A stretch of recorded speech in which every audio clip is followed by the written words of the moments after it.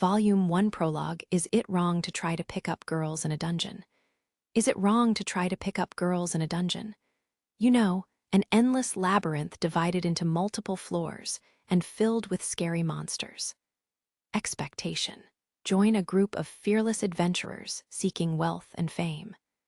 Go off to battle as soon as guild registration is complete. Meet a beautiful girl and protect her from an onslaught of monsters with only a sword in my hand. The air fills with her echoing screams, the monster's roars, and the clash of my sword as we face certain death.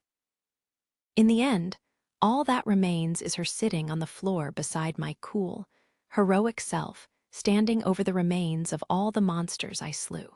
Her cheeks blush as she looks upon me with beautiful, sparkling eyes. Love is about to bloom.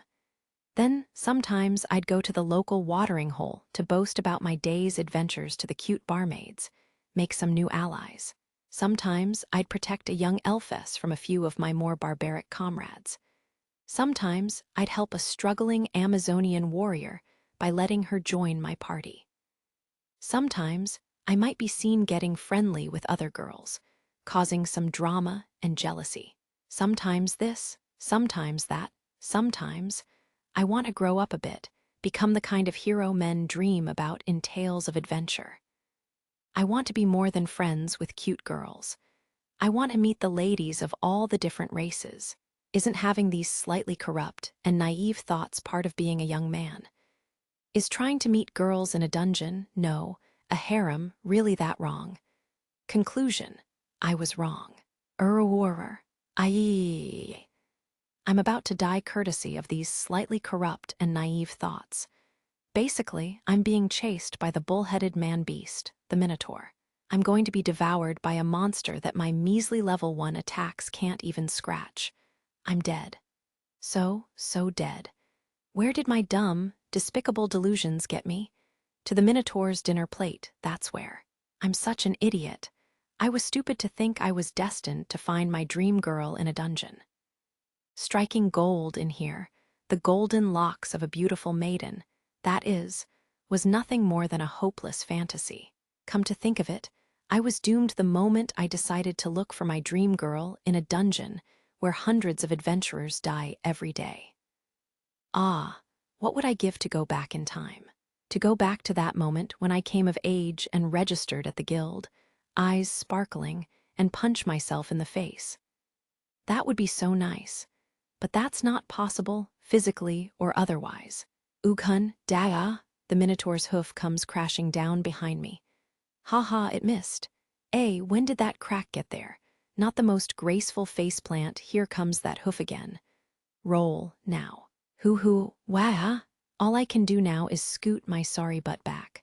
All the cute girls would laugh for sure if they saw me like this. From the start, guess I never had what it takes to be a beloved hero. My back hits the wall. Now there really is nowhere to run. I sprinted all that way, hall after hall, just to get trapped in a wide, square room. And now I'm cornered. This really is the end, I think to myself, my teeth chattering and tears rolling down my cheeks. The Minotaur's nose is so close, its putrid breath pounding my skin. I look up at its ridiculously muscular body. It has to be at least twice my size. What's worse, it's gloating over me with a clumsy, broken smile. In the end, I didn't meet any girls at all. The same fantasies that got me in this mess are running through my head for the last time. Oh look, the Minotaur's hoof is above my head. The next moment, a line shoots across the creature's torso. You. Sounds like he's just as confused as I am. The line doesn't stop there. It travels through thick pectoral muscles, across the raised leg, up the thigh to the shoulders, and finally out the Minotaur's neck. Now a silver light is shining through, and so it was that a monster I couldn't scratch was cut into slabs of meat. Goo! GWA. Its dying roar of surprise and pain echoes through the chamber. The beast's body falls to pieces along the dissection incisions, as if the seams of an overstuffed doll all burst at once. Its dark red, stuffing, sprays out like a fountain.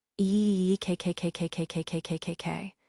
Tell me everything you know about Eyes Wallenstein, please. You know, Belle, after getting covered in blood, you should at least take a shower before coming in here. Sorry about that. I can only hang my head and listen as she speaks. We are in a small room set up in the lobby of Guild headquarters. Sitting in chairs across from each other, there's only a table between us. I'm clean at this point, but that doesn't stop her from making an overly dramatic sigh. I can't believe you walked through the city as such a revolting mess. It makes me question your sanity.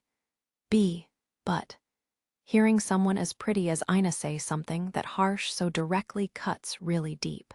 Tears are welling up in the corners of my eyes. Ina cracks a painful smile and gently pushes my nose with her finger. Be careful next time, okay? She asks, giving me a big smile. I nod up and down as fast as I can. So, you wanted information on Eyes Wallenstein, yes. Can I ask why? Well, about that. I tell her everything about what had just happened, my face getting redder with every word. I start with how I decided to go from the lower second floor of the dungeon, my usual route, down to the lower fifth. And then about how I encountered a minotaur the moment I arrived. Even about trying to run away and getting cornered. Then being saved from certain death by the Kenki, Eyes Wallenstein. Finally, I tell her how I tried to say thank you and reach up to shake her hand, but my whole body was shaking. I suddenly got shy and really nervous. All the blood drained from my face in the blink of an eye. In the end, I ran back to headquarters at full speed. Ina is nice enough to lend me her ears, but her face gets more and more frightening with each passing detail. "Ah, why don't you ever listen to me? You are alone, solo, in the dungeon. You can't just suddenly go that deep without any preparation. How many times have I told you that adventurers shouldn't go on adventures?" "Why, yes, ma'am. Adventurers shouldn't go on adventures. That's Ina's motto." It may sound like one heck of a contradiction, but she's really saying, get some insurance and safety first. Seems like newbies like me really need to take her words to heart. I heard most adventurers who die in the dungeon are newbies, too.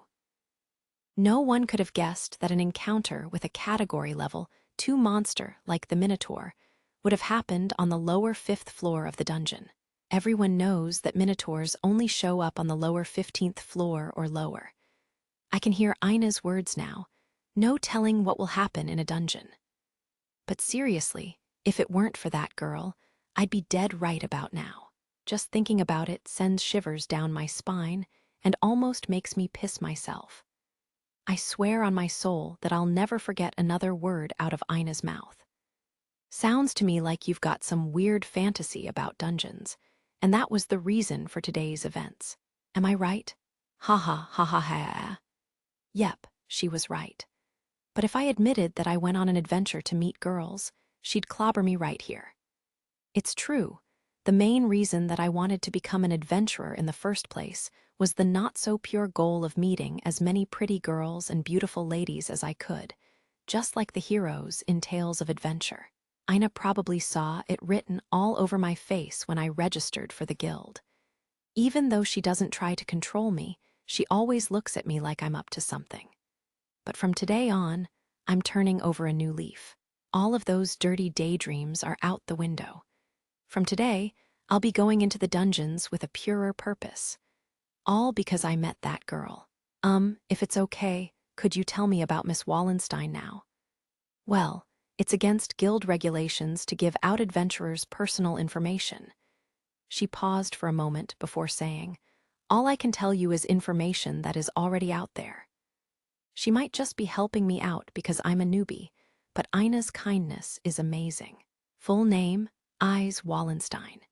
She is the female warrior at the core of Loki Familia. There is no question that her swordsmanship is on par with the strongest of all adventurers.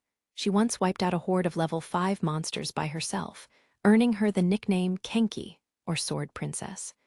Some go as far as to call her Senki, which sounds like Lady of Combat. I heard that the gods call her Eyes Magi Musu, or Eyes the Unequaled. Males who try to put the moves on her are slain, utterly destroyed. She just recently passed the 1,000-kill mark. Let's see, what else with her amazing body and strength like that, there are plenty of things to talk about. Not as an adventurer. What does she do in her free time? What food does she like? Maybe you could tell me more about the last thing you said there. Ina blinks her eyes 2, 3 times. I think my face is on fire. What's this? Belle, do you have a thing for Miss Wallenstein? No, nah, well, kinda yes. Hee, I don't blame you, though. I'm female, same as her, but my heart skips a beat when I see her. Ina lets out a small chuckle as she brings a cup of tea to her lips. How can she be that elegant just drinking tea? It's not just Ina who looks up to Eyes Wallenstein. She's popular with other adventurers, too. Eyes like jewels framed with soft skin, a delicate chin, a pretty nose. She is the living, breathing definition of beauty. There are rumors about how many men are after her heart, but no one knows for sure. Ina is my boss, and we are talking like this. Am I a lucky guy or what? Despite being half human, Ina has all of the refined beauty of a full-blooded elf. I can't believe how friendly and open she is with me. She tells me many people judge her on her looks and don't know her real personality. Ina looks a little down after saying that, but tells me that she's never heard of anyone dating Miss Wallenstein. Fist pump, hell yeah. I really don't know about her hobbies or anything like that. Wait. This is a workplace. These questions have nothing to do with your job. I'm not a matchmaker. But you could try. No, unless you have something else to discuss about your job, go home already. She stands up and almost chases me out of the room. It was pointless to try and stay any longer. She follows me out into the guild lobby. The lobby is a little bit underwhelming even though it's made of white marble. But all the pictures of famous adventurers and various gods on the walls give me a sense of being part of something big. Ah, you're such a tease, Miss Ina. You know, you are an adventurer. There are plenty of other things that you should be thinking about, right? Yeah. Yes, I know. The only option for people without someone to support and protect them, like me, is to work hard in the dungeons to make enough money to see tomorrow. Also, if I don't know my contract inside and out, I'm up the creek without a paddle. Money is always tight. Plus, there is someone, no, a goddess, who I need to support. I don't have time to get caught up in my feelings for Miss Wallenstein. You already have a blessing from a god other than Loki, right? To be in a relationship with someone in a different familia would be difficult, to say the least. Yeah, I don't want to say give up, but you have to face facts. Otherwise, this will only be a problem for you. Focus on being an adventurer for now. That has to be what she's trying to say. But seriously, it felt like a death sentence when she brought up the familia. Ina must have noticed the will to live draining from my face and decided to try and get my mind off of it by getting back to business. Are you going to get some money? Well, yeah. I slew a few monsters before meeting the Minotaur, so that's something. Then let's go to the exchange. I'll walk you there. Now I feel bad because she's going out of her way. Sure, left and right don't seem all that different to me right now, but she's already done so much. I still feel okay talking to her, but there is no way I'll be able to look her in the eyes after today. The exchange is within headquarters itself. We go there, and I pick up my pay for today. I trade in some magic stone shards I got for killing mostly goblins and kobolds. Everything comes out to about 1,200 vals worth of money. Less than usual, but considering I ran away from Miss Wallenstein, I didn't spend as much time as I usually do in the dungeon. Let's see weapon repairs, food for me, and the goddess no new items for me today, Belle. Oh, yes, what is it? Ina had walked with me almost out the door, but she stopped just before leaving headquarters. She looks like she has something on her mind, and then just says it. Girls like men who are strong and can be relied on. So if you work hard, get stronger, then maybe, possibly, you know. Maybe if you make a name for yourself, Miss Wallenstein might notice you. I stop and chew over those words for a moment. Did Ina, the boss who is always looking down on me, just say that? She's trying to cheer me on as another person, not a superior. Oh yeah, that's a smile growing on my face. Energy and hope flood in as I step out onto the street. Just because I feel like it, I turn on my heel and yell back at her. Miss Ina, I love you. What? Thank you. Ina's bright red face makes me laugh as I set out into the busy streets of the city. The Labyrinth City, Arario. There is a labyrinth known as the dungeon beneath the city. It might be better to say that the massive city was built on top of it. The guild oversees everyone who goes below the surface at the core of the city. It's not just humans, either. There are many kinds of demi-humans living in this flourishing metropolis alongside us. That's about all I know about Arario. Books and studying have never really been my thing. I know that much about the city because I live here. People who make a living in the dungeon are all called adventurers, like me. I grew up in a small town not far from here. Looking back, I was a really sheltered kid. My grandfather brought me up, but he died about a year ago. There was nothing left for me there, so I packed up what money was left and moved to the city. I don't think I have to say it at this point, but I came to Arario to meet girls in the dungeon. Real men try to make a harem. How many times did Gramps say that? I can still remember his smile, so full of life. Gramps read tales of adventure to me for as long as I can remember. I loved the heroes of those stories. They slew the monsters, saved people from certain death, rescued the princess from anything, and looked awesome while doing it. Every time I heard Gramps tell me those stories, I saw myself as the hero. My head was filled with dreams of being one of them. Gramps let me in on the best part about being the hero. The hero's greatest taste of glory is not from slaying the monsters, it's meeting the girls. It didn't take long for visions of cute girls by my side after a dangerous adventure to saturate my brain. Gramps taught me about being a man's man. I was well on my way. As I got older, part of me accepted the fact that I would never become the hero from the tales. But on the other hand, Gramps built me up so much that the girls became my new goal. The book that he swore by, his Bible if you will, was Dungeon Oratoria. It's filled with stories about various heroes and their adventures. I think I bought into his enthusiasm. If I can be in a place where heroes' stories are made, if I can get to Arario, if I can get into the dungeon.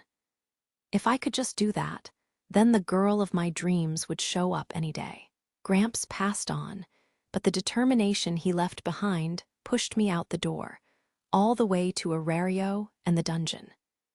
I admit that I was winging it when I first got here, but now, after a brush with death, I feel really stupid for going into the dungeon just for the ladies.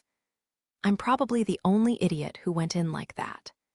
Well, I'm pretty sure that the adventurers seeking money and fame are basically the same as me, maybe. Today made me realize just living is hard. I will never take the dungeon lightly again. But now I have completely different reasons for going into the dungeon, including Miss Wallenstein. I slip into the multiracial crowd on Main Street. Dwarves, gnomes, animal people, prums. Some look like normal townsfolk, and some look a lot more dangerous. A human country boy like me is so out of place here. Even in this crowd, everything looks so new and interesting. The constant noise of the city is so invigorating, even though others complain it's too loud. I'll never get tired of this city. I work my way through the crowd, catching a few glimpses of some really cute and dignified elves along the way. There's the street I'm looking for. I make my way out of the crowd, off of Main Street, and into a smaller back road. There are so many twists and turns back here, I'm surprised I don't get lost more often. As the noise of Main Street fades, I arrive at a dead end. I crane my neck back to look up at an old, run-down church in this cul-de-sac. I don't think anyone has been here in years. To think, this two-story building was built to be a place to worship the gods. Now it's not much more than ruin. There are pieces of walls missing. Well, actually, they're in piles on the ground where they fell. There's a hint of sadness about this place, left over from the people who stopped coming here who knows how many years ago. A statue of a goddess smiles down on me from above the main door of the church. She's seen better days. Half of her face is missing, and chunks of rock from her body are gone. I've seen more complete Swiss cheese. There really was no need to check, but I wanted to make sure I was alone before going into the church. There are no doors in the main entrance, not much for security. Then again, the inside isn't much better than the outside. In fact, the inside looks half destroyed. As I step inside, my foot lands on a weed growing out of the broken tile floor. Pieces of the ceiling are either gone or about to fall. On the bright side, this lets in a bit of sunlight. The sunbeams light up what's left of an altar at the back of the church. I weave through the wreckage on my usual path, heading toward a small room behind the altar. It was once a storage room and is still lined with empty shelves, but the shelf at the very back corner is actually a door to a stairwell. I pull it back and climb down. The stairway isn't that long, and there's still some light sneaking in from outside. I had no trouble opening the door. Goddess, I'm home. As my voice echoes off the basement walls, the smell of home wafts into my nose. The room is small, but big enough to live in comfortably. The person I called is sprawled out on a purple sofa just inside the door. She looks up from her book and jumps to her feet. Just by looking at her, you would probably think she was a young girl about to hit puberty. Being that she is just a little bit shorter than me, many people would mistake us for brother and sister, only a year or so apart. Her feet thump quickly on the floor as she runs up to me with a big smile on her kitty face. Hey, welcome back. Aren't you a bit early? Well, I almost died in the dungeon today. What? You okay? It'd be a real shock to me if you died. I'd be lonely and possibly really sad, too. Her tiny hands dance up and down my body, looking for injuries. I can't help but blush a little. Her kind tone and words always cheer me up. Don't worry, I won't leave my goddess high and dry. Oh, I'm glad you've made up your mind because I need a lot of water. That's an interesting way to put it. Both of us crack smiles and walk into the back of the room. The space we share has one square part and one long part. It's the shape of a pea underground. The entrance is in the square, the door in the middle of the front wall, and two sofas face each other against the other two opposite walls. We sit down on our own sofas. The girl sitting across from me is, without a doubt, pretty. Her shiny jet black hair falls down on the sides of her head to cover her ears, but is also long enough to be tied into two extensive ponytails that reach down to her waist. Two ribbons with silver bells hold them together. Her round face and cheeks make her look very young, which is why I can't believe how much her boobs push up her clothes. I try not to look, honest. It's hard not to add in her clear blue, orb-like eyes, and she has an aura like a fairy tale character come to life. Although by usual standards she would become an absolute bombshell in a few years, I don't think her appearance will ever change that much. She is, after all, a goddess. I call her that for a reason.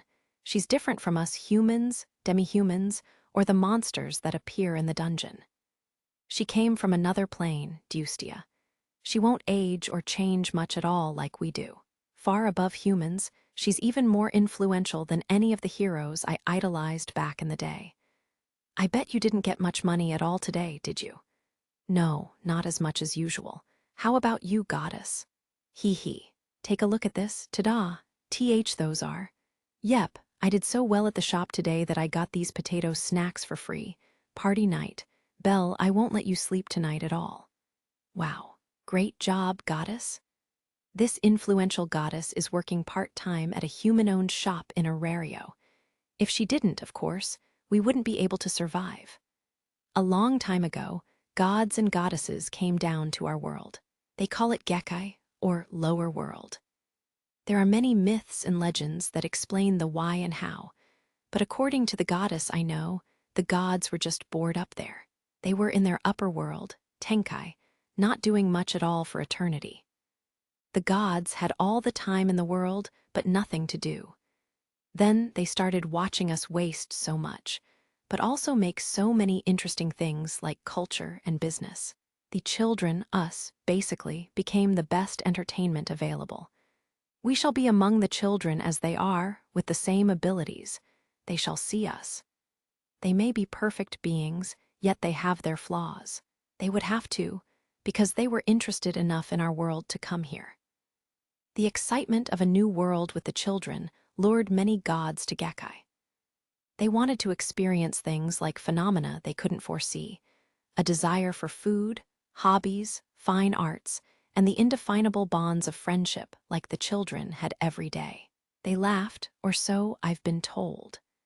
The gods and goddesses feel like they are playing a game and are fully enjoying it because it is impossible to predict what will happen. It wasn't long before gods were living in Gekkai. Quite a few of them decided to live here permanently. As for our ancestors who lived here first, they didn't reject the gods when they arrived. Why would they? They revered the gods because they could receive blessings. To put it another way, you scratch my back and I'll scratch yours. That relationship is still clearly going on today. They live among us now. We live and work side by side, helping one another out. These gods abandoned their separate and constrained lifestyles to live in our inconvenient world. A ton of people walk around the city looking like mascots. They're cute and all, but I can never find one I'd want in my familia. The good ones all go after the money. If only more people knew the name Hestia. I'm not so sure. All the blessings start out the same, no matter what god or goddess gave it. I live with the goddess Hestia. I guess gods and goddesses have names just like us. A familia is basically a group formed by a god. For example, Loki Familia is the group put together by the goddess Loki, and Hestia Familia by Hestia. Some people call it Team Loki or Team Hestia. Personally, I think that being in a familia is like being part of that god's family. While gods are in Gekkai, they can't use their godly powers, called arcanum. It's a rule that they set themselves shortly after arriving. Without arcanum, they need our food and money to survive. While I have heard of a few gods who like working, most gods came here to have fun. So they rely on us children to make money for them while they do whatever. A person gets a blessing when they join a familia. In exchange, they use the power from the blessing to make money. To be frank, members of a familia provide for their god. But we can't argue with the benefits of receiving a blessing. Anyone with a blessing can get strong enough to take down even the fiercest monsters. Hestia, the goddess sitting across from me, calls it give and take. Belle, I really feel bad making you work by yourself to provide for me. Hey, I'm fine. And you're working too, aren't you? Some familias are very large with hundreds of members, and some are very small, like ours. In these circumstances, even the gods or goddesses themselves must find work like Hestia. They can't do what they love. They have to make money first. Sure, they can do anything they want to earn money, but it makes me happy knowing that the gods living in our society have the same problems I do. I feel, I don't know, closer to them somehow. Well, there are some gods who turn their familia into a monarchy with themselves at the top. They call it kingdom game or something like that. But even that is built and managed by people. Therefore, the gods have to follow our rules. There are some who say the gods are manipulating our society by behaving this way. But the fact that a god was able to create a kingdom is only because a group of people wanted him to. While the gods do watch over what we create, in the end, they have no way to give anyone an advantage over the competition. I'm sorry I made you join the familia of such a pitiful god. Gee, goddess. I watch her withdraw into the sofa. My voice sounded pathetic even to my own ears. I met Hestia while circling Aurario trying to join a familia. I had just arrived, and I needed a blessing before I could become an adventurer. The famous familias always have people trying to join their already full ranks.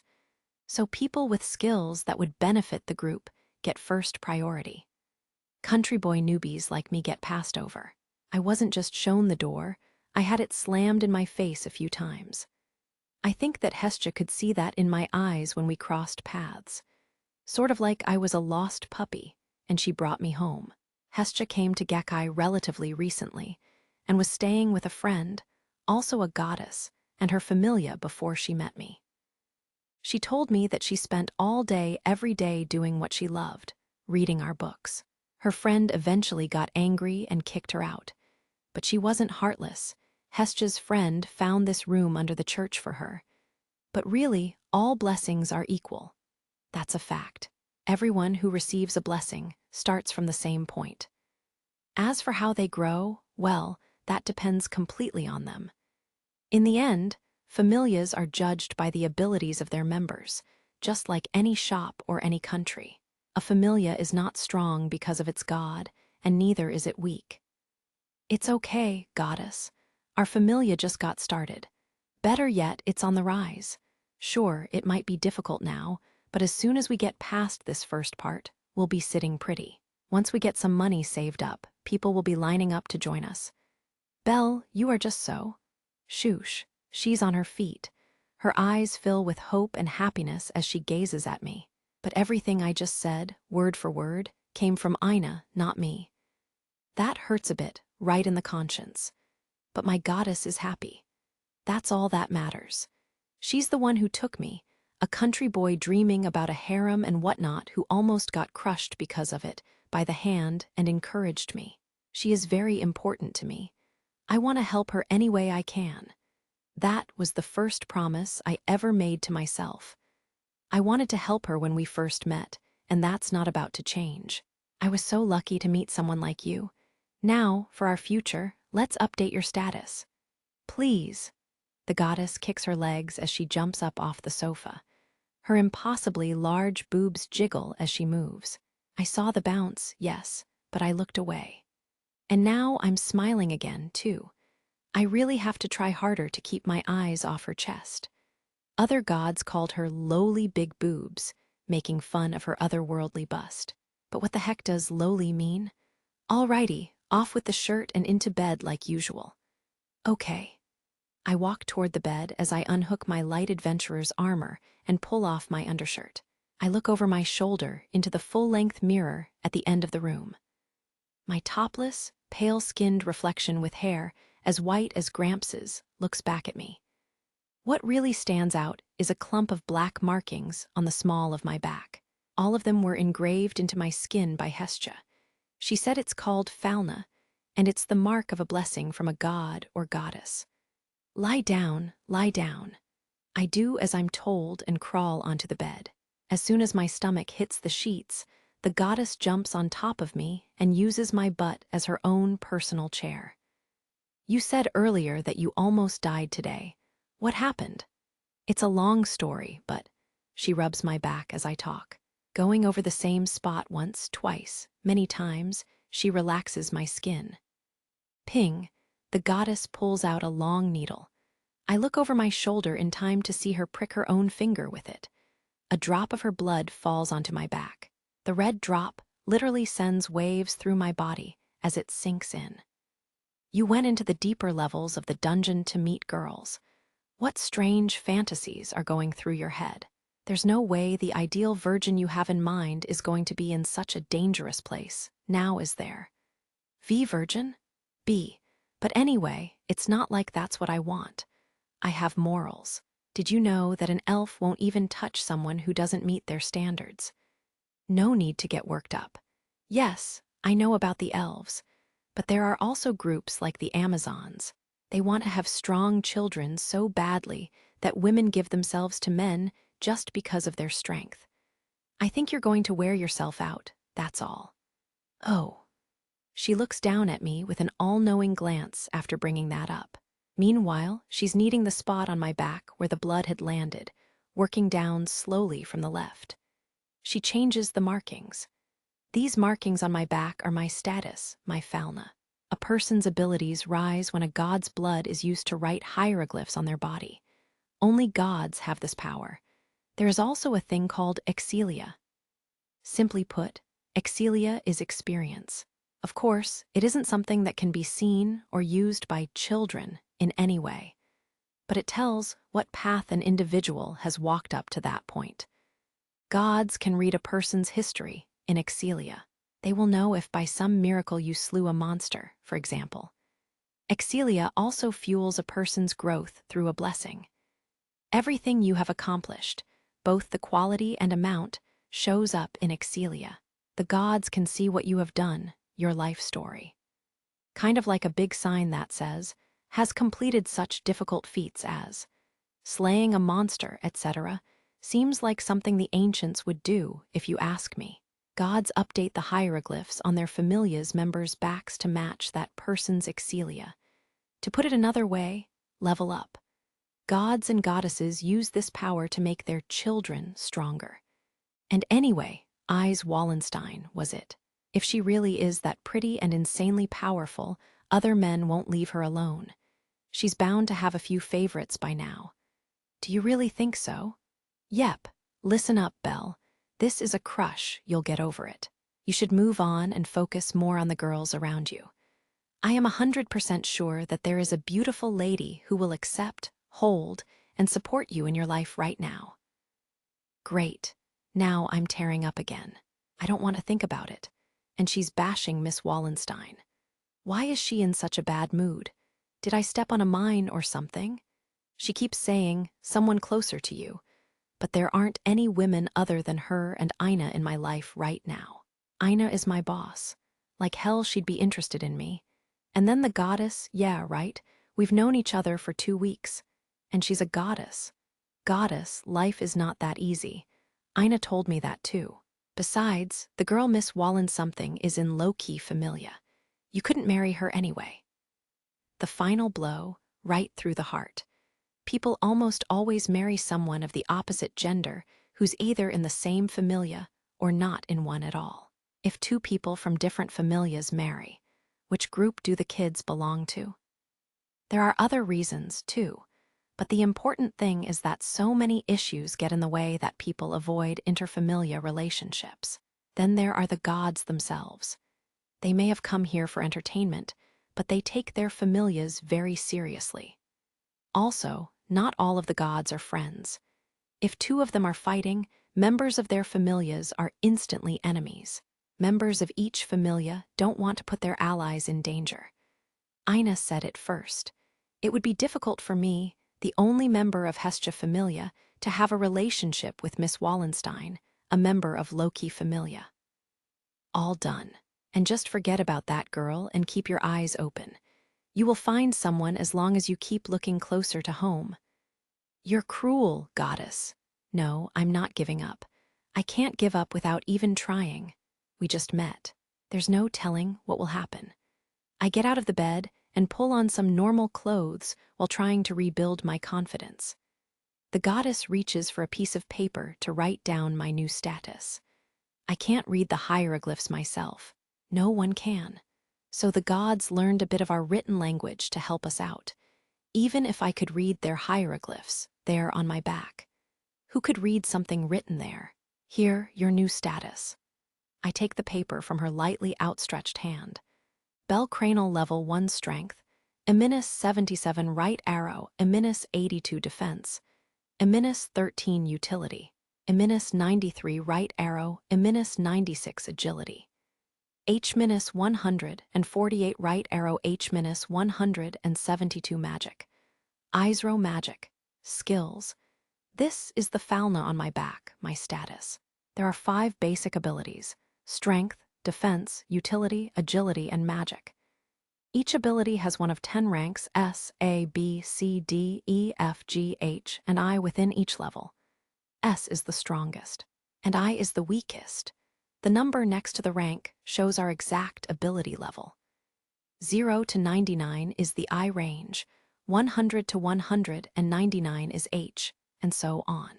999 is the absolute maximum. It gets harder to get points as we get stronger, or so I am told. Level is the most important statistic in a status. Every one of the basic abilities gets a major boost when the level goes up. It wouldn't be that much of a stretch to say a person evolves when they level up. There is a huge difference between level 1 and level 2. Level 2 is much, much stronger. The goddess calls it ranking up. Let's see, my strength, utility, and agility went up this time. Wait a sec, what's up with my agility? I went from H-148 to H-172. Up 24 points from yesterday. It must be because I got chased around for who knows how long by the Minotaur. The Excelia system is pretty simple. A person gains experience when they use a basic skill. For example, to gain defense, I would have to actually get hit by a monster in battle. But all I do is run and dodge, so my defense almost never goes up. Ina told me that armor and some weapons raise defense just by equipping them, but I just run away, so what's the point? Damn, this is embarrassing. Goddess, when do you think I'll be able to use magic? Even I don't know that. I hear people who can use magic have high intelligence in their Excelia. You don't read much, though, do you, Belle? No, magic has to be the first thing people look forward to when they get a blessing. Before the gods came to Gekkai, only a few races could use very limited magic. But now that the gods give out blessings, anyone can learn to use it as long as they're in a familia. A person can use up to 3 different kinds of magic, but knowing only one magic is pretty common. I've been told that adventurers who know 2 kinds of magic become anchors of their team. Magic is that important. There's a legend that long ago, an elf used wind magic to slice and dice 100 humans. Magic is the ultimate trump card that can turn the tables in any situation. Who could defeat someone who can cast Sea of Flames with only a sword? I know I can't. There is only 1 magic slot in my status. I guess that means I can only learn one. Goddess, there seems to be something in my skill slot. It looks like something was erased. Some ink got on my hand and it got smudged. It's still open like normal, don't worry. Just my luck, I won't lie. I got my hopes up a bit. Skills are completely separate from basic abilities. When activated, they either have an effect on battle or on the user's body itself. If the status shows improvement in ability, then skills are like a beneficial chemical reaction that tacks on something extra. Skills may not be as flashy as magic, but they don't cost as much to use, though they do cost something. I glance over my updated status one last time and look up at the clock on the wall. Then I turn to the goddess. Goddess, it's already evening. Shall I get dinner ready? I know we're going to have a potato snack party, but that won't be enough to fill us up, right? Sure, I'll leave it to you, Belle. Righto, I turn from the goddess's cute smile and go to the kitchen. I can only cook really easy stuff, but yeah. Ina told me I need to think more about money. I'll start focusing on that. I should try to save as much as possible from now on. I can feel the goddess staring at my back, but I have some ideas on how to rework my contract. Maybe I can get more money that way. Hestia gave Belle a send-off to the kitchen, as if she were seeing him off to war. Once he was there, she let out a quiet but heavy sigh. She picked up his status sheet from the bed and compared it to the one written on his back. Children change so fast, completely different from us. Even the slightest thing could change them and spread quickly. It wasn't desire or culture that defined the people of Gekkai. Change did. I hate this. He changed because of her, and it isn't fair. I won't accept it. She held her head between her hands, scratching back and forth. Damn it. She took another look at Belle's back. Specifically, she looked at his skill slot. Bell Cranial Level 1 Strength, Eminus 77 Right Arrow, Eminus 82 Defense, Eminus 13 Utility. Eminus 93 Right Arrow, Eminus 96 Agility, H-100, and 48 Right Arrow, H-100, and 72 Magic. Isro Magic. Skills Realies Phrase Rapid Growth. Continued desire results in continued growth. Stronger desire results in stronger growth. It was she who had found promising Excelia and written that skill into him with her own hands. She regretted it more than anything. Chapter 2, That's Why I Run, NN. Hestia Familia's base, the hidden room under an old church. The room is underground, so naturally there are no morning sunbeams or crowing roosters to wake me up. It's just force of habit to get up at a certain time. I used to have to get up early to work in the fields back home in the countryside. I developed a very precise body clock right around my tummy. 5 a.m. sharp. Just to be sure, I lift my head to check the clock on the wall. While it's dim in here, it's not completely dark thanks to a magic stone lamp on the ceiling. My eyes don't even have to adjust. Human engineers figured out how to make magic stone lamps. The gods call it cutting-edge technology. It was the discovery of the century. Even the gods acknowledged the influence of human engineering techniques. These things are amazing. The goddess and I had a small party last night. When we got sleepy, I left the bed to her and went to sleep on the sofa as usual. Sure, it's not that wide, but I'm used to it. I blink a few times to get the sleep out of my eyes. I should get up and wash my face and get ready to, There's something on top of me. Not the sheets, and it's round and extremely light. I'm breathing just fine, otherwise I would have noticed sooner. Just what is this thing? Maybe if I touched Itno Way, it's the goddess. She's asleep with her face buried in my chest. Imagine that. Did she sleepwalk? I guess there's a first time for everything. But now I have to figure out how to get out of this predicament. I'm sure I could get out from under her without waking her up, but she's so soft and cuddly, I don't want to move. She's an extremely good body pillow, a godlike one. There are familias that specialize in making items and weapons, but I can say for sure that they don't have anything like this. The goddess is incredible. With all due respect to her, I wrap my arms around her squishy body. If cotton were a liquid, this is how it would feel. This is bad. I really won't be able to get up at this rate. She even smells nice. A tiny yawn, and now she's snuggling her face into my chest like a little baby. She's so damn cute. Wait a second, what are these soft melons on my chest? Don't tell me it's them. I move fast. This god pillow has turned into a death trap. I slide out a little and flip her onto the sofa, trading places with her. She almost killed me. It's the first time she's sent a chill down my spine. They were touching me.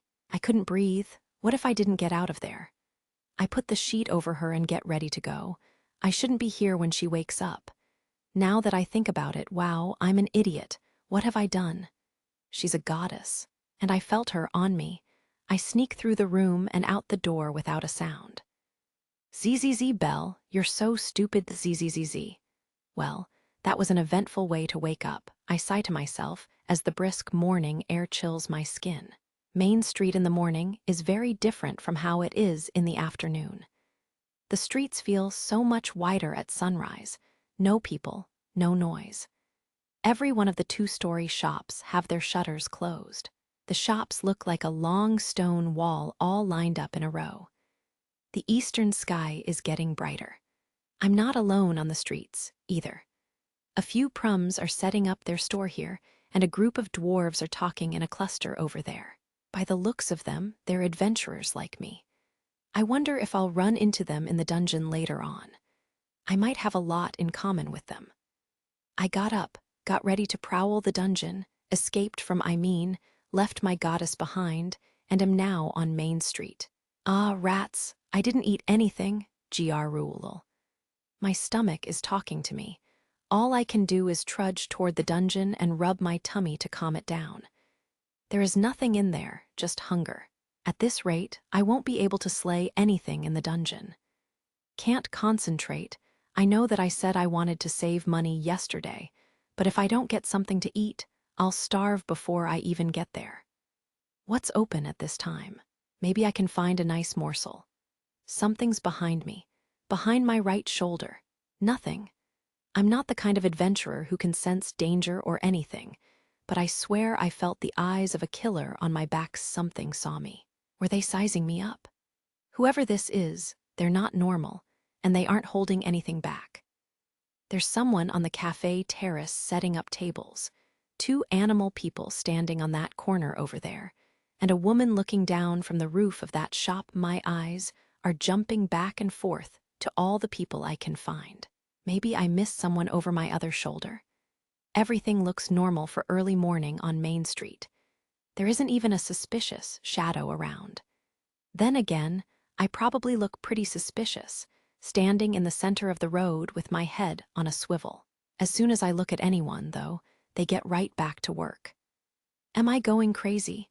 Is the black hole in my gut playing tricks on me? My heart is pounding in my ears. I know there's definitely something around here. Excuse me? I spin around and raise my fists to defend against the source of the voice. Onlookers probably think I'm overacting. A girl, a human like me, is standing there. She wears a white blouse with a light green knee-length skirt. On top of that is a salon apron. Her simple blue-gray hair is tied into a tight bun on the back of her head, but a ponytail sticks out from the center of it. Her eyes, the same color as her hair, look innocent and rather cute. She's so scared that her smooth, milky skin is all bunched up around her eyes. Oh yeah, my fist is a few inches from her jaw. She's no threat. What the hell is wrong with me today? Sorry, I was just a little surprised. No, I'm sorry for startling you. Now she's apologizing just as furiously as I am. She didn't do anything. She looks older than me, but just a year or two tops. Was this the girl I saw on the cafe terrace? She was carrying a table all by herself. Can I help you? Oh, yes. Here, you drop this. A bluish-purple crystal sits in her outstretched palm. A magic stone? Huh. I crane my neck around to look at the pouch strapped to my lower back. I use this fist-sized pouch to hold all the magic stones I collect from monsters in the dungeon. A drawstring usually keeps it wrapped up pretty tight. Is it loose? I thought I exchanged all of the stones I collected yesterday at headquarters. Did I miss one? Only adventurers would have magic stones in the first place, so maybe she's right. Thank you for going out of your way. Oh no, don't mention it. I return the smile that blooms on her face. My eyebrows drop a bit in shame. I have no idea what to say, so I just chuckle along with her. My shoulders finally relax as she good-naturedly hands me the stone. Are you already heading to the dungeon at this hour? Yep, I thought I'd get to work a bit early today.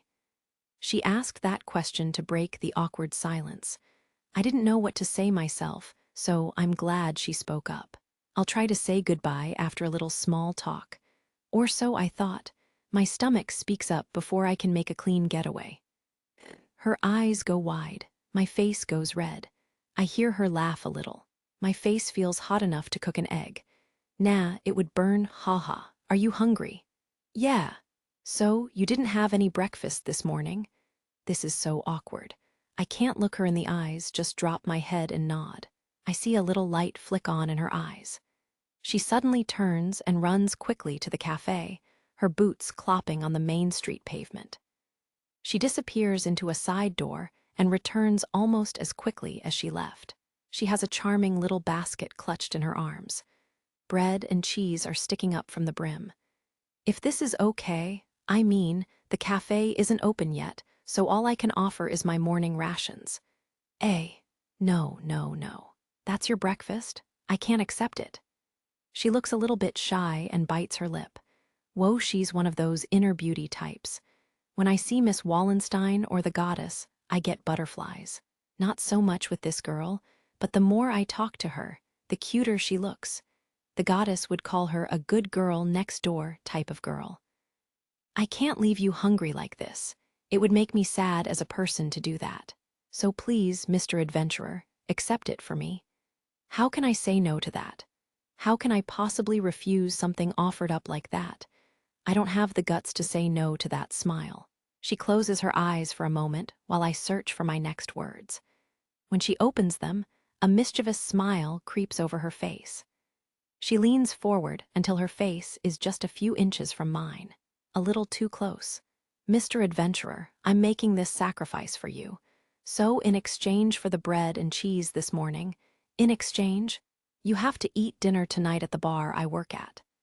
It was my eyes' turn to get wide. I slowly chew over her words. This girl has completely destroyed the ice. This is the first time we've met, and she's laughing like we are old buddies. You don't play fair, do you? He. Here you are. Don't worry about it because I'm sure I'm going to make a lot of money today. Basically, spend a lot of money tonight. Great. What's with her? Isn't that a lot of pressure to put on someone you just met? Well then, I'll be seeing you tonight. Yes, I'll be waiting. She laughs for me as I leave. Sure, I feel a little manipulated, but I also feel good, kind of like we just had tea together or something. Why am I suddenly so shy? I hold the basket in one hand as she sees me off. I look down Main Street, toward the tower at the center of the city. Lines of tall buildings pierce the morning sky, but the center tower looms over all of them. The dungeon is waiting below it. Something very important pops into my head as I take my first step. So I turn back to her. She looks a bit confused. I take a deep breath. I'm Belle Cranel. What is your name? A heavy second passes as I squint my eyes waiting for her response. They pop open when she smiles at me. I'm Sir Flubber, Belle. We exchange names, laughs, and waves before I set out. The dungeon was here before the gods came down to our world. There was a city above the dungeon, too, just much smaller than it is today. I've heard the guild was there as well. What I'm trying to say is that there were people who joined the guild and fought monsters without receiving a blessing. Gwaya, ha, part of me doesn't believe it was possible. The other part of me is completely awestruck with admiration for the adventurers of old. I have a blessing, but I only recently got strong enough to slay kobolds. Those guys fought and slew monsters that were far more powerful in this very dungeon. Shaiha, Hiya, Jui. What if? What if those adventurers were here now, in the present? What if a warrior who could dominate enemies with pure power was here? If that warrior were in my situation, he could mow these monsters down and pick his nose at the same time. Gruor. There's just no way. I can't do this. Damn it, you coward. Gra. I turn my back to the group of kobolds and run like hell. The 6 of them shoot out after me, all of them tenacious fiends. I'm still in lower level 1 of the dungeon. All I can see are the dark blue walls and ceiling as I run by. The floor spreads out in all directions in this skyless maze. The path forks suddenly. There are many intersections, and even some slopes in here. I'm pumping my arms as I run back the same path I always take through this level. It's still morning, and I'm pretty sure I'm the only one here. I was playing it safe, staying on level 1, and had the luck to run into a group of these bastards. There were 8 of them at first. By some miracle, I took out 2 before I got surrounded. But when the rest spread out like a net, I had no choice but to run away. Kobolds don't do that. At least they aren't supposed to.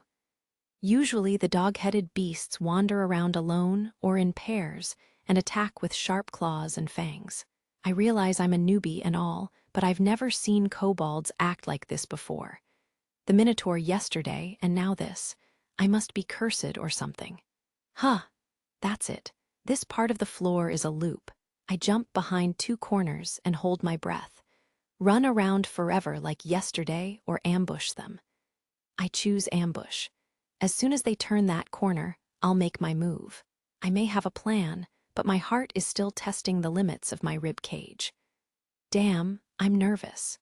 If other adventurers were here, they'd laugh through their noses and call me an idiot. However, the halls of lower level 1 are wide. Going against a group of enemies isn't a good idea. You'll get surrounded. No matter how much you run around, a one-on-one battle will never happen. So says Dungeon Theory, anyway. There's also a risk of being caught in a pincer between 2 enemies. If I'm going to survive this, I have to attack. Clop, clop, clop. The thumping sounds of their feet are closing in. I look down at all 5 of my fingers, clenching ever tighter to my dagger. I, Belle Cranel, am a dagger wielder. This particular dagger is about 20 selch long and is my only weapon. My sweaty palm grips even tighter, and I try to focus through all the beasts' howls echoing through the corridor. Forcing my heart to be quiet, I take a deep breath. The second I see their bloodshot eyes turn the corner, I spring the trap. Yeah, Jay. Time slows down. I lock eyes with their leader. Jump. My reflection grows in its eyes. Strike. Direct hit through the heart. That's 1 down. The remaining kobolds round the corner half a breath later and jerk back in surprise. But I can't let up now. I grab the body of the dying kobold still on my dagger and charge headlong into the horde, using it like a shield. 2 of them get bowled over by my surprise attack. Gaga, wah, Jayugu. I roll over the body, coming up clean and withdrawing my dagger from the first kill. The 2 kobolds I hit fall flat on their backs. That one's close. Dive, slash down, through the throat. That's 2. Jayawo, Jayo. The last 3 are moving. Coming right for me. Duck, roll back. The one above me, it's wide open, but my dagger won't get there in time. I do the next best thing, kick. I bury my boot in its mouth. Snap, it crashes to the floor above me, its neck angled in a direction it's not supposed to go. Third one gone. I win. Cayenne, I declare this battle mine. The three left can't surround me. Kobolds aren't too bright. They won't figure anything out. Especially now, since my dagger found the gut of the next jumper. 4 down, 2 to go. I see fear in the last two's eyes. But I'm not stopping now. 2 steps, 2 slashes, and the last 2 bodies hit the floor. Heya, I won. I sit down on the dungeon floor for a breather. Did I just do that? I've never faced that many before, but somehow I did it. Not even a scratch on me, not bad at all. There might have been a better way to face them, but I'm solo. There's no one here to tell me how or give me orders. Hell, I'm the only member of Hestia Familia. Without any veterans or allies to show me the ropes, I have to do things my own way. Do things my own way sounds nice, but I'm still just a newbie making things up as I go along. I'm not good for anything yet. What if I ask someone from another familia to train me up a bit? I mean, I don't want to die doing things my own way. But wait, if I did that, I'd be a laughingstock. My goddess, too. What would the god of the other familia think if I did that? Things would get way too complicated. Any way I look at it, I'll be better off alone. As long as I don't go on adventures, I can fight and win.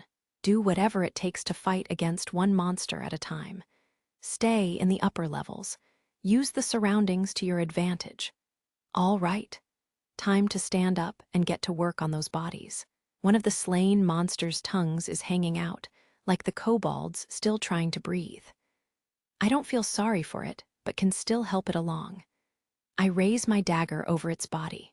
Flesh tears apart as I plunge the blade deep into its chest. Its body flinches and blood squirts everywhere, but that doesn't matter. I'm after the small, shiny, bluish-purple shard in its chest. The magic stone. It's a crystal with magical power.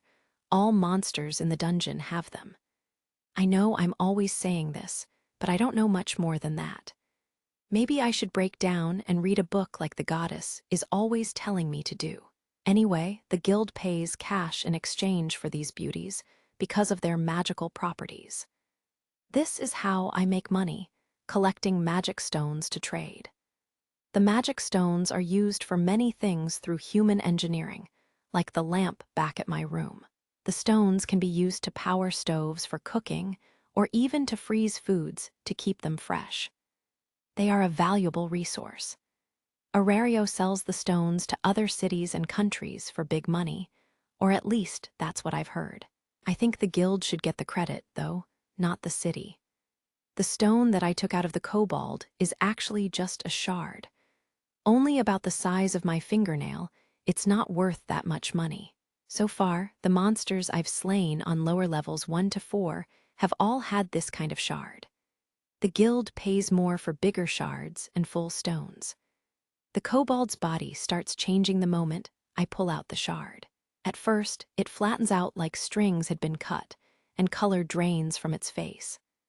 Then, without warning, its entire body turns to ash and disappears without a trace. All monsters disappear after their magic stone is removed. Aina said that the magic stone is a monster's core, its power source. The magical energy of the stone gives them life. Aina also said that a good strategy for taking them down in a pinch is to aim for the stones. If the stone gets damaged in battle, the guild won't buy it. But I don't think anyone would complain about losing a little cash if they're about to get slaughtered. I watch the last of the body dissipate, but I can't relax yet. I've got 5 more shards to collect here, and 2 back where I first ran into the group. I don't have time to let them just lay around. Cut, slash, grab, pull. Walk to the next, repeat. Walk farther still, repeat. I just pulled out the magic stone of one of the kobolds, but one of the claws on its right hand didn't turn to ash. It hit the floor with a plop and rocked a bit. The claw isn't going anywhere. Looks like this is a drop item. Sometimes, a piece of a monster's body stays behind even after its stone has been removed. It just means that particular monster's stone stored energy in a different part of the body. So that part of the monster has enough independent energy to stay behind even after the stone is removed. It also means this kobold had a very sharp claw. I can sell this, too. The guild will sell it to the blacksmiths, and they will make it into a weapon or something. If this is high enough quality, I might get more for it than the magic shards. Finally, a little luck. I put the shards into my pouch, but I put the kobold claw into my black backpack. My backpack may look bland, but it has a few secrets. It was made with high-quality material and woven with magic. It can hold more than your average sack. It's not perfect, though. If it gets too full, the seams will tear. And of course, the weight. There really is no perfect item, is there? Usually a supporter travels with adventurers and collects all the magic stones and drop items. But Hestia Familia doesn't have any supporters, just me. I have to carry everything I pick up, and all that stuff gets pretty heavy. Soloing in the dungeon, maybe I should hire a free supporter, someone not in any familia. Ina's been disappointed with me recently, so a supporter might help. Then again, we're broke. How can I hire someone when it's all I can do to buy food and items? UAHHH? Jaya. Round 2. Come on, give me a break. The dungeon is a weird place, even if you ignore the magic stones. This is the only one in the world. Like I said earlier, it's been here since before the gods arrived on Gekkai. There are legends about the bottom of the dungeon. They say it's connected to hell or some magical world. You'd think the gods would be able to tell us what's down there, but they never give us a straight answer. The dungeon is a dungeon. What else can you find there other than a dungeon? Words of the wise for sure. The gods really must like this place. I was shocked the first time I heard that the dungeon itself is alive. It's not like the walls are made of muscle and chase you around. They don't move at all. In fact, adventurers have mapped out many of the floors. The maps are for sale at the guild. I heard that the farther down you go, the floors get mind-numbingly huge, so the maps are less and less complete the lower the floor. When I say alive, I mean it heals itself. If a wall is damaged or destroyed one day, it's back to normal the next. The magic stones may not be that impressive, but the dungeon itself is made from something really special. Even our best scientists can't explain how or why these things happen. All they can do is watch and marvel at it. The walls have to be made of something a lot like magic stones. Sunlight never reaches inside, and yet it's always bright enough to see. The ceiling of the first floor is speckled with tiny lights like sparks all over the place. No matter what time of day it is outside, it's bright in here. Let's not forget the monsters. They're born in the dungeon. Literally in the dungeon. They hatch from the walls. I'm not kidding. Many adventurers have seen it firsthand. That's why no matter how many monsters are slain, their numbers never go down. But they don't hatch just anywhere. Each floor bears different monsters. Sure, some irregulars might go up or down a floor or two, but most stay on their birth floor.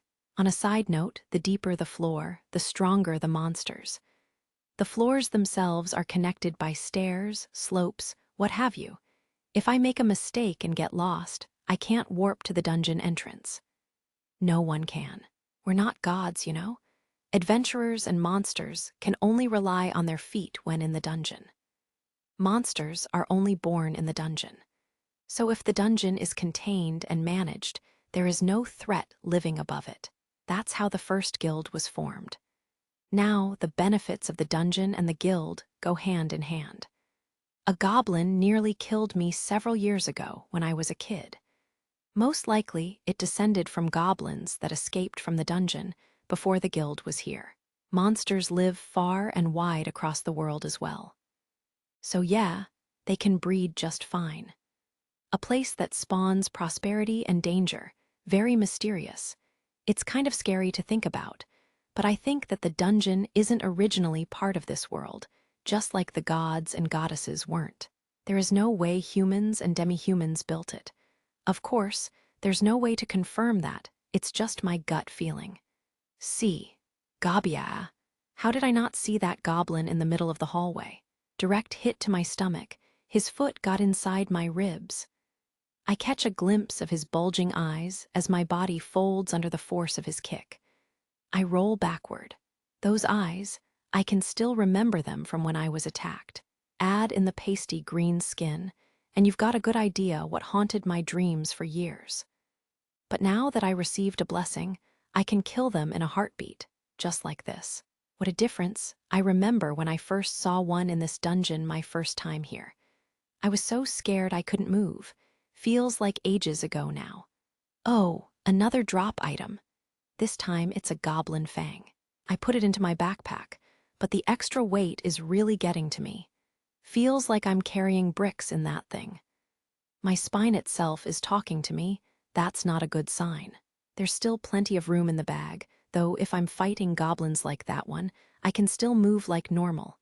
I think, jisha, da. Correction, I should call it a day. Sure, it was a sneak attack, but I should have been able to dodge that attack completely. Another goblin was hiding in the shadow of the wall. Now he's standing in front of me and baring his fangs.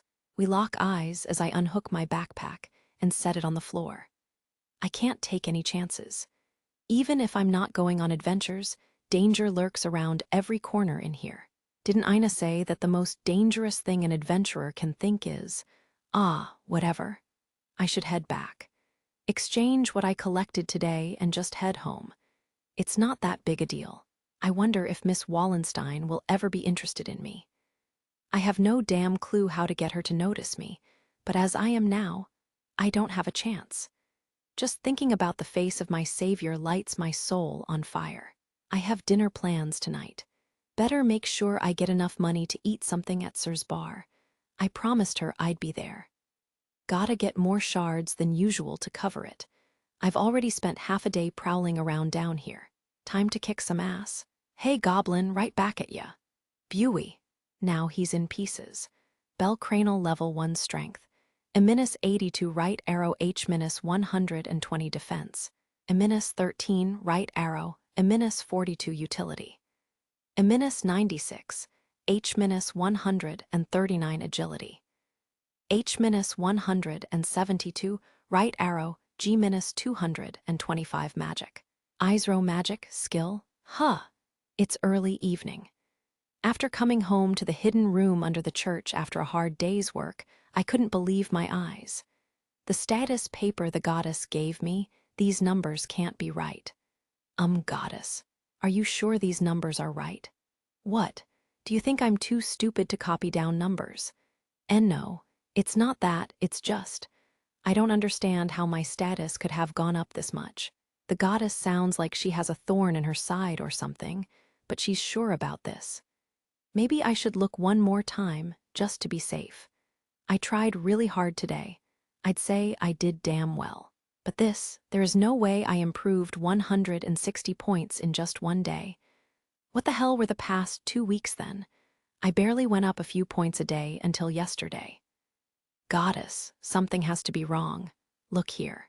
I got hit once today, and my defense goes through the roof. I only took damage from that one goblin. My armor blocked one, and I ducked and dodged all the others. Suddenly, my defense goes up 29 points. It's more than triple what it was when I left this morning. I've been hit by plenty of monsters since I started and only went up 13 points. One kick does this. This isn't right, goddess. Goddess. Something is definitely wrong. She's in a bad mood, a really bad mood. Her eyes are scaring me. Her childish face is glaring at me through half-closed eyes. I don't even have to ask. I am pissed is written all over her. Why? What did I do? I've never seen her like this. What do I do now? Sweat is rolling down my forehead. Hey, I bet that goblin felt like this a few hours ago. Goddess. Goddess? Please tell me, why did my status go up so much? Hell if I know. She puffs out her cheeks and turns her back on me. She's cute when she's mad. The heck am I thinking? I've never seen her act like this. Maybe she's at a difficult age. HMPH. She stomps off to the closet, making angry sounds along the way. Even her ponytails twitch with rage. Shaking with fury, she opens the closet and pulls out a custom overcoat. Throwing it over her shoulders, she walks right past me toward the door. I have something to go to for my part-time job. Have fun spreading your wings and eating a gorgeous meal by yourself. Be lonely for all I care. Bang. She slams the door so hard the room shakes. She didn't look at me the whole time. Something to go to? Like what? What just happened? She has to be mad at me, but I have no idea why. I just know I made her mad. Maybe I'll remember something on the way. I need to cheer up before getting to Sirs. The sun is sinking into the western sky. The red rays of sunlight are being replaced by the bluish glow of the moon and lots of lively voices. Adventurers back safe from the dungeon, and people who just finished a hard day at work are indulging in a well-earned ale. Happy and angry voices pour out of all the bars that line Main Street. Orange light emanating from inside the pubs bathes the streets with the shadows of their patrons. I'm sure I met her somewhere around here this morning. I wander through the human traffic of Main Street, looking around like a lost puppy. It's so different from this morning. All these people are making it hard for me to recognize any buildings or landmarks. Am I really in the same place? The bars are at the center of the storm of energy swirling around me. Demi-humans are smiling, drawing people off the streets and luring them into their respective establishments. A group of prums and gnomes, the shortest of the demi-human races, are standing shoulder to shoulder and singing to their heart's content. Even a dwarf, a strong race known for their adventurers, I might add, joins in their jolly circle to hum a few notes. Female animal people, a race of demi-humans with animalian ears and bushy tails, try to bring in customers with some very playful clothing. But they are put to shame by a line of Amazons walking by wearing not much more than loincloths. The Amazons don't seem to care about all eyes following them as they strut down the street. I tear my own eyes away from their little parade and keep walking. Music, strings, and wind instruments by the sound of it breaks through the din of the nightlife. So this is Main Street at night. This should be it. I remember that terrace from this morning. I stopped just in front of it. The building is made of stone. It's 2 stories tall like the rest, but it looks very deep. It might be the biggest bar in the area. This has to be Sir's Bar, the Benevolent Mistress. Quite the name and quite the sign it's written on. I step up to the door and take a peek inside. Opening the door, I immediately see a stout dwarfess, probably the owner, behind a counter and a group of young cat people girls in aprons serving food and alcohol to customers. Looking around the place, all the employees taking orders and carrying food are girls. Don't tell me, the entire staff is female. The name wasn't lying. Oh boy, isn't this place a bit out of my league. There's even a proud elfess working here. I clear my throat. I wonder which one will come to greet me. I've fantasized so many times about a place where all these beautiful flowers are right in front of me. Well, the dwarfess wasn't really what I had in mind. But hey, this place isn't all that risque, but look at all these ladies. I've never seen so many pretty ones at once before. It's enough to make my face turn red. It really is cheerful in here, though. The waitresses are hopping from table to table with big smiles, and customers are happy. This place feels alive. Most of the patrons are male and adventurers by the looks of them. They come off a little intimidating, but they're happily drinking with their buddies. And the food looks amazing. The decorations and style of the bar are pretty contemporary compared to other places, but it still feels like a bar. The terrace off of the main entrance adds to its flair. Speaking of the terrace, someone's looking at me. I can feel someone's eyes going right through me. But anyway, I bet the terrace is a major draw for men and women. However, I want to leave like right now. Belle, sir, how long has she been standing beside me? My mouth twitches, so I slam my lips together and try to force a smile. Worst smile ever. It will have to do. Here I am. Yes. Welcome. She's still wearing the same blouse, skirt, and apron from this morning. I follow her through the still-open entrance. She faces the crowd and takes a deep breath. Now seating one. Do they really announce everyone who comes in? At a bar, I just need to follow her and do my best to blend in. I'm new at this, too. Please have a seat here. Tea, thank you. She leads me to a counter seat. The counter is a long L, and she places me at the small corner seat at the end. The wall is right behind me. I'm right in the crook of the building. There's only one seat in this nook, so no one can sit down next to me. Basically, it's just me facing the owner behind the counter. Maybe Sir realized this is my first time and gave me a good seat to get my feet wet. I won't bother any other customers here and can eat at my own pace.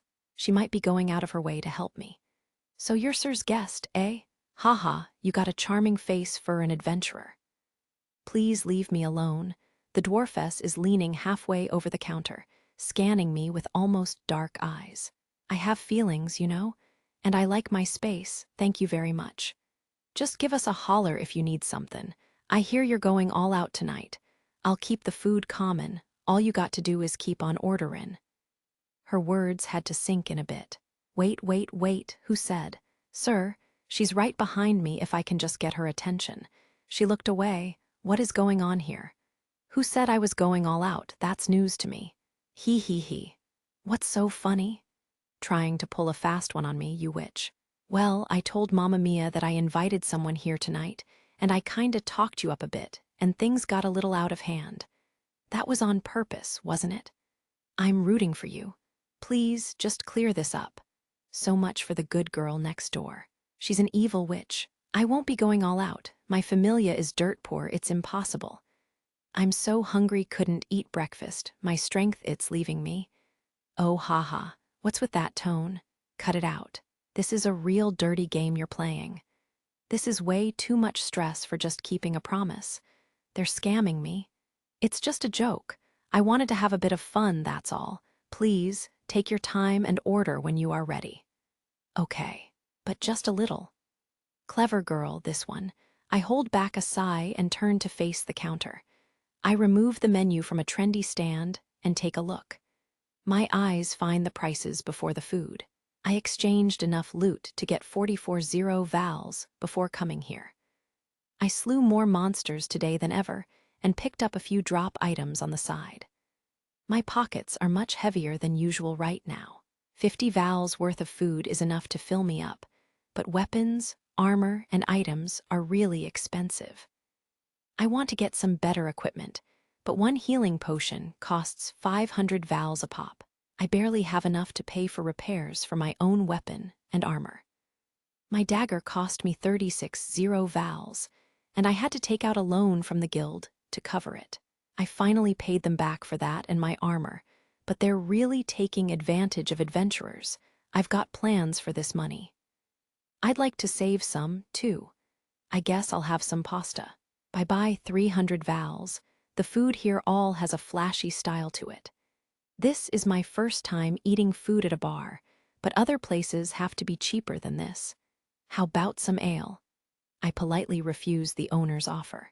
I'm underage, but more than anything, I don't have the money. She just ignores my words and thumps one down on the counter anyway.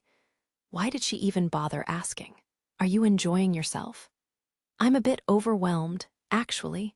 Sir comes back when I'm about halfway through my pasta. There's a hint of irony in my voice. She unties her apron. Her dusty blue hair shakes as she pulls it over her head. She puts it up on a hook on the wall, drags a stool up to me, and sits down. What about your job? The kitchen is a little busy, but the others have everything else covered. Things are slowing down a bit, too. She shoots a pleading look at the owner, asking for permission. The owner raises her chin in a jerking nod, giving her the okay. Well, first let me say thank you for this morning. The bread was delicious. No, you coming here tonight made my empty stomach worth it. Don't you mean it was worth it to force me to spend a lot on dinner? I didn't think I'd be paying this much for food. I have the right to complain. Sir laughs with a smile, bowing her head and saying, sorry. I hope she's serious. After that, I ask her a bit about the bar itself. This bar, the Benevolent Mistress, was founded by an ex-adventurer, the dwarfess behind the counter. Her name is Mia, but the employees here usually call her Mama or Mamma Mia. She got permission from the god of her familia to retire from dungeon crawling and open up shop. I suddenly had a lot more respect for the lady behind the counter. She only hires women, period. However, Mia employs all types of girls with questionable backgrounds and welcomes them with open arms. "What about you?" comes out of my mouth without much thought.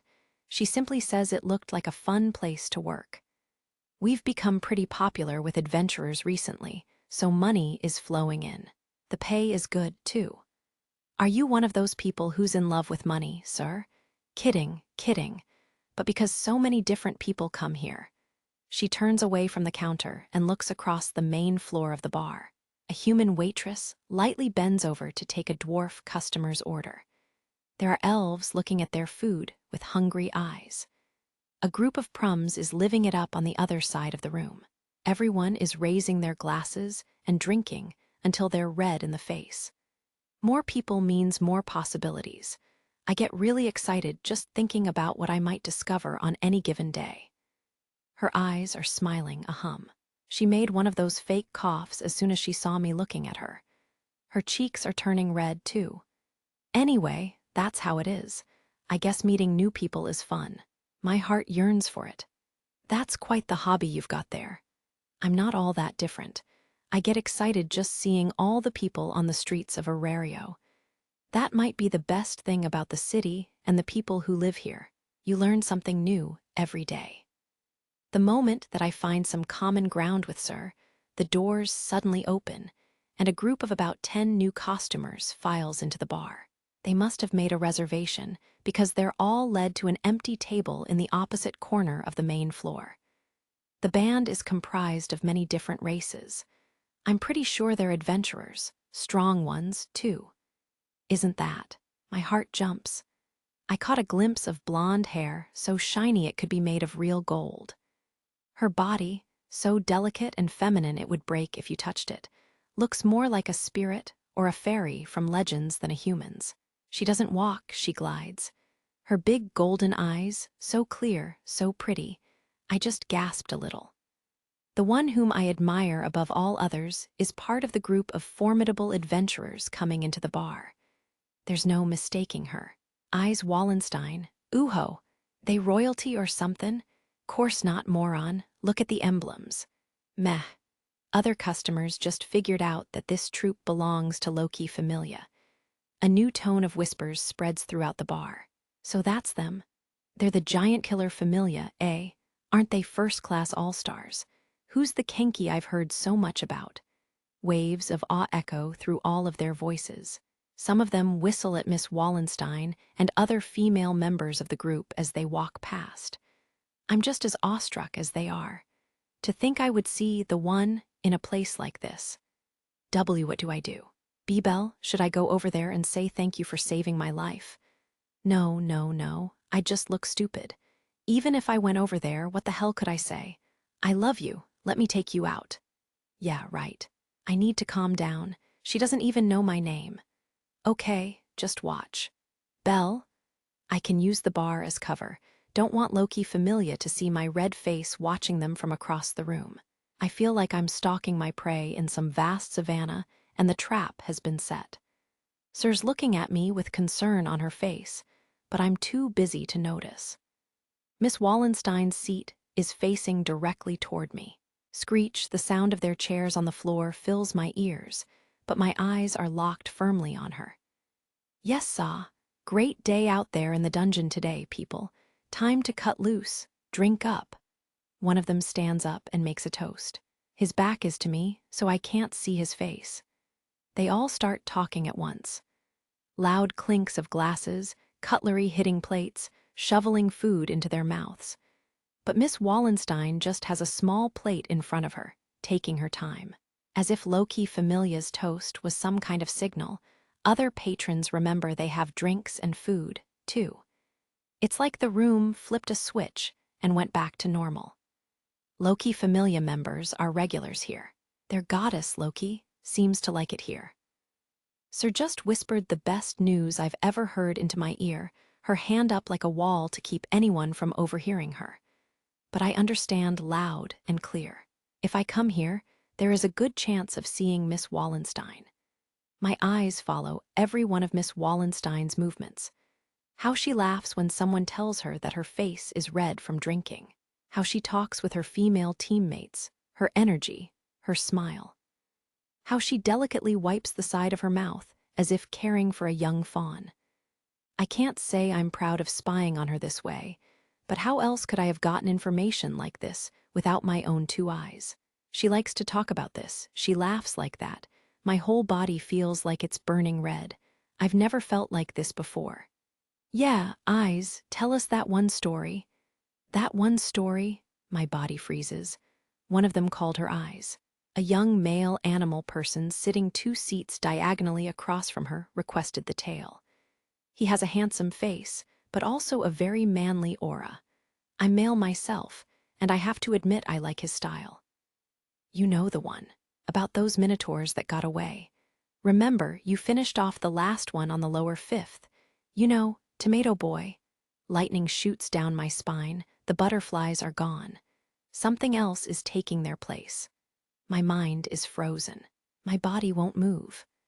Are you talking about the group of minotaurs that attacked us on the lower 17th floor, and they ran away when we fought back? Yeah, that one. By some miracle they ran up. We tore after them. Already damn tired, too.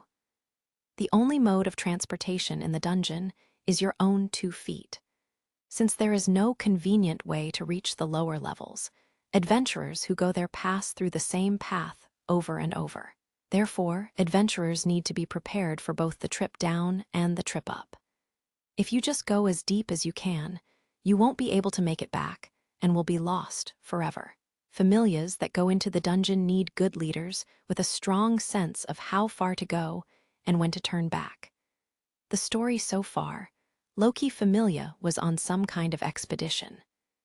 They encountered a group of minotaurs on their way back, but couldn't slay them all. The remaining minotaurs ran toward the surface. They caught up to the last one on lower level 5. Miss Wallenstein delivered the final blow, and at that very spot, and there, that adventurer, damn newbie kid, me, got himself cornered like a lil bunny, shaking like one, too. Poor thing was about to explode. Every inch of my body is burning. I might explode right now. Oh, what happened to the boy? Was he okay? Eyes here carved up the minotaur at the last second, ain't that right? My jaw won't close. My eyes are locked on that guy, my neck not budging an inch in any other direction. Something's gotta give. He cocks his eyebrows, upping his manly presence. The kid took the full blast of that stinky cow's blood, got soaked. So, Tomato Boy, Jaya ha ha ha ha, ow my ribs. Whoa. Eyes, please tell me you weren't trying to do that. I'm begging you. No, I wasn't. The animal guy is laughing so hard he's tearing up. The rest of the table, too. They're laughing at me. Even the customers around them are trying not to laugh. And get this, Tomato Boy. He ran away, screaming his head off. Jaya ha ha ha, our princess saves him, and he just buggers off. Gya ha ha ha ha, absolutely priceless. Izzy scares away a newbie. You are so awesome. Ha ha ha, I'm sorry, Eyes, but I can't take this anymore. Ooh, Dawn, make them scary eyes. It ruins your cute face. The entire low-key Familia table erupts with laughter. I feel like they just blew a hole in my chest. It's as if the whole world is in that corner. UMB Bell, I can hear Sir's voice, but it goes in one ear and out the other. Their conversation is starting back up. But really, it's been a long time since I've seen something so pathetic, so disgusting I could cry. The hell was he doing? If you're gonna cry like a little bitch, you shouldn't be down there in the first place. Right, Eyes? I can almost hear my own head caving in. It's weak adventurers like him who give us a bad name. Just give it up already. Shut your mouth already, Bete. It was our mistake that let the minotaurs escape. That boy had nothing to do with it. And stop drinking, learn some respect. Oh, you elves and your pride. But yeah, what's in it for you to protect that piece of shit? Saying it's our fault, you're lying to yourself, just to keep your pride. Trash is trash. What's wrong with calling it what it is? Hey, that's enough. Bite, Reveria, relax, you're killing the mood. Tick, tick, tick, eyes. What did you think about him, the pathetic piece of shit who was shaking in front of you? Do you think he deserves to stand at our level as adventurers? I don't blame him for acting the way he did under those circumstances. Tick, tick, tick, tick, tick, tick. Why you acting all goody two-shoes? Okay then, I'm changin' the question. Him or me, who's got it going on? Bite, are you drunk? Shut it, now eyes choose. As a female, which male wags your tail? Which male makes you hot? Tick, tick, tick, tick, tick, tick, tick, tick, tick, tick. I have no reason to answer that question, especially to you, Bite. You're absurd. Quiet hag. Well then, what if that piece of trash came up to you, said he liked you, would you take him? Tick, tick, tick, tick, tick, tick, tick, tick, tick, tick, tick, tick, tick, tick, tick, tick, tick. Of course you wouldn't. Why would a tiny kid who's so weak, feeble, and all around nauseating have the right to even stand next to you? There's no way he'd measure up. A tiny kid could never land eyes Wallenstein. I stand up, the chair flying backward. I tear my eyes away from their table and make a break for the door. Belle, the street is jam-packed with people and buildings, but I don't care. I focus on getting away. Someone is calling my name, but it's just sound to me now. It's really dark out, but I don't care. I'm gone. Belle, a young waitress pursued a boy's shadow as he burst out of the bar in a full sprint. Some of the other customers realized something had happened, but it was so fast that no one really knew for sure what was going on. Confusion spread through the main floor of the bar. Did someone just dine and dash? At Mommy Mia's, the guy's got guts, that's for sure. Bite and the other adventurers in the corner table ignored the rest of the patrons' comments, but Eyes stood up. Her well-trained eyes shot through the crowd and caught a clean look at the shadow just before it got away. A thin body with white hair. Slightly downcast, ruby-colored eyes shone from under the bangs, just like the boy from yesterday. Could that be? She shuffled her way to the front of the building and leaned on a pillar in the entrance to look outside. Looking to her right, all she could see was the back of the young waitress as she ran into the crowd on Main Street. The boy was nowhere to be seen. Belle, she mouthed the name that the young waitress yelled into the night. For whatever reason, she heard his name more clearly than the voices of her comrades currently tapping on her back. Oi, Aizu, what you doin'? A woman had left the table and now stood behind Eyes. She wrapped her arms around the blonde girl's body. The woman pressed her hips into Eyes' backside and took a squeeze, body and breast. Eyes lost her breath for a moment. If this person had not been the goddess Loki herself, or a woman at least, she would have been quickly dealt with. Eyes held herself back, unable to just throw her off. However, she didn't have to put up with it. She grabbed the arm coiled around her stomach and drove her elbow into it. Loki stepped back a bit in surprise, giving Eyes enough space to spin around and bury her palm in the goddess's cheek. Chi, you're feisty. You don look at it all, Aizu. Hands to yourself. Loki was shaken and looked as if she was about to burst out crying before suddenly smiling with Eyes' dark red handprint still pulsing on her face. She looked to the sky and yelled, "Shy and cool, Sue my type." Eyes couldn't look at her. It was too embarrassing. Dawn be mackin' that face. If Bite's gettin' to ya, I'll have Mommy Mia to string I am up outside. Loki must have misunderstood why Eyes had left the table in the first place. Looking back inside, members of their party were holding the young animal man down while the elfess with whom he had argued earlier tied him up. The elfess smiled as she stood over him, her foot pinning him to the floor. Hee, Aizu, come on back. Loki wrapped her arm around Eyes' shoulder and guided her inside. Eyes fought it long enough to look outside one last time. Even with the magic stone lamps lighting the busy street, the boy was long gone. Storm clouds hovered in the night sky. It could have rained at any moment. Damn it, damn it, damn it. Bell was running. Tears flowed from his crooked eyes, falling to the ground behind him. The events of the last hour were replaying in a loop in his mind. He was so embarrassed, so humiliated, so ridiculed that he wanted to just disappear for the first time in his life. Why am I so damn stupid? Each of that animal man's words cut deeper every time he heard it. Weak, feeble, trash, tiny, nauseating, pathetic, disgusting, little bitch. The question burning in his mind wasn't, what can I do to get close to her? It was, if I don't do something, I don't even have the right to stand next to her. That animal man's words, and the laughing faces around him, awakened violent urges within Bell. But he was angry at himself, his do-nothing and expect the best self. This hurts. Hurts. It hurt to know that everything that guy said was absolutely true. It hurt that he couldn't respond, defend himself. It hurt that he was nothing more than a funny-looking rock on the roadside to her. It really hurt that he didn't even have the right to talk to her. His ruby-red eyes looked up from the ground to take in the scene before him. The entrance to the dungeon was waiting for him beneath the white tower, door open. He was going in to prove them all wrong. Holding back his tears, Bell ran flat out to the base of the tower.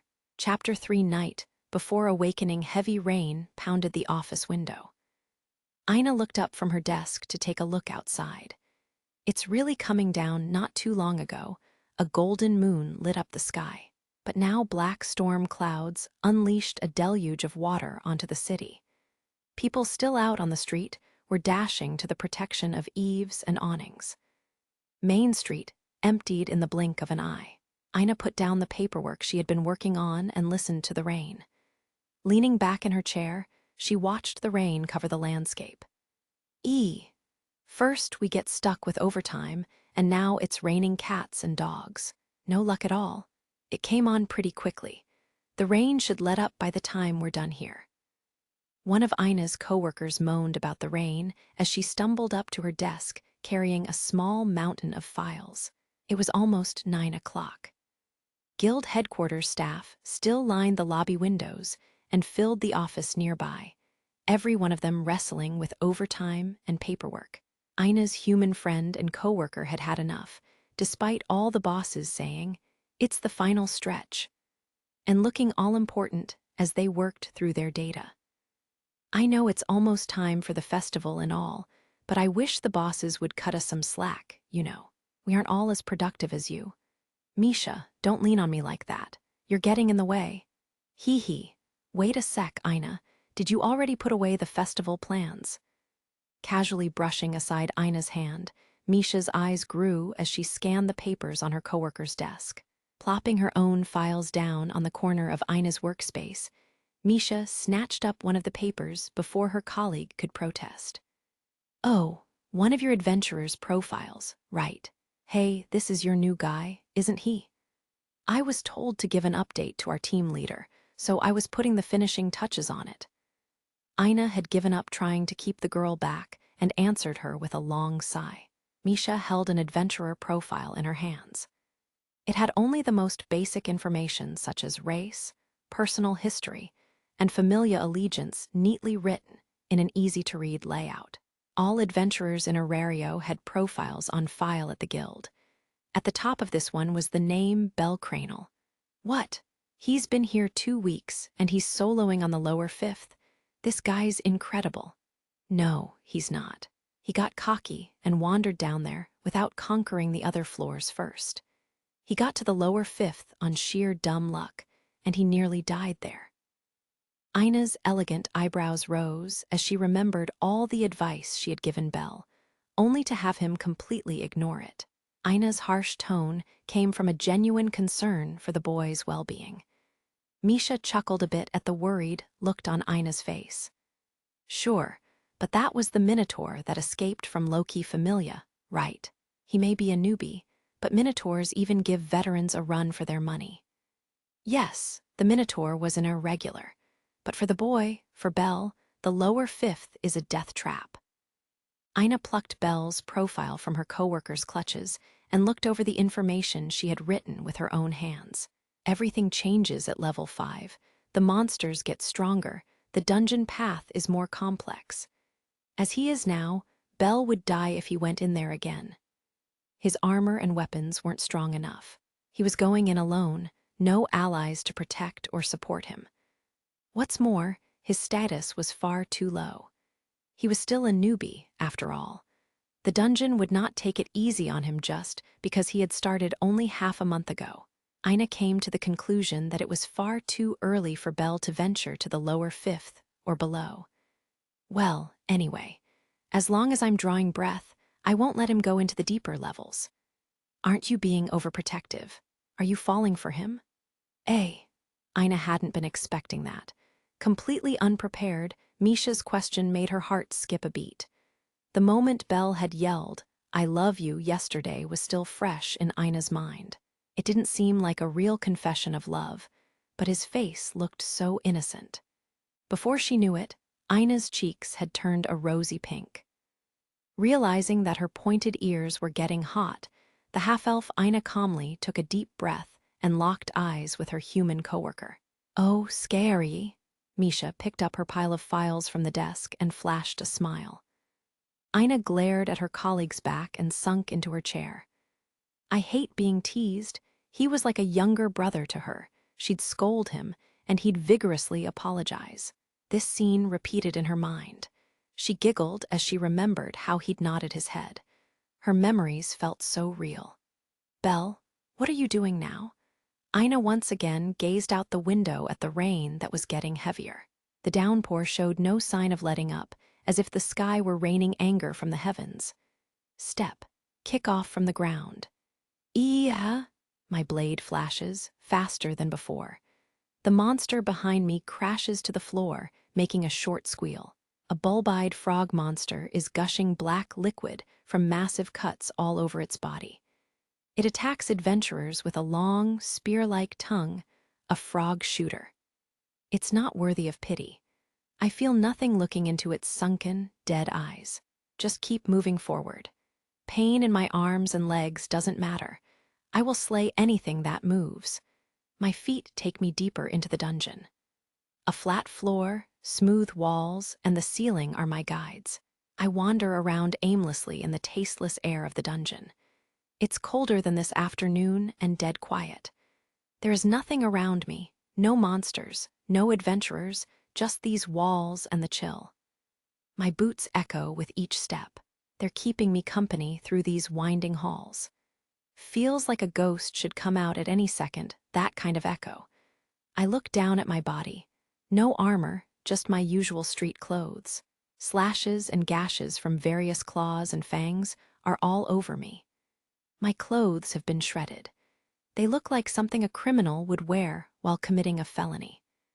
My right hand grips a blade I keep on me just for emergencies. My arm drips with the blood of who knows how many monsters. I'm a mess. That's not a problem. I can keep going, but I rest my eyes for a moment. Run, run, run. How much did I run? Through the crowds of Main Street, away from that bar, into the dungeon. I found monsters, slew them, ran to the next, slew them too. Slash, slice, stab, how many have I cut? Just how weak am I? I lost myself for a while. The thought of my own weakness fueled my rage enough to make it this far with just one knife. I have to close the distance between me and her, no matter what. I have to get to her level as soon as possible. A flame burns in my heart, and I let it consume my whole body. Where am I? What do I do now? What happened after the bar? I only remember a few flashes here and there. I take a deep breath and rack my brain for clues. I hunted the monsters. I remember that much. But everything else is so cloudy, I open my eyes and take a look around. The walls are different, kind of a mossy green. The corridor is really thin, too, with more paths breaking off than I remember. I've never even seen a frog shooter before, come to think of it. This is the lower 6th floor. I came down 6 flights of stairs starting at the main gate. This has to be the lower 6th. It seems I'm exploring a new floor. I continue forward without fully grasping what I'm doing. The idea of turning around never crosses my mind, still numb from the night's events. I look around for my next target. Nothing is moving. It's just me and the echoes now. H-A-H-A-H-A, my breathing is a bit rough. Maybe I'm pushing too hard. How long have I been in the dungeon? Sure, the sparkling specks on the ceiling make it easy to see, but they don't tell me the time of day. It could be noon. I have no idea. I don't have a watch either. Oh, well. What's this? I've been walking a while. This spot looks a lot like my room under the church, except it's a full square and there's nothing in here. Light green walls, looks as bleak and deserted as the church I'm already halfway in, but I don't see any other paths. Seems like there's only one way in or out of here. I should turn around. This is a dead end. What is that? Crack, crack, getting louder. There's nothing here. No monster could hide behind anything. Such an eerie sound. Nothing left, nothing right. I can't see where it's coming from. It's just me and that sound. My echoes are gone. It's drilling into my ears. Is it possible that my senses improved along with my status? That has to be the only explanation. If that's true, I should be able to follow my ears to the source of the noise. The wall. It's coming from that greenish wall. Why would a wall be making noise? The walls aren't alive, a crack, spreading. It's right in front of me. Monsters are born from the dungeon walls. A new monster is being born right here, right now, from inside this wall, right in front of me. Monsters don't emerge as babies. They are born as full-fledged, battle-ready adults. The dungeon, the only place in the world that gives birth to a threat to humanity, a massive, three-fingered hand bursts through the crack. It's flexing, grabbing at the air. A foot, the other hand now, it's coming out of the wall. Pieces of the dungeon wall are breaking off and falling to the floor, adding even more echoes to this dead-end square. The creature lands on the floor with a thud. The last pieces of the wall come crashing down around its feet. There is only one word to describe it: shadow. It's probably about 160 celch. This monster is about as tall as me. Its entire body, head to toe, fingertip to fingertip, is pitch black. Shape-wise, it looks almost human. It has no skin pattern or hair, just smooth black shadow. Its head looks like a pointed plus sign, with a big, silver, round part in the middle. The freaky shadow straightens up and turns to face me. This is the lower sixth-floor monster, Wall Shadow. Key. Behind me, the wall is cracking. Don't tell me another one is being born right here. I'm caught in a pincer. No, the room is wide enough, so I have room to move. Still, it's 2-on-1. Not good. But this timing, did I fall into a trap laid by the dungeon itself? So this is the dungeon's true face. The two wall shadows silently flex their bodies as they surround me, getting ready for battle. Their silver eyes are flashing like dying magic stone lamps surrounded in fog. They are locked onto me, their prey. Hiya! A deep breath. My blood-stained knife is as ready as it's going to get.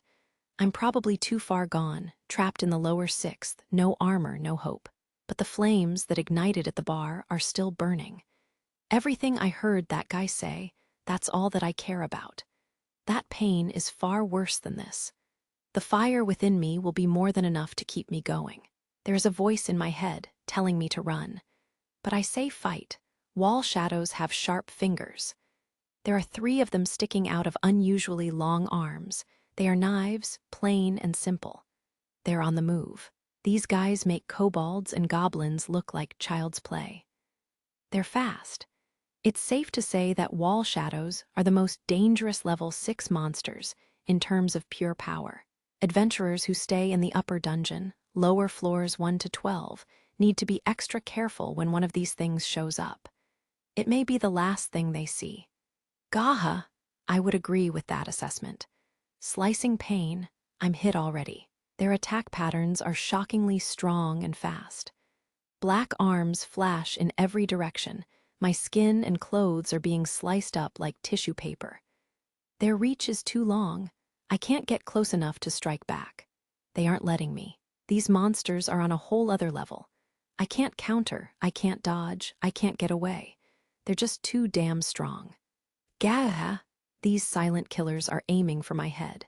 I catch a glimpse of one of their black blades out of the corner of my eye. Dodging at the last second, it passes just past my ear. The other one, coming straight for me, dodge right. Front, side, behind, their attacks are coming from everywhere. These strikes just keep coming, like they're swimming through the air. I'm getting dizzy, barely avoiding fatal blows by spinning like a top. My blood and sweat are flying everywhere. I'm engaged in a dance of death. This is serious. I might really die down here. Hang on, I'm breathing. Very heavily, but I'm breathing. Why? I feel really impatient, but at the same time, something feels different. Calm, I feel a stream of calm energy flowing through my body. Despite this hopeless situation, my mind is clear. I look at my opponents with clear eyes for the first time. Why am I still alive? Why didn't I realize it before? How did I make it to the lower sixth with my body still in one piece? Why am I able to fight with the monsters around every corner on this floor as equals? I don't understand. How can someone who has only been an adventurer for 2 weeks survive on this floor on his own? I've encountered wall shadows. I shouldn't be able to dodge their attacks. The half-elf Ina told me as much. She warned me. I remember she clearly said my status was far too low, low even for a newbie. She told me that my attacks wouldn't make a scratch on these monsters. Status. A light flips on in the back of my mind. My status went up way too much earlier this evening. It can't be. The hieroglyphs on my back, could they be the reason? Gao, I need to focus. That last hit rocked my whole body.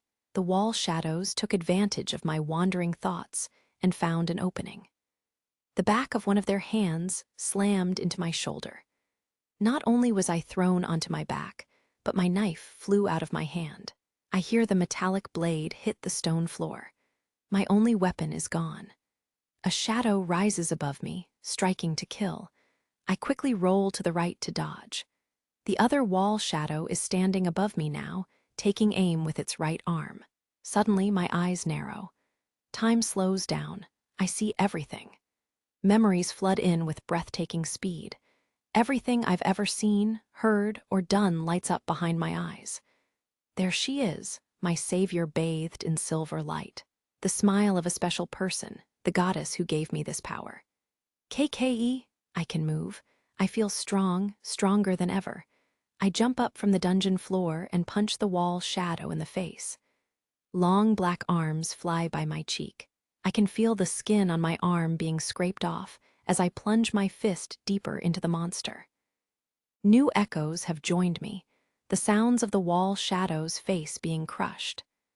My fist plows through the creature's head, throwing all my weight into a right counter worked. A thick black liquid spurts out of the wound in the wall shadow's head, lodged around my arm. The creature's arms cross where I was just a second ago, but they've gone limp. It falls to its knees as I burst through. FM. I've got momentum, can't stop now. The remaining wall shadow stares as I pull my black blood-stained arm from its former comrade. The last monster squares its shoulders, preparing for my next move. I make a break for my knife, snatching it off the floor before turning to face the beast one more time. The animal man said I look like a bunny. I'll prove him right. Jump, pivot, step, roll, it can't stop me.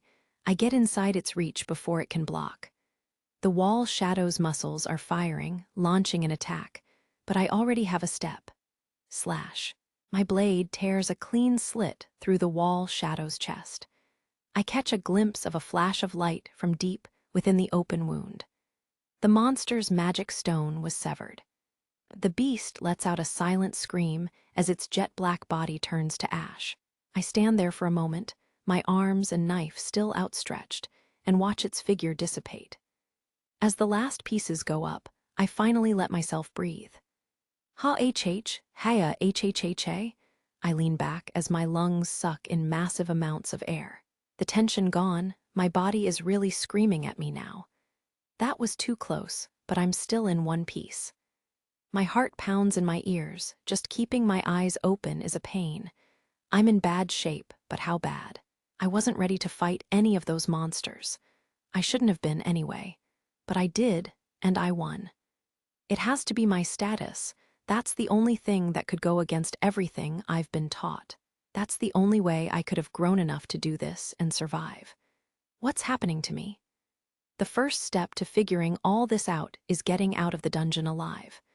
I'm on the verge of collapsing, hands on my knees, and trying to inhale the city itself. I can't take much more of this. I need to get out of here now. I take one step toward the exit and another just trying to move forward. You shall not escape. Am I hearing things? That wasn't a voice. Oh shit. The walls are echoing, breaking, breathing. Left and right, there's a spiderweb of cracks opening in every direction. Here come the wall shadows, lots of them. The first reason Ina told me not to come down here unprepared. The number of monsters born from the dungeon walls dramatically increases from the lower 6th, no, lower 5th floor. I'm stunned. I don't think I can even speak right now. And more things are howling from beyond the exit door. I can see their eyes reflecting the light from the ceiling. Ha! Here they come, one after another. Lower 6th floor monsters bar the only way out. There goes my clean escape. I'm surrounded. Wall shadows are on my left, right, and behind me. Various other beasties are in front, and they're all coming for me. But I'm calm. Seriously, my head is cool and clear. I step into a defensive stance. Wait, what's that on the ground? A drop item? Must have come from one of the wall shadows, a finger blade. One of the three must have been left behind. I can use this. There's no grip, just the long blade itself. But what choice do I have? It cuts into my left palm. My blood drips off the tip of the blade. Ah, whatever. Armed with 2 knives, I stare down my enemies one by one. Even in this hopeless situation, I don't feel like my number's up. I have to reach the next level, get closer to her. I don't have time to play with the monsters down here. I'm in the eye of a storm of howls and roars, but I'm different now. The symbols on my back are pushing me forward. My blades are ready. I charge headlong into their advancing ranks. Chapter 4, that's why I want to help time-marking clicks echoed throughout the room. The clock on the wall showed 5 in the morning. Hestia paced back and forth around the room under the old church, her home. He's way too late. She crossed her arms and scrunched up her eyebrows. Anxiety was pulsing through her veins. She had lost her cool after seeing how much Belle's crush on eyes had caused him to grow last night. She couldn't even enjoy the drinking party with her coworkers. All that was there to greet her when she came back was silence. Belle wasn't home. She had told him to eat alone, but his not being back in time to welcome her home just made her even angrier. She skipped taking a shower and jumped into bed with every intention of falling asleep. 10 o'clock, 11 o'clock, 12 o'clock passed, and he still hadn't come back. That was when Hestia realized something was very wrong. All her anger at Belle had kept her awake this long. Giving up on sleep entirely, she kicked off the bed covers and left the room to look for him. Where did you go? Her search bore no fruit. There had been no sign of the boy's signature white hair anywhere. Hestia's last ray of hope was that Belle had returned while she was out. However, the room was still empty when she'd arrived. All she'd gotten from her strenuous search was tired legs. Her nerves were starting to get to her as well. She was now officially a wreck. Is it because of I said to him? But he's the kind of guy who puts other people first. He wouldn't make me worry just because he's upset. Usually he'd be here with his head down apologizing by now. Belle's face had been like that of an abandoned baby bunny when she last saw him. She ran through their last conversation a few more times in her head. The thought that it was her fault Belle was gone once again crept into her mind, but she shook it off. She knew this wasn't the time to be buried in her own misgivings. Taking a deep breath, she mulled over the possible reasons for the boy's absence. If I'm not the reason he hasn't come back, then that means something bad had happened to him. She was sure of it. Her forced calm fell apart like a sandcastle. She broke out in a cold sweat. She couldn't just stand here knowing that something had happened to him. She grabbed her cloak and headed to the door to go outside and look for him again. Jaya, the moment she reached for the knob on the square door, it swung open and hit her smack in the face. At the same moment, her personal pillows went squish as the door stopped on contact. Hestja's faith shot up 100 points. She let out a high-pitched squeal as she grabbed her face and crouched down. Gee, goddess, I am sorry. Suffering from the agony of an unforeseen attack, Hestja looked up between her fingers at the figure standing in the doorway. Realizing it was the boy that she had been worried about all this time, she jumped up to greet him. Belle? It was him, just as she had expected.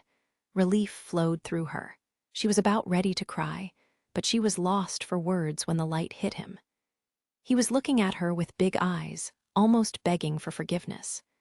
But his face was covered in cuts, red with blood and brown from mud. He looked utterly exhausted.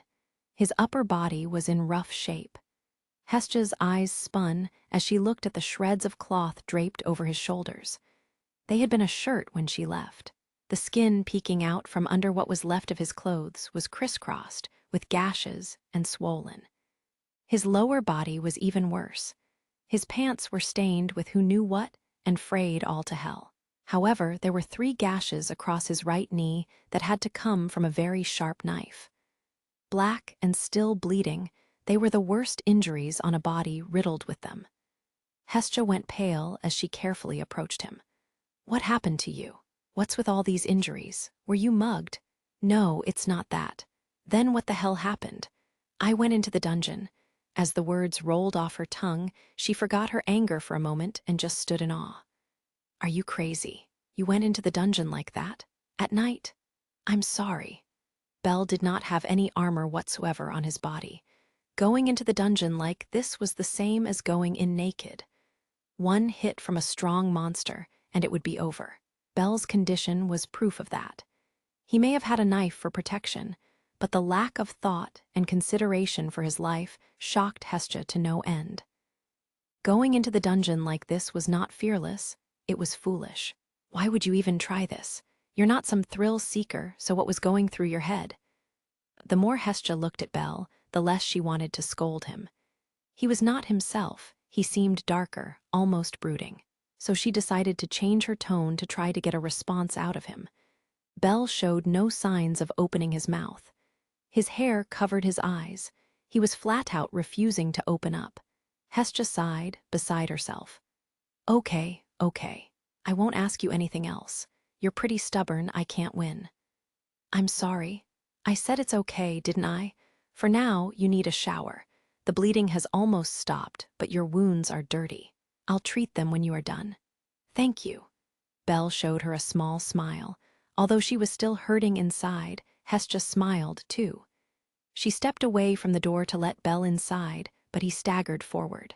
The injury on his right leg must have been serious. Cursing her lack of height, Hestja offered her shoulder to the struggling boy.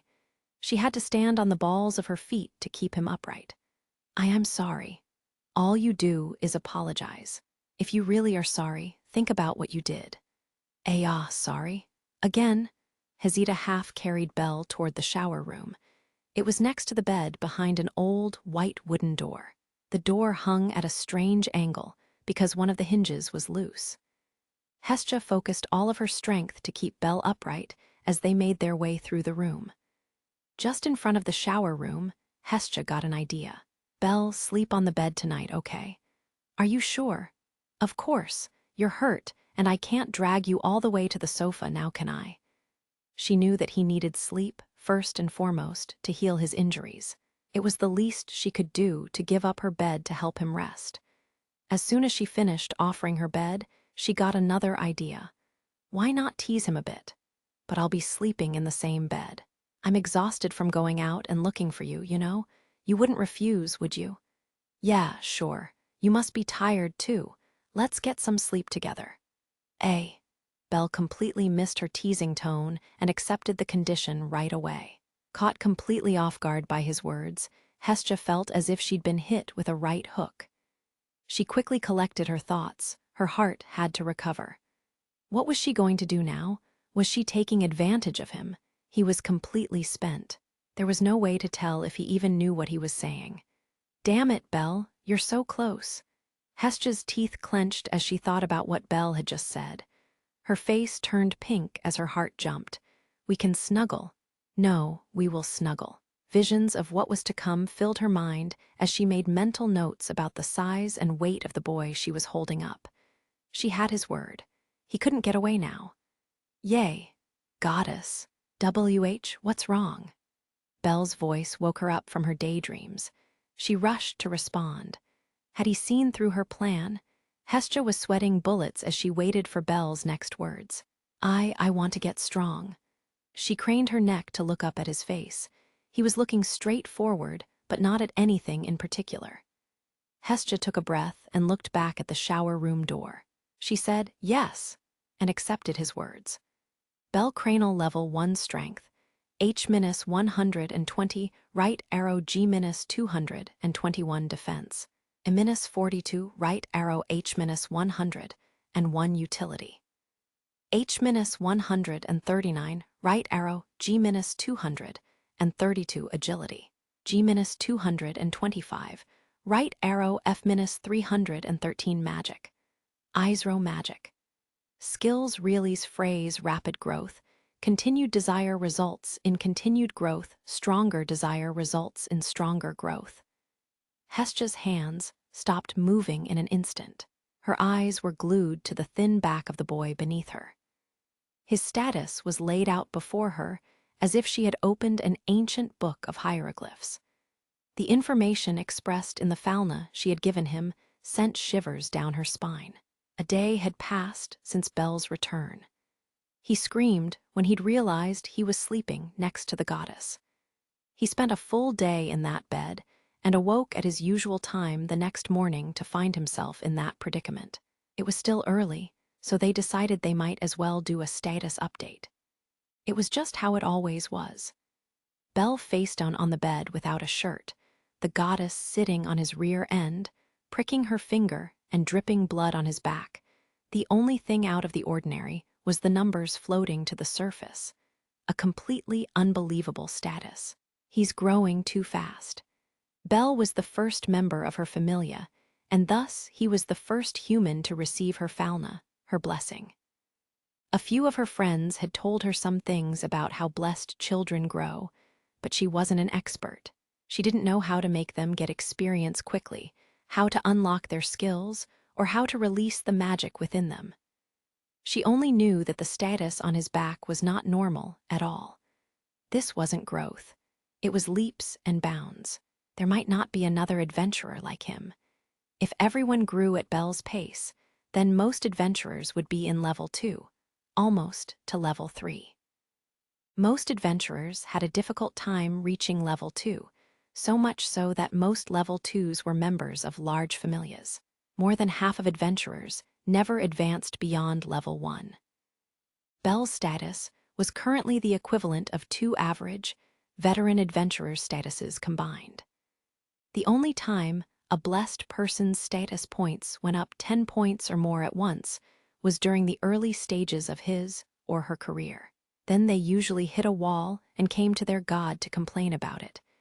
Very few of them made it past that first wall. The rest just went around in circles. Why did he grow this much?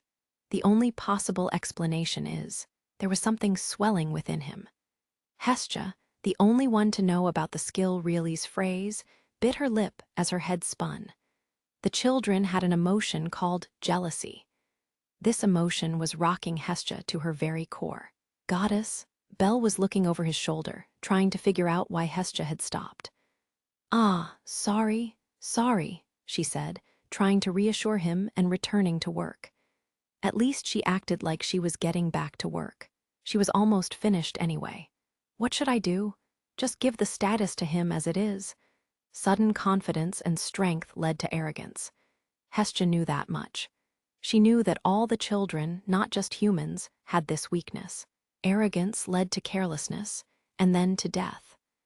Part of her wanted to believe that Belle wasn't the kind of person who would be arrogant, but the other part said, what if? And she couldn't ignore that feeling as his protector. What if she lost him? Trust and worry fought for control of her decision.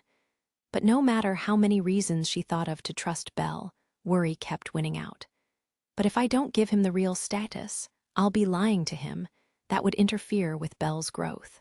If he didn't know what he was capable of, he'd fight enemies he had no business crossing blades with every day. What would this do to his status if he survived? Excelia tended to accumulate faster when the person fought against an opponent stronger than themselves. No matter how good it would make her feel, lying to Belle now would be no different than personally cutting a hole in his hopes and dreams with her own two hands. For a brief moment, Hestia did not think. There was only silence within her heart. In the end, she chose to trust him. Fighting back the what-if with self-control, she forced the scale to tip. He was doing something that the gods could not change. It was well within her power to give him a push in the form of his status. I want to be strong. Even if his motivation came from feelings for another, he had made up his mind. Belle, is it okay if I just tell you your status today? Sure. That's fine with me. Belle looked up over his shoulder as she told him how many points he had grown, but she left out the part about his skill, Reilly's phrase. It's a rare skill, for sure. Most skills were fairly common and had similar effects among adventurers. While it was not fully understood how skills were acquired, the skills that had been confirmed to exist had different names and effects. It was still fairly easy to find another adventurer with something similar. Furthermore, members of specific races tended to have similar skill sets. Many elves had skills that increased magic. Dwarves usually had skills that improved their physical strength. There were many different types of skills with various outcomes for all types of races. However, when an extremely low number of adventurers possessed a certain skill, it was considered a rare skill. The gods referred to it as such. If he knew, things would get ugly. She wasn't keeping the information about his skill away from him out of spite. Sure, her jealousy of Wallen something was 70%, maybe 90% of her reasoning, but there were other circumstances that were keeping her lips sealed. Gods and goddesses were here to have fun. When news of a rare or original skill reached their ears, they pursued it like kids in a candy store. Their sparkling eyes went wide open. A little bit of drool oozed out of their mouths. Some of the more foolish gods might even try to get the skill's possessor into his or her own familia, ignoring the current blessing altogether. Just playing a game. Belle isn't good at lying. He'll tell anyone about his skill if they ask. Word will travel fast. So just this one thing I'll keep to myself. The skill increased growth under certain conditions. Reilly's phrase was without a doubt an undocumented skill. Hestia decided to protect Belle from the other gods by locking this secret deep within her mind. Belle's jaw dropped as Hestia told him what was written on his back, other than his skill, of course. Hestia put the finishing touches on the hieroglyphs. It was the one thing she could do to help him. So, yeah, you grew quite a lot this time. Do you know why? No, not really. Ah, yes. Well, the other night I went down to the lower 6th floor. Huh. What? Are you crazy? What were you thinking? And with no armor? I am sorry. Hestia jumped to her feet and stood over him, glaring. She released a torrent of scolding and reprimands onto Belle, still shirtless on the bed.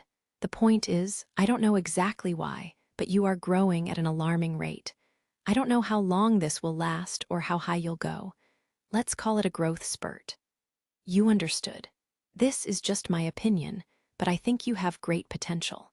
You have talent and great instincts as an adventurer. That skill couldn't be the only reason Belle had done this well so far. It was only the spark that allowed him to grow so quickly. There had been many indications of what he was really capable of doing.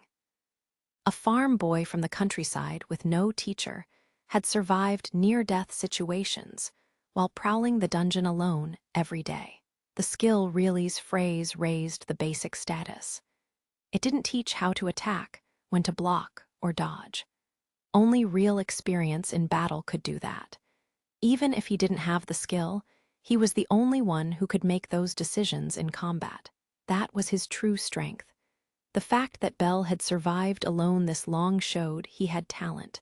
You will get stronger, and I want you to get even stronger than you are now. Yes. Belle sat up and looked into Hestia's eyes. She crossed her arms and looked back down at him. She put all her heart into her next words. I want you to promise me that you won't try to do too much. I want you to swear that you won't repeat the other night. Your will to get stronger is amazing, and I respect you for it. I will encourage you, support you, help you in any way I can so. Her eyes glistened as tears started to flow. She pleaded with all of her being. Please don't leave me alone. Her pleas had an immediate effect. Belle's shoulders sank as he looked upon her.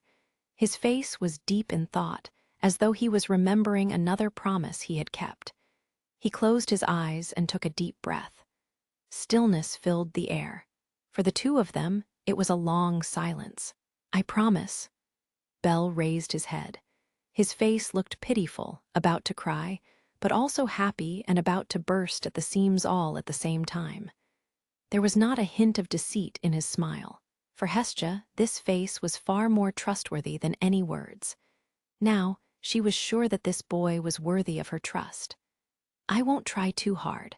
I'll do my best to get stronger, but I will not leave you behind or make you worry. You will not be alone. I'm glad to hear that. I can relax now.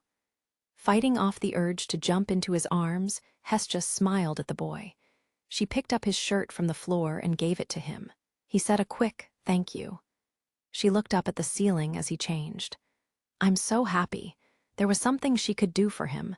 Her feet thumped on the warped flooring as she ran to a shelf in the kitchen. Most of the shelf was used for cookware, but she went to a box in the center and threw it open. Her hand flew around blindly as she fumbled for something hidden inside. Pulling the box down, she looked past the flyers and paperwork for her part-time job and found what she was looking for. She grabbed an invitation entitled Ganesha's Celebration of the Gods. Hephaestus will be there, right? The face of the friend and goddess who found this room popped into Hestia's mind. Getting in touch with Hephaestus was never easy because she was always working and traveling to many places around the city. Hestia decided to use this party as an opportunity to see her friend in person. The party started tonight. Came out of her mouth as she quickly looked around. Belle, I'm going to be out tonight, maybe for a few days. That okay? I understand. Something for work? Nope. I wasn't really interested at first, but some of my closest friends are going to a party. I'm thinking I'll go and say hi. It's been too long since I have seen everyone. Then by all means go, Belle said with a smile. Friends were important. He had no reason to refuse. Hestia felt bad for bringing this up out of the blue, but she smiled back and walked to the closet. None of her clothes were really appropriate for the event, but she grabbed the best dress she had and put it in her travel bag. A few more odds and ends, and she was ready to go. All that was left was to request someone to cover her shift at work. She'd do that on the way. She was almost out the door when she thought of one last thing. Belle, are you going to the dungeon today? I'm planning to, yes, should I not? He had just made that promise. He timidly looked up at the goddess, expecting another lecture to hit him like a brick wall. No, it's okay, go ahead. But be extra careful, okay? You are still recovering, remember. I will. Thank you. Belle looked so happy with dimples in his cheeks. He nodded to Hestia as she set out. The sun's rays stretch across the sky. It's late morning. Good time for a jog down Main Street. There are a lot of people out enjoying this nice weather. I left the room not long after the goddess. Got my armor this time, on my way to the dungeon now. Yeah, the goddess was right. My knee is not happy. Whatever 6th-level monster got me had one hell of an arm. It'll take some time to get back to normal. Just another reason not to push it. No adventures for me. If I screw up, I'm heading home ASAP. but I'll focus and do my best no matter what. Ah, there it is. The dungeon is still a bit far away, though. Up until a few days ago, I was impatient and would have run all the way there. But not now. The goddess calmed me down quite a bit. My head is clear. All I need to do now is go forward as fast as I can. It will take time, but this is the fastest way to catch up with Miss Wallenstein. Keep going to the dungeon, keep getting stronger. All efforts bear fruit eventually, right? I can still hear the goddess saying, "Don't do too much." With the goddess's words in my head, my feet stop in front of that place. Yeah, there is something I have to do before going to the dungeon today. This might be a little rough. Closed. I scratch my head as I think this over. Got to face the music sometime, might as well be now. Just need to get a foot in the door. Ding ding. A bell rings as I peek my head through the entrance of the benevolent mistress. "I am awfully sorry, sir, but we are not open just yet. Can I ask you to return in a few hours?" "Now, Mia's bar isn't open night." An elf and a cat person were busy setting up tablecloths. They still responded to me right away. They're both very cute, wearing the same uniform as sir. There is no other way to describe them than simply pretty young ladies. I guess I have a thing for elves and their pointy ears, because just hearing her voice has made me nervous. "I'm sorry to intrude, but I'm not a customer. Is Sir Flubber here? And the owner too?" "Kaya, the dine and dasher from before, Naya. The one who came to give Sir an offering, Naya, and then abandoned her at the table, Naya. That white-haired kid, Naya, you will be silent. Be Naya. I apologize for my coworker. I will retrieve Sir and Mamma Mia right away." Thanks. I didn't even see the elf move. She just suddenly had the cat girl by the collar and dragged her away. Elegant, fast, refined, it's enough to make me sweat. There they go up the stairs. It's too quiet in here now. I remember this place feeling like a bar. Now it looks and feels more like a cafe. Maybe they change the restaurant during the day. Adventurers are in the dungeon, so they're trying to appeal to regular townsfolk. Cafe, that's right. There's a terrace here, isn't there? They thought of everything. Bell, thump, thump, thump. Behind me, pattering feet. Ah, it's Sir, and she's running down the stairs. What would I give to just dig a hole and bury myself right here? Then I wouldn't have to face her. That's not going to happen. Man up, you can do this. You can start by walking up to meet her. That's it. "I'm very sorry for what happened the other day. I didn't pay." No, it's okay now. I'm happy that you came back." She's giggling. I should look up. I might be bowing a bit too low. She's not even asking me why. Look at her, her arms open, a warm smile on her face. I could cry right here. No, tears go back. Oh, I can act like some dirt or something got in them. Good cover. Okay, the money is in my backpack there. Here, this should cover the food I ate. If that isn't enough, I can pay more. I would never say it isn't enough. Your coming back is enough for me, and I'm sorry too. You don't have to apologize. Her words are too nice. All right, how about a handshake? Nice firm shake, that might have been a bit too strong, yeah. She's rolling her shoulder, but she's laughing. Oh, what a relief. She's smiling with her eyes. I'm so glad she's forgiven me. Hey, wait, where's she going? She looked like she remembered something important, and now she's disappeared into the back room. There she is, and she's carrying a big basket. "You are going to the dungeon soon, aren't you? Please take this with you." The chef baked our rations this morning, so they are very fresh. I did touch a few of them, though. That's okay, but why? Would you believe me if I said I wanted to? She tilts her head, has that same shy smile from before. She looks so kind, gentle. I can't refuse that face. Maybe she's rooting for me, cheering me on. Thank you. I'll eat them before I go into the dungeon today. I'll take the basket, but I can't keep smiling with you. My cheeks hurt. She's looking at me funny again. Her cheeks are going pink, too. I like her giggle, though. "The boys' air, eh?" A voice from behind the bar. The door hinges are still creaking. Mamma Mia, damn, she takes over a room. Gotta get out of here. No, I can't do that. Turn and face her. Even for a dwarfess, she's pretty big. Her shoulders are double mine. Ah, I gotcha. Came back to pay the money, did ya? Ain't that nice o' you? You're welcome. Sir, take a break, eh? You been in and out all day. Yes, sure. She makes a quiet bow. Mamma Mia is coming this way. She's smiling, not a warm, hearty smile, a bold smile. Oof. That's her meaty hand square on my shoulder. Now she's talking. If you hadn't come back, we woulda released the hounds ta find ya. Gulp. If you'd been a day later, I'd enjoyed hearing me pray squeal again. To think, I almost died twice in one night. She would have killed me. Nice save, Belle. Nice save. Sir, that's your lunch he's carryin'. You okay with that? Oh, yes. Missing lunch isn't that big of a deal. Why is okay to go hungry and give him nigher lunch, Naya? It just. Oh, don't be rude, Naya. You two are like that, Naya. He's nigher. Not that. I think Sir chased after the cat girl, but I couldn't watch them. There is someone a bit more important with her hand on my shoulder. I will never do anything out of line in front of Mamma Mia again, ever. Be sure say thanks Tosser. Lot o' us here are not as forgiven as she is. In fact, if she hadn't said okay, you'd be swimming with fishes bout now. She's serious. Sir chased after you that night, but she couldn't find ya. Came back all depressed, moppin' around. That there elf, Liu, grabbed a claymore from the back. Wasn't easy stoppin' from huntin' you down. I may like elves, but I'm a long way from understanding them. But Sir chased after me even when I was like that. A new fire sparked to life in my chest. A good one this time. I am really in Sir's debt.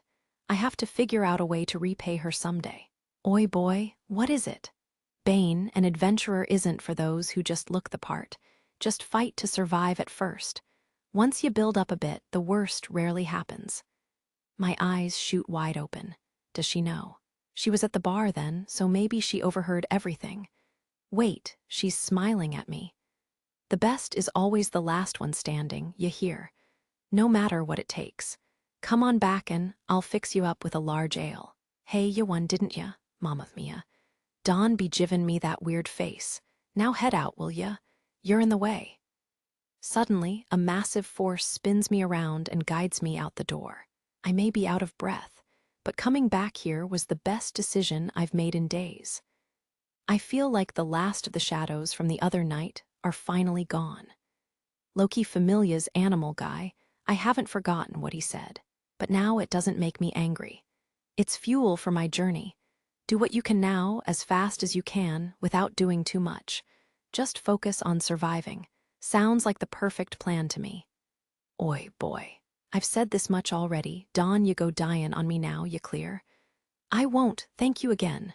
I feel so alive. I'm heading out. I yell back into the bar before heading into the crowded street. Night. A bright moon floats above the curtain of darkness that has fallen over the land. The moonlit forest is alive with the sounds of owls and rustling leaves. These sounds ride the breeze and spread out over a vast plain to merge with chirping birds and swishing grasses. They flow together in a chorus of nature until the sounds hit one sudden change in the landscape. A very big wall. Big, thick, and sturdy, the edge of the city may as well be a castle wall. The protective wall is constructed completely out of stone.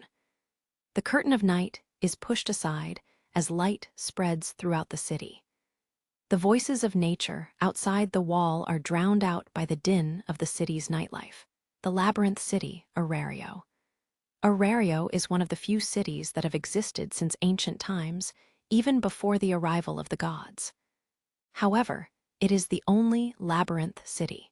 The wall forms a perfect circle, encasing the metropolis in stone. Relatively, tall towers and buildings stick up just inside the edges of the wall. Shorter buildings are toward the center. This stone behemoth is lit by hundreds of magic stone lamps. It's as if a sea of stars came down from the sky to live in a stone castle. One tower in the very center of Arario looks tall enough to pierce the clouds. The tallest tower in the city, its imposing shadow strikes awe into the citizenry. Visitors come from far and wide to see the tower and bask in its glory. The tower is directly over the entrance to the dungeon below. Known as Babel, its main purpose is to be a lid. With Babel at its core, the image of Arario has spread far and wide around the world. More adventurers call Arario home than any other city or country. The dungeon is where all of the ancestors of monsters scattered around the world were born. Many people refer to the dungeon as one of the world's 3 great mysteries. A colossal, unknown, sleeps within the deepest part of the dungeon. This unknown draws many fearless adventurers into its depths. Of course, most of these adventurers are motivated by greed. A place that spawns infinite monsters and drop items provides an infinite source of wealth. For those adventurers on a quest for glory, slaying particularly violent and dangerous beasts is the fastest way to become immortalized as a hero in tales of adventure. Arario was given the name Labyrinth City on a whim by the gods who lived there. They thought it made the city sound more interesting. Soon, Arario became known far and wide. Adventurers had nothing to do with it. The excitement of the unknown, the lure of wealth, a chance to attain glory and above all notoriety, draws in more and more people every year. Among the newcomers, there may even be a few who come here merely for fun and a fated meeting. The most passionate city in the world. That is what it's called. Ah, look over there. It's the head of the dirt poor familia, Take Mikazuchi. Oi, hey, uyai, heh. Ah, isn't that the guy who has so little money every year his face is caving in, Take Mikazuchi? Oi, hey, uyai, he. Quiet, you worthless deities.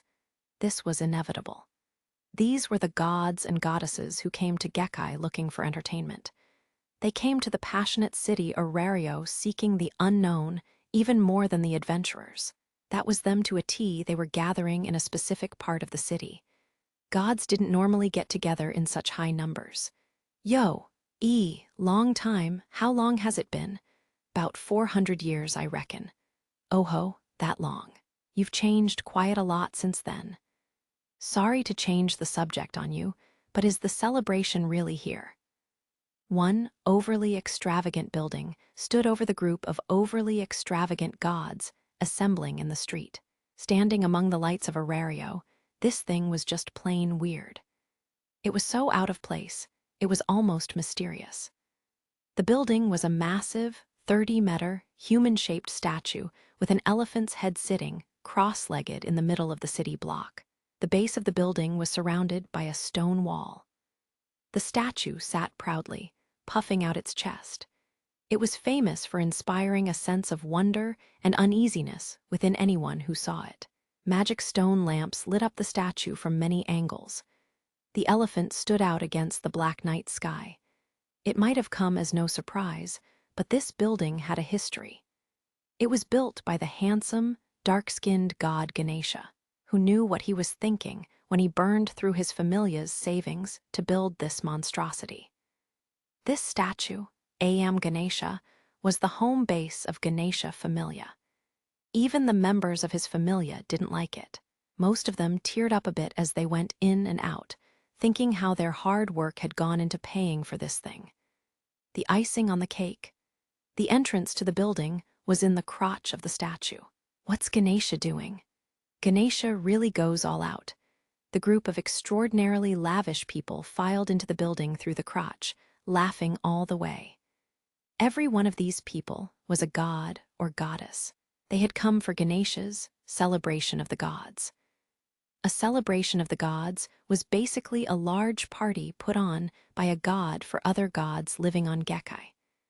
There were no rules about who hosted and who attended. The celebration was hosted by a god who wanted to throw a party and was attended by gods who wanted to come. It was all done on a whim. Everyone, thank you for coming today. I am Ganesha. I am overjoyed at the attendance of this celebration. I love you all. I do have one small announcement to make. The yearly festival put on by my familia is only 3 days away. Please encourage your familias to attend. The Great Hall was only lightly decorated, completely different from the lavish exterior of the building. Ganesha, wearing an elephant mask and dressed to match his statue, greeted his guests in a booming voice from the top of a stage in the middle of the hall. The gods in attendance, by and large, ignored his greeting and continued talking among themselves. The party was set up to be a standing buffet. Tables with white tablecloths lined the great hall. An array of fresh food filled the hall with a variety of mouth-watering smells. Soft echoes from the shoes of both the attendees and the staff thumped from all directions. A band sat behind the stage, waiting for the signal to play dance music. Almost all of the deities in Arario were in attendance tonight. Invitations to the celebration had been distributed by the host's familia. The number of guests was determined by their resources. Ganesha familia was very prominent in Arario, so he was able to send an invitation to every single god and goddess within the city wall, Hestia included. "Hey, Mr. Waiter, bring me a stool. Quickly." "Why, yes." Hestia was busy raiding the food tables under the din of conversing gods when she summoned a member of Ganesha familia. She was not tall enough to reach a particularly delicious-looking dish in the middle of a table. "Mine, mine, mine." Her arms flew around from dish to dish as she gathered as much food as she could onto her plate. Unable to say anything, the waiter just watched her in action. Hestia had no plans of slowing down. It was a buffet, and she was going to take full advantage of it. Hestia familia was among the poorest of the poor familias. She was most likely the bottom of the barrel of all the gods in attendance. But Hestia didn't mind. She had no problem working, so that Belle had enough energy to work in the dungeon. Working in shops and doing odd jobs was just part of her life now. However, she was the only deity there not wearing extravagant clothing. She was wearing her usual garb, but had tried her best to make her clothes look more formal. It didn't fool anyone. "Hey, isn't that lowly big boobs? Wow, she's still alive? I've seen her. She's working part-time in the northern South Block." The children were patting her head. "That's our lowly lady." Of course, Hestia stuck out like a sore thumb. Shoveling food into her mouth and wearing ordinary clothes, she attracted a lot of attention. Hestia knew they were making fun of her, but she decided to ignore everything and keep her mouth shut. At least until she found more good food. "Just what do you think you're doing?" "MMHNNGG, MM." A very tired voice hit her from the side. Spinning around with a mouthful of pastries, Hestia saw a goddess with flaming red hair and wearing a dark crimson dress standing next to her. Her face was thin with a sharp chin, showing her strong will. In fact, even the golden earrings she was wearing could not compete with her sheer beauty. However, Hestia couldn't help but notice black skin covering half of the goddess's face over her right eye. A bandage covered most of it. She stared down at Hestia with her left eye. It was wide and looked shocked. Hestia gulped down the last of the food in her mouth. "Hephaestos, I'm happy to see you too, Hestia. I'm glad you are well. I'd be happier if you wore something a little more appropriate." Hephaestos shook her head and rolled her eye. The magic stone lamps on the ceiling shone down upon the one-eyed goddess. Her waist-length hair sparkled as if it were woven with sugar. Hestia took a moment to admire Hephaestos's beautiful red hair before going up to her with a big smile on her face. "I'm glad I came. I was right to come." "What? I'm only going to say this once. I'm not lending you one val." "How rude!" Hephaestos glared at her friend as she snapped a warning. She was the goddess who had looked after Hestia before she met Belle, the one who had kicked Hestia out of her familia's base. Their relationship was still a little tense. While they had been friends for a long time, Hephaestos had lost her patience with Hestia because she hadn't formed her own familia, hadn't worked, and had become a burden. However, even after evicting her, the needy goddess would always come back asking for money. Whether it was, "I can't find a job," or "I can't find a room that keeps the rain out," Hestia always had a sad story to tell before asking for help. She'd pushed Hephaestos as far as she could. Hephaestos had a serious problem on her hands. She couldn't leave her friend out on the streets with no money, but she also couldn't keep helping her with every little thing. In the end, she gave Hestia the room under the church and found her a part-time job. The only thing Hestia did by herself was induct Belle into her familia. She acted mature and independent when she was around Belle, but on her own, she was a lazy goddess who couldn't get anything done on her own. Do I look like a goddess who would do that? Sure, I needed your help in the past, but thanks to you, I'm doing fine on my own. I don't need to eat from anyone else's plate anymore. Weren't you doing that just a second ago? This food will just be left over if it's just going to be thrown away. I should at least put it to good use, yes. Ho ho. That's a great way to put it. I'm so happy you've changed, my tears of happiness just won't stop. Juwu, Hephaestos scoffed through her nose at Hestia's pained face. Click click, click click. High-heeled shoes echoed as another goddess approached them. Hee hee, still the best of friends, I see. Ehf Freya? Hestia turned around to see emerge from another group of deities, a goddess so beautiful that she made the others look normal by comparison. The floor was her runway. Everyone else was there to admire her. Her skin was the color of fresh fallen snow and just as smooth. Freya's arms and legs glided through the air as if she were swimming, her perfume getting the attention of other gods as she drifted past. Their eyes fell on her luscious derriere. The cloth holding it in place stretched way too thin. Her gold-trimmed, full-length gown was open in the front. With only one layer of fabric over each breast, she proudly showed off her full shape. Her cleavage was bright pink, like she was too warm. She had the perfect body. Better proportions did not exist. Long eyelashes surrounded calm eyes that radiated confidence. Her beauty transcended beauty, to the point that no one else even came close. The goddess of beauty gently swished her silver hair as she glided up to the other two goddesses. Why are you here? Saw you standing here. Thought I'd say something like it's been ages, and invite you to walk around the Great Hall. Something like that. Don't say it like that, Hephaestos. Am I disturbing you, Hestia? A smiling Freya asked the shorter goddess as she stepped into their conversation. It's not that, Hestia fought back, an irritated twitch in her lips. I just don't like you very much. He, that's what I like about you. Oh, please. Hestia crossed her arms and looked away. Being the goddess of beauty, Freya was a lady among women and always carried herself as such. She was always ahead above the rest. Freya had the ability to make others stop and wonder at her charm and grace. Even whimsical gods fell under her spell. The children on Gekai became enslaved by her smile alone. However, Hestia couldn't stand Freya's personality or other gods like her. She did her best to avoid them. Hey, Fei, Freya, itty bitty. Then again, you're not so bad compared to a few others I know. My, aren't you tense? Freya's smile widened as she turned to face the newcomer, who was flailing her arms and half jogging up to the group. She had vermilion-red eyes and hair. She'd changed her hairstyle from a simple short ponytail to a stylish inward spiral just for the celebration. She was sporting a sleek black dress. She might not have looked like much standing next to Freya, but her face was on par with Hestia and Hephaestos in terms of charm. Yo, Loki. Why the hell are you here? Wasamata, am I not allowed to greet you without a reason?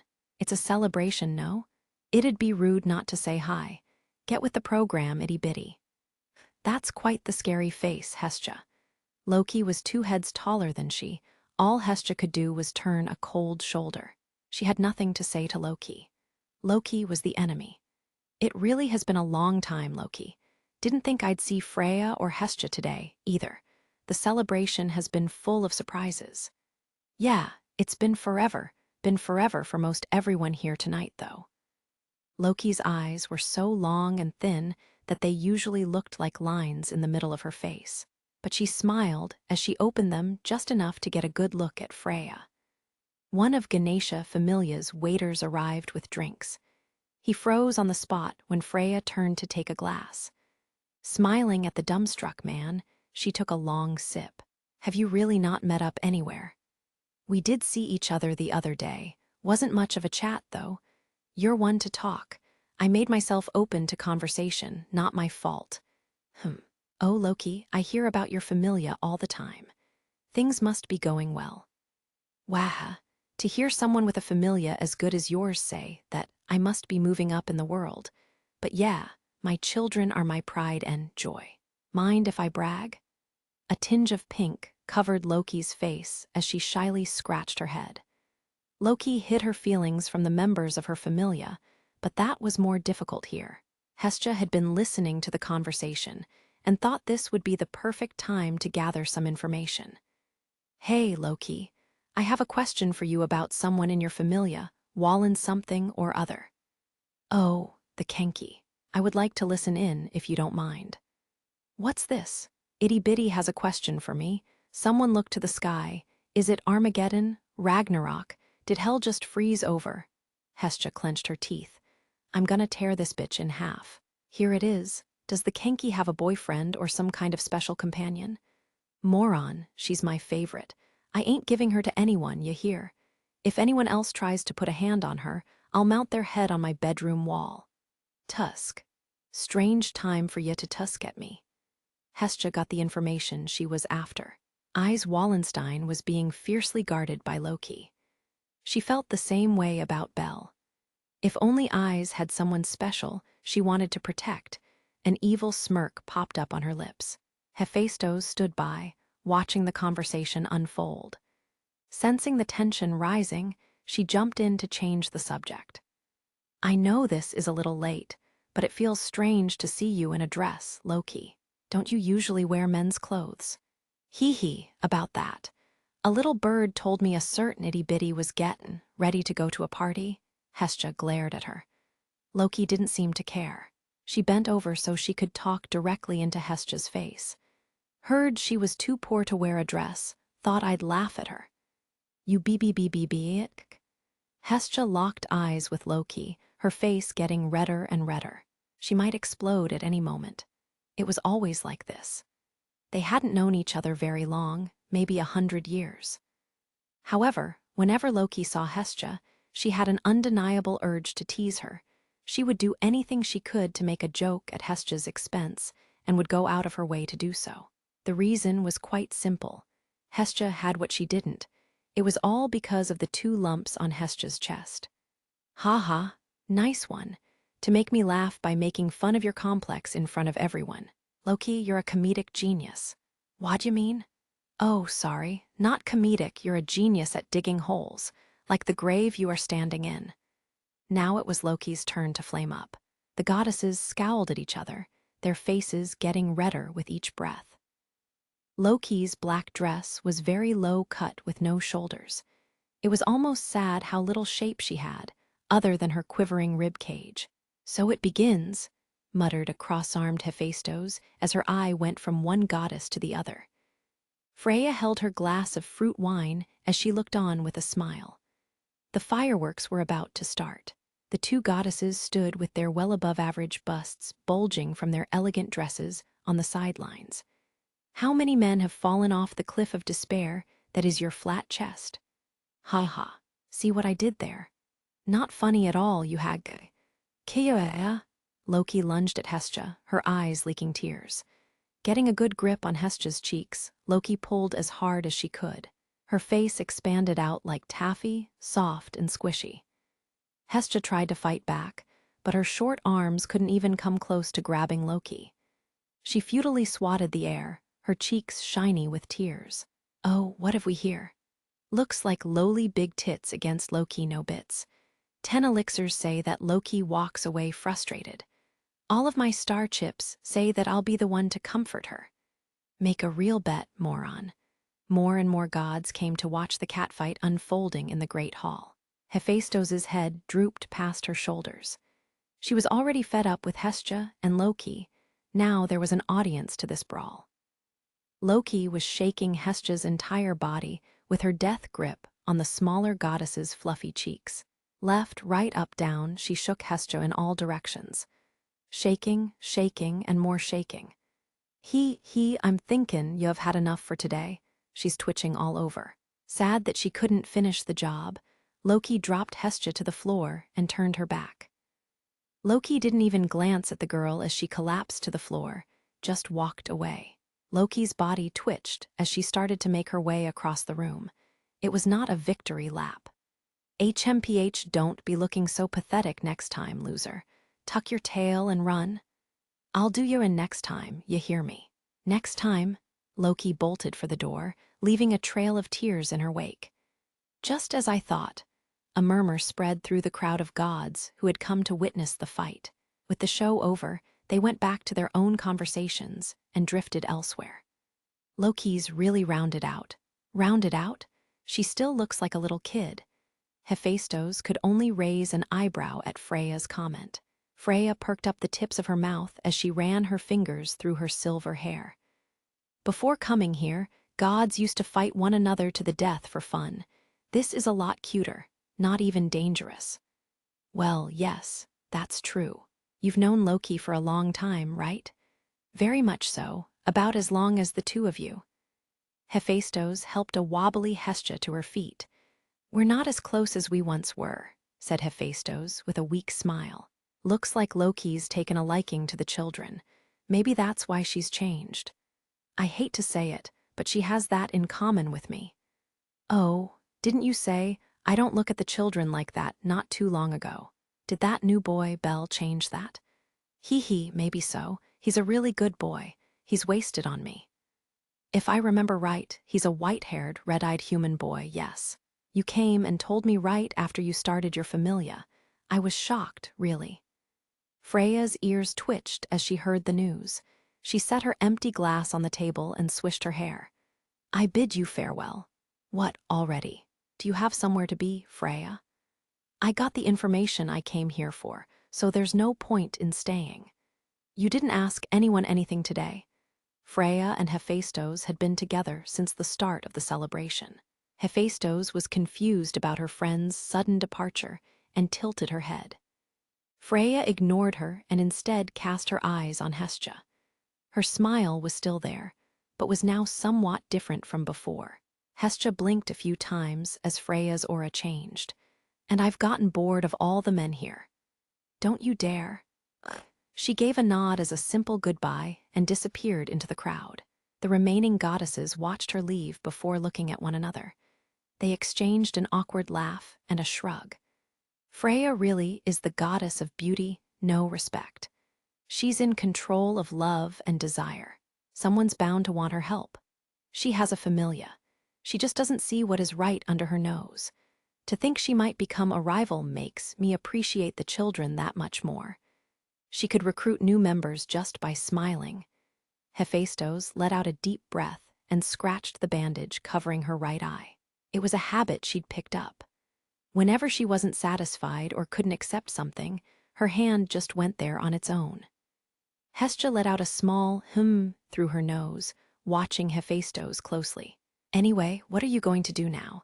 I'm going to walk around, talk to a few more people. Are you going home? A light snapped on in Hestja's brain. Her shoulders jumped when she realized she had almost forgotten something very important. You could stick around for a while, have a drink or two. Yeah, well. Hephaestus's expression changed when she saw Hestja start fidgeting. She'd seen that many times before, ignoring the blast of suspicion bursting out from under Hephaestus's flaming red hair. Hestja made up her mind. She cleared her throat. I have a favor to ask you. Hephaestus's left eye narrowed, sharp as a dagger. The carefree Hephaestus was gone in an instant. She was engulfed in a much more serious aura. It was the same one she'd had when flat out stating that she wouldn't be lending any money. You ask now, after what you said earlier. Think back, what did you say? What was it again? I don't need to eat from anyone else's plate, ring a bell? Hestja smiled and nodded, not arguing the point. She had said that, after all. Hephaestus looked at her as though she had just climbed out of a toilet. While Hestja wanted to take back her earlier statement, she clenched her jaw and waited out the awkward silence. This was the reason Hestja had come to the celebration in the first place. She might lose a friend for it, but she had to try. Okay, I'll play your game. What is your request?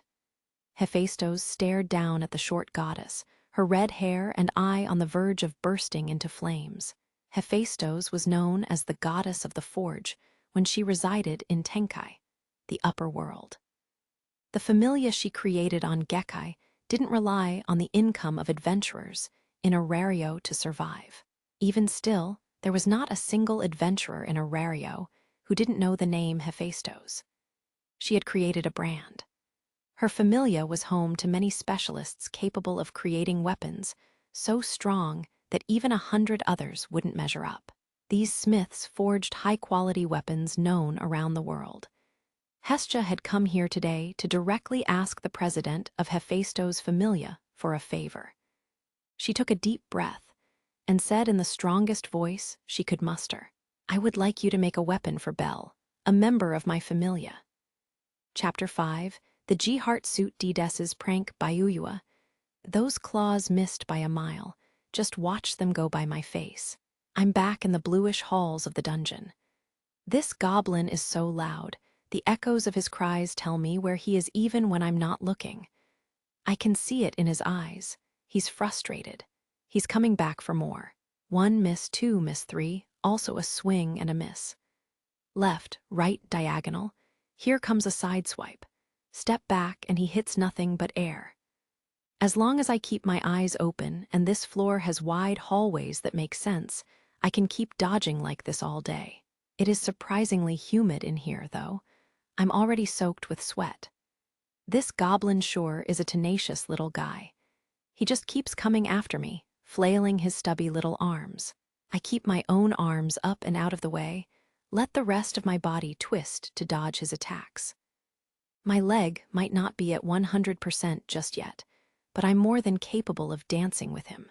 Gigi and Jaya? I think I just saw something. Not the goblin, he's shaking his fist in frustration. Above, there is a shadow stuck to the wall right there. Jega. It jumps in front of the light specks, casting a large shadow. Incoming, nah. I roll backward just in time to avoid its surprise attack. My eyes are still a bit hazy. Too much blood to the head, looks like 4 legs, some kind of lizard maybe. Scaly brown skin, a tongue flicking in and out of its mouth. Yep, this is a lizard. Including its tail, it might be as long as I am tall. A dungeon lizard. It shows up on lower levels too, though 4, same class as goblins and kobolds. The moment I was waiting for. The goblin can wait. I have to finish off this one first. It has sucker discs under its feet. It'll climb back up the wall to line up another attack if I don't take it out now. If it gets away, what a pain. The goblin jumps in for another attack. Sidestep. I'll take care of you in a moment. I've got to repay this lizard for his sneak attack. Blast off. Yahhh. Huge. The dungeon lizard must have sensed my blade. It made straight for the wall. However, I'm faster. Dagger to the other hand, jump forward there. I plunge my blade deep into the lizard's back. It howls in pain, limbs thrashing. Did I hit the magic stone shard? Hee, looks like I just made a Liz kebab. In its last gasp, it bends backward, trying to bite my face. Not even close. A second later, it falls limp on the floor. Its body is still here. Magic shard is still okay. Jai. Oh yeah, the goblin is still here too. Got my dagger out of the dungeon lizard's corpse. Good defensive stance. I've got an idea. I unclip my backpack from my arm and hurl it straight at the incoming goblin. Projectile baggage, not bad. Wide-eyed goblin never saw it coming. Time slows as I watch my bag slice through the air and slam into the goblin's face. Heej, the sound of impact booms through the hallway. The goblin flies backward like a bug, flicked off a shoulder. My strength has reached the point that I'm able to not only carry heavier drop items through the dungeon, but can also use the backpack itself as a weapon against lower-tier monsters. He's still rolling like a snowball, clutching my bag. Goo! Snap. Ouch, that crack sounds like it hurt. He's stopped rolling, but his body is convulsing, and now he's not moving anymore. Don't let down your guard just yet, Belle. Yep, it's dead. Take a deep breath, relax those shoulders. Battle is over for now. Flicking the lizard blood off my dagger, I slide it back into its sheath. All right. Stretch out the arms and legs a bit. The knees not too bad. I finally have my full range of motion back. Still stings a bit, though. I don't want to test it more than I have to. I'm glad. This means I'm stronger, right? I mean, I'm in the lower fourth. Cleared out the monsters in this area, too. That last battle went very well, now that I think about it. I didn't have any trouble dispatching the dungeon lizard and the goblin, even though it was 2-on-1. I even favored my good leg and still dodged all of their attacks with ease. That alone proves it. I'm getting stronger. Just as the goddess said, I'm improving very fast. But am I catching up to Miss Wallenstein? From the bottom of my soul, I really hope so. She's level 5, but I have no idea beyond that just how strong she is. There is a flame burning within me that keeps me going. It tells me I can get there. That should be enough for today, though. I need to get the magic stones from the dungeon lizard and the goblin. I might be attacked on the way home, too, don't forget. I made 3 trips up to exchange shards for money earlier today. My pack was too heavy to keep going. Time to start number 4. The path from lower level 4 to lower level 1 has been ingrained in my memory. Lots of twists, turns, and 3 stairwells sit between the dungeon entrance and me. I encounter a few kobolds and goblins on the way there, but they're no big deal. It's got to be evening by now. The sky should be turning orange. I start seeing other adventurers halfway through lower level 1. There is only one entrance and exit, so I'm used to seeing a few on my way home. Look at their armor. It's amazing. That elfess, hers is so sleek and poised. And that dwarf, his armor looks like a mobile fortress. Then there's me in my crappy little outfit. I should get through here as quickly as I can. Please don't notice me. I wonder if the goddess will come back today. She left to go to a friend's party 2 days ago. She said she'd be gone for a few days, so I'm not too worried, but still. I probably miss having her around more than she misses me. I wonder what she's doing right now. Almost there. A long, wide tunnel connects the upper part of the dungeon with the outside world. Many people call it the beginning road. There is a large hole in the ceiling at the head of the road. Unfortunately, I have to climb 10 meters of a spiral staircase to get out of here. The hole's diameter is about 10 meters as well, just one giant tube. I join countless groups of adventurers as they climb the winding silver staircase. After the last few steps, everything changes. The walls look man-made, even the smell is refreshing. This is the basement of the White Tower, Babel. The room is like a giant wheel resting on its side, but with no spokes. Seriously, thousands of adventurers could be in here and still have room to breathe. It's hard to believe I'm standing directly above the most dangerous place in the world. The monsters are right below me. Maybe that's why it looks like a giant shrine. If someone told me this place was supposed to be used as an altar in a ceremony to honor the gods, I'd believe it. The walls are a mix of blue and white. They're dotted with stone plaques inscribed with names, probably adventurers from a time gone by. There are many long, thick pillars scattered all around. I can't count them all, too many. A grand mural covers the ceiling of the chamber from end to end. It is the most subtle and soothing picture of the sky I have ever seen. I'm perfectly safe from this point on. I can feel adrenaline leaving my body. Unfortunately, it was keeping the pain from my injuries at bay. Gonna be sore tonight. What's that? All the adventurers and supporters are clearing a path. What's behind them? Isn't that a cargo box? It's very large. Several people could fit inside. It's on wheels with a long handle wrapping around the front. There's another one, a whole row of them. Aren't they used when groups go on expeditions to the lower floors? I suppose they would be handy to carry food and supplies. It takes a long time to come back up. Did that one just move? I heard it. The adrenaline's coming back. Okay, calm down. Let's watch it, see if I'm just hearing things. It moved again. Something inside is alive and trying to get out. Should I go take a peek? Wait, what if?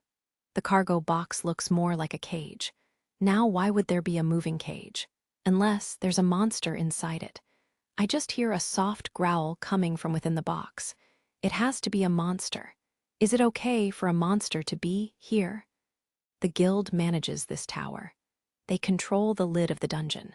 In ancient times, the monsters would emerge almost every day. I'm sure that caused a lot of problems. So this tower was built to keep them down there. It's our guard tower. Nowadays, adventurers have fauna, so we go and hunt them. On the other hand, they can still come at us in waves. I've heard that the guild is very strict about the tower, their base. They do many things to keep us safe, so they would never allow anyone to bring a monster out of the dungeon. Monsters should not be in here ever. Here comes another cargo box coming up the spiral stairs. This is insane. What do I do? What do we do? They doing that again this year. Monsterphilia, yep. Is there a point to it? I'm surprised people haven't gotten bored. Yearly freak show pointless. Ganesha Familia puts a lot into it. Even the guild goes along with this every single year. Sounds just like Ganesha, doesn't it? All these voices in the crowd. They're not frightened, they're bored. Monsterphilia. So the monsters that are being pulled up here one after another have something to do with this fair.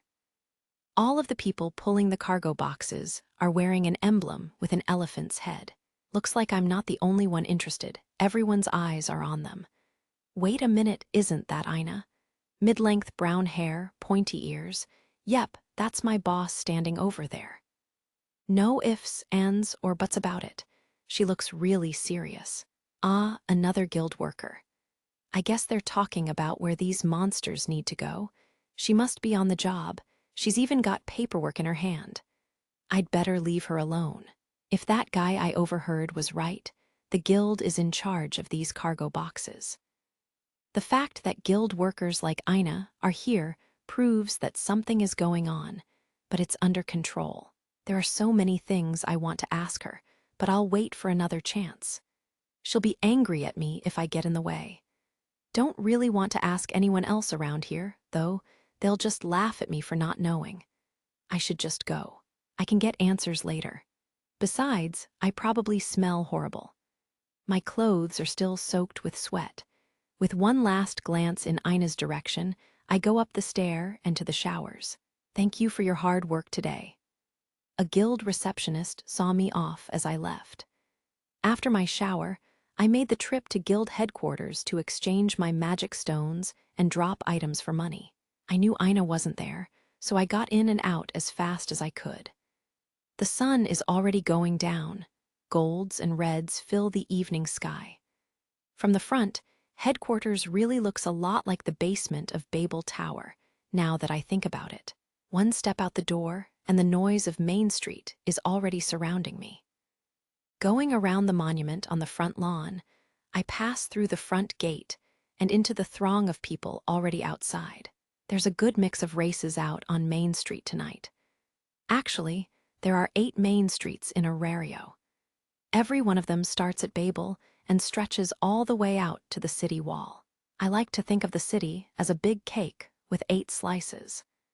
Each main street is named for the direction it goes from Babel Tower, like North Main or Southeast Main. The goddess and I live under a church between Northwest Main and West Main. The benevolent mistress, where Sir works, is located on West Main. The guild headquarters is here, too, so most people on this street are adventurers. Adventurers and their supporters need the guild for many things like paperwork, the exchange, etc. I'm in here a few times a day. Everyone else at least once a day, I'm sure. Out of all the main streets, West Main has by far the most adventurers. Therefore, there's a lot of competition for shops and bars to get a spot on this street. Adventurers need supplies and a good place to relax, and they have money. This street is lined with weapon shops, armor shops, item stores, and lots of bars. The places off of Main Street are a little shady, but you never know what you'll find in one of them. There are a few hotels here and there as well. Adventurers are going in and out of shops all over the place. I've got some time to kill, let's see what's around. The goddess isn't home, so no rush. Oh, if it isn't Belle. Ah, it's nice to see you again. A person walking toward me on the stone road called out.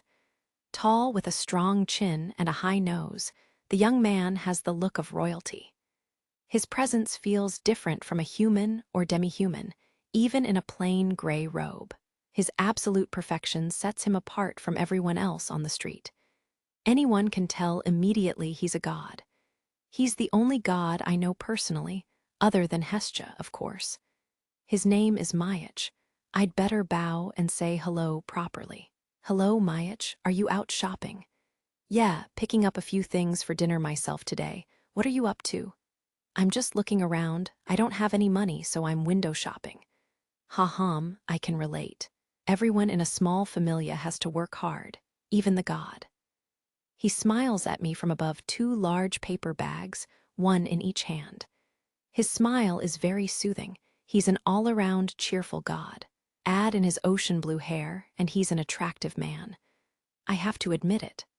The gods all look different, some very young, while some look almost middle-aged. But one thing they all have in common is an absolutely perfect face. A lot of us are jealous of them because of it, include me just a little. His wide smile is infectious, just like Hestia's. Wait, maybe he knows something about her. Can I ask you a question, Mayach? Do you know where Hestia is right now? She went to a friend's party 2 days ago, and she still hasn't come home. Hestia? No, I'm sorry, I haven't seen her either. I don't think I can be of much help. It's okay. Please don't worry about it. A god apologized to me, and he lowered his head. No. Head down now. 2 days ago, that's most likely Ganesha's celebration. Unfortunately, I couldn't attend the event myself. If I had, I might have more to tell. Mayach, were you not invited to attend? Ah, no. I got an invitation, but my familia is struggling for money at the moment. I can't leave them at this stressful time. It wouldn't be right. I was hard at work creating a new compound. No time to go to a drinking party anyway. I'll be frank when I say his familia is a lot like mine, struggling to make ends meet. That's half the reason I know Mayach. We are both in bottom-of-the-barrel familias. Belle, I'd like you to have these. It's a sample of what I was working on the other night. Are you sure? Transferring both bags to one arm, he casually reaches into the fold of his robe and takes out 2 small test tubes filled with a dark blue liquid and hands them to me like it was nothing. I take them almost as a reflex. The syrupy potion slowly swishes around in the vial. Looks like deep ocean molasses. Mayach, are you sure this is okay? What's wrong with giving a neighbor a cup of sugar? It's no problem. He ignores my bewilderment and lets out a hearty laugh. He pats my shoulder with his free hand and steps to the side. Well, I hope to be seeing you at my familia's shop again real soon, Belle. He waves one more time before turning around and continuing on his way. Did that really just happen? I'm so happy. There he goes into the crowd. I bow one more time as a send-off. These potions recover physical strength. I'm sure they'll come in handy. Now where to put them? Ah, my leg holster would be good. There we go. Mayach's familia makes items like this. Their store is very small, but they are a very specialized group. I don't know too much about what goes on behind the scenes, but I know that each familia in this business has its own recipe. They constantly look for new ways to get an edge on the competition. I like Mayach familia's potions. I go there when I have enough money to pick one up. His familia is a good example, but there are many familias doing the same thing with other items and weapons. Some familias produce items, and some are filled with smiths who make armor and weapons. I even heard about one that brings in fresh fish from the ocean. At first, I thought that familias were just groups of adventurers, but that's not always the case. Gods need to make a living. How they do it is completely up to them. The god chooses exactly what their familia is going to do. That decision, in turn, affects the market they go into. Gekai's food is delicious, so I'll open a restaurant. Kind of like that. They could even start their own country. They can do almost anything. But competition among members within a familia and from other familias is also very strong. Fights tend to break out. Without some strong adventurers to keep the peace, a familia can fall apart. It might not even get off the ground. Familias need strong leaders, and adventurers fill that role pretty well. Becoming an adventurer was perfect for me because it's a good way to make money. Okay. I had a few more romantic reasons for wanting to be one, too. But I'm not trained to do anything else. Here I am, walking to the left down Main Street, thinking about how I'd look working in one of these shops. Haha, don't think so. Getting close to the good weapon shops now. There are some really strong-looking adventurers around today. Ah, there it is. The weapons shop in front of me is twice the size of its neighbors. Not only that, it's painted to look like an inferno. It's impossible to miss this place. There is a strange-looking sign above some really thick doors. H Phi Alpha Iota Sigma Tau Omicron Sigma. I can't read those characters, but I know their meaning. It's the logo used by a world-famous familia of smiths. I don't think anyone's watching me. Let's have a look-see at their display window. One sheet of clear glass is between me and all sorts of sharp, shiny objects. Oh yeah, they make weapons, good ones. That one's got an emerald green blade. Those twin swords look awesome. The reach on that buster sword, it's huge. There's even a rapier inlaid with gold plating. Oh, there it is. This display is genius. The tip of the dagger's white blade is thrust into the center of a treasure chest-like box. Magic stone lamps light it up from the top down. It's like that dagger itself is the treasure, and I just found it. Its finely honed edge looks just as potent as the claw it was forged from. Not only is the blade a thing of beauty, it's just as powerful as the longer blades on display. That's a lot of zeros on the price tag. I would look so awesome with this. Kind of sad to admit, but I've been coming by this window on my way home for a while now. Just to look at this work of art. It's a top-class weapon used by the average adventurer. I know, I'm a dirt-poor adventurer using a weapon purchased with money borrowed from the guild, but I want to touch that one. Just once, just to see how it feels. I want it bad. I'm sure other adventurers would laugh and say, yeah, in your dreams. If I told them I want this dagger. If I keep trying to catch up to Miss Wallenstein, maybe the day I can hold this amazing weapon will come. With that dagger in my hand, I'd be unstoppable. Slash this way, cut that way, monsters dropping like flies. I've been staring into the glass for so long, I'm surprised it hasn't started melting. How long do you plan on doing that? While Belle was drooling over a weapon on display on the first floor of the weapons shop, a very irritated red-haired goddess was sitting behind a desk on the third floor above him. Hephaestos, dressed in her familia's uniform, had had enough. Her frustration poured into every syllable of her words. The source of her annoyance was on the other side of her desk, a goddess on her hands and knees with her face pressed onto the floor. It was none other than Hestia. They were on the third floor of Hephaestos' familia's main store, located on Northwest Main. The store was the base of operations for her familia's world-famous brand. The third floor was devoted to management and currently packed with tension.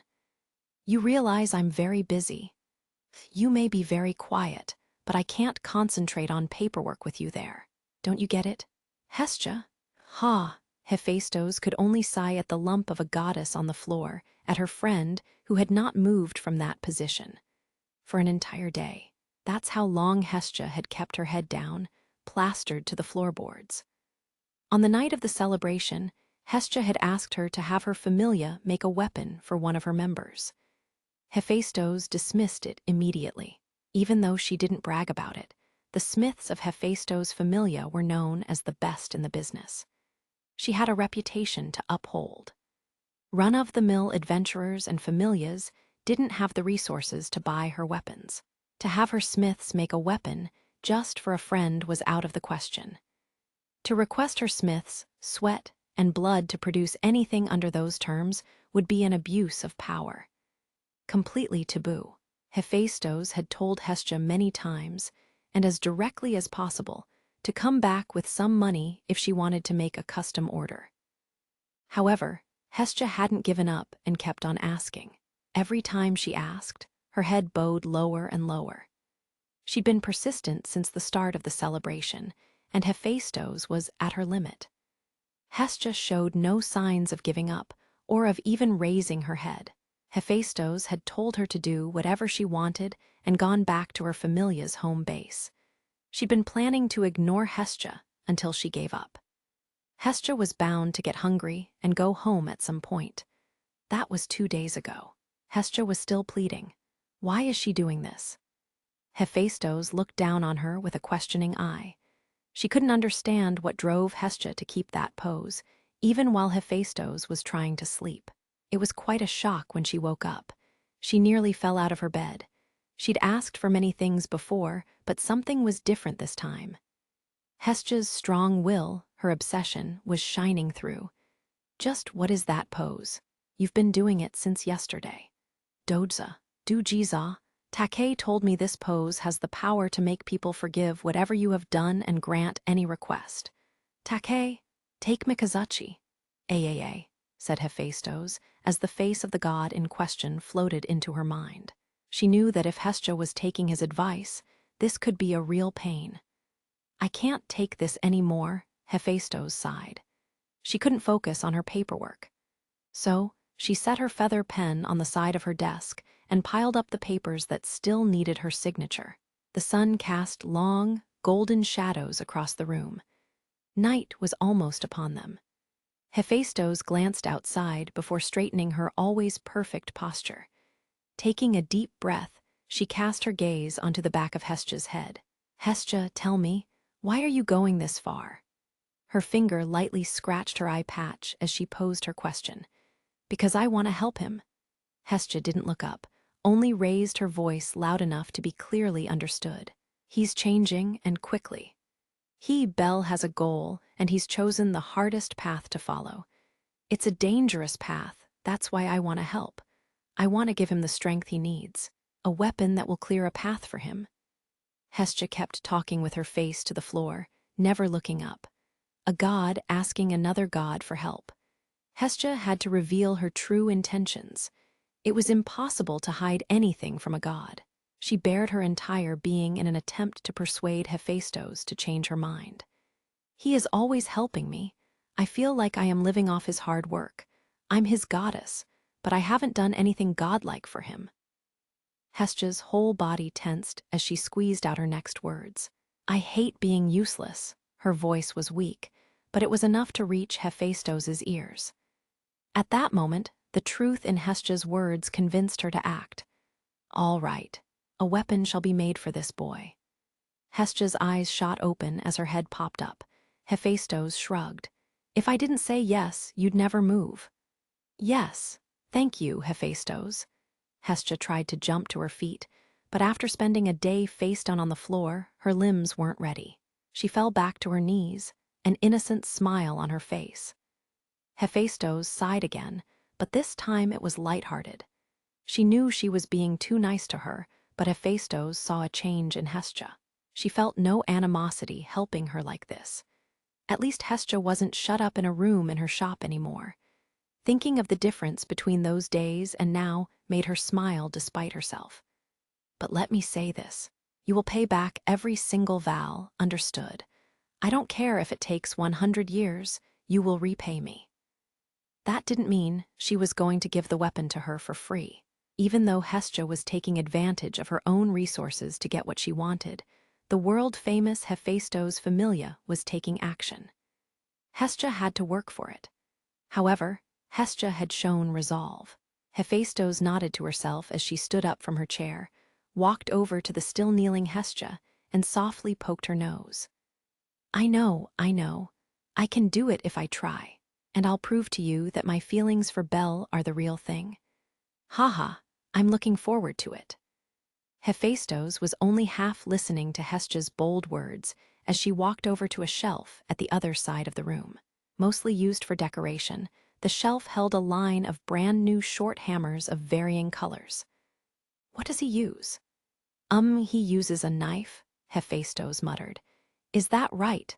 Under her breath, as she picked up a vermilion hammer from the display shelf. The hammer had no useless decorations or markings. It was designed to be used, not seen. Hephaestus slid the tool into a pouch strapped around her waist. Next, she walked farther down the shelf to a clear crystal case and opened the lid. The case contained a mix of assorted metals and alloys. She selected one that sparkled a light silver hue, mithril. Lighter and stronger than iron, mithril was also far more malleable and easier to work with.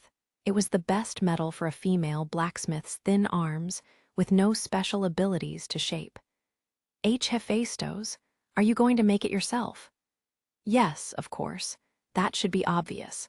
This has nothing to do with my familia. It's a private request between us. I can't let them get involved. This was the main store of her familia's business, but it was equipped with a rather small forge and workshop on the first floor. Hephaestus was planning to go there to make the weapon herself. She shot Hestia a look with her good eye as if to say, "You have a problem with that." Hestia shook her head and arms, indicating, "Not one." Her face beamed with youthful energy. "Why would I have a reason to complain? Belle will get a weapon made by the most famous blacksmith in all of Tenkai. In fact, I couldn't ask for more." "Have you forgotten? This isn't Tenkai. I can't use my power here." The gods and goddesses had a mutual agreement. All of them were forbidden to use arcanum while on Gekkai. Hephaestus had made hundreds of weapons and pieces of armor for gods while living in Tenkai. But down here, the goddess of the forge was on par with an unblessed child, just a human in terms of strength. "You think I care? I'm so happy you're doing this." She didn't doubt Hephaestus's skill. Accepting her work with no conditions still made Hephaestus uneasy. It was written all over her face. What bothered her most was that she didn't care. "You will be lending me a hand. I'm not going to let you just sit around. You can count on me." Hiding a small smile with her fingers, Hephaestus turned to leave. Hestia followed her, bouncing up and down like an excited puppy. "Got to follow the customer's wishes, don't I?"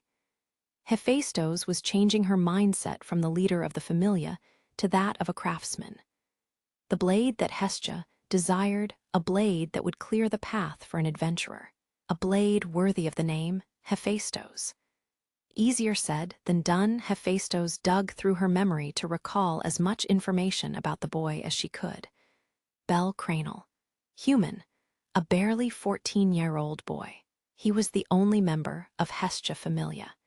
He'd received his Falna little more than 2 weeks ago. Basically, he was a greenhorn as far as adventurers were concerned. A high-quality blade usable by the most inexperienced of adventurers. This was a very difficult problem. Adventurers who tried to use too strong of a blade suffered for it. Their growth stopped as they tried to master the weapon. They couldn't wield it in battle. To put it simply, they were not ready.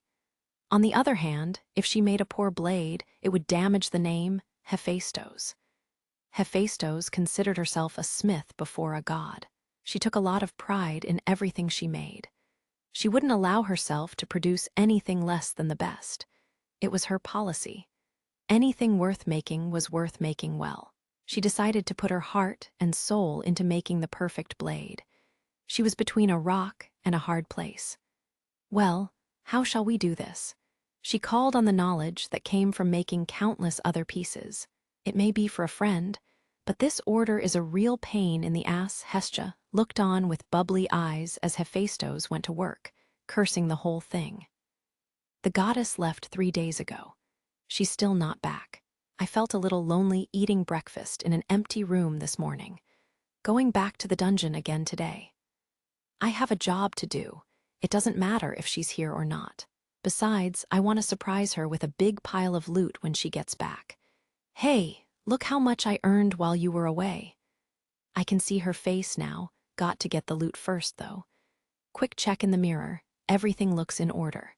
My leg holster has the 2 potions I got last night. My dagger is strapped to my lower back. Slip the backpack on over my armor, and I'm ready. Come on, Belle. You can do this. I'm heading out.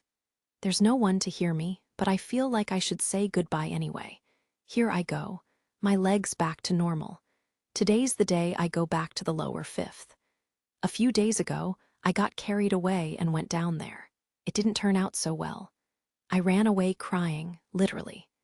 It'll be different this time.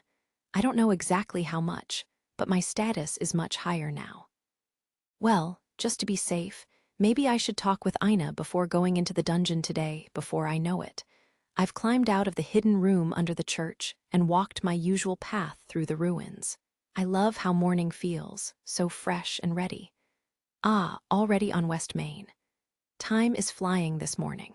Should loosen up a bit before getting to the dungeon. A morning jog sounds good. This morning looks a lot like the morning I met Sir. The sun is in the same place. People are going about their business. I can run faster than this. Speed up, man, speed up.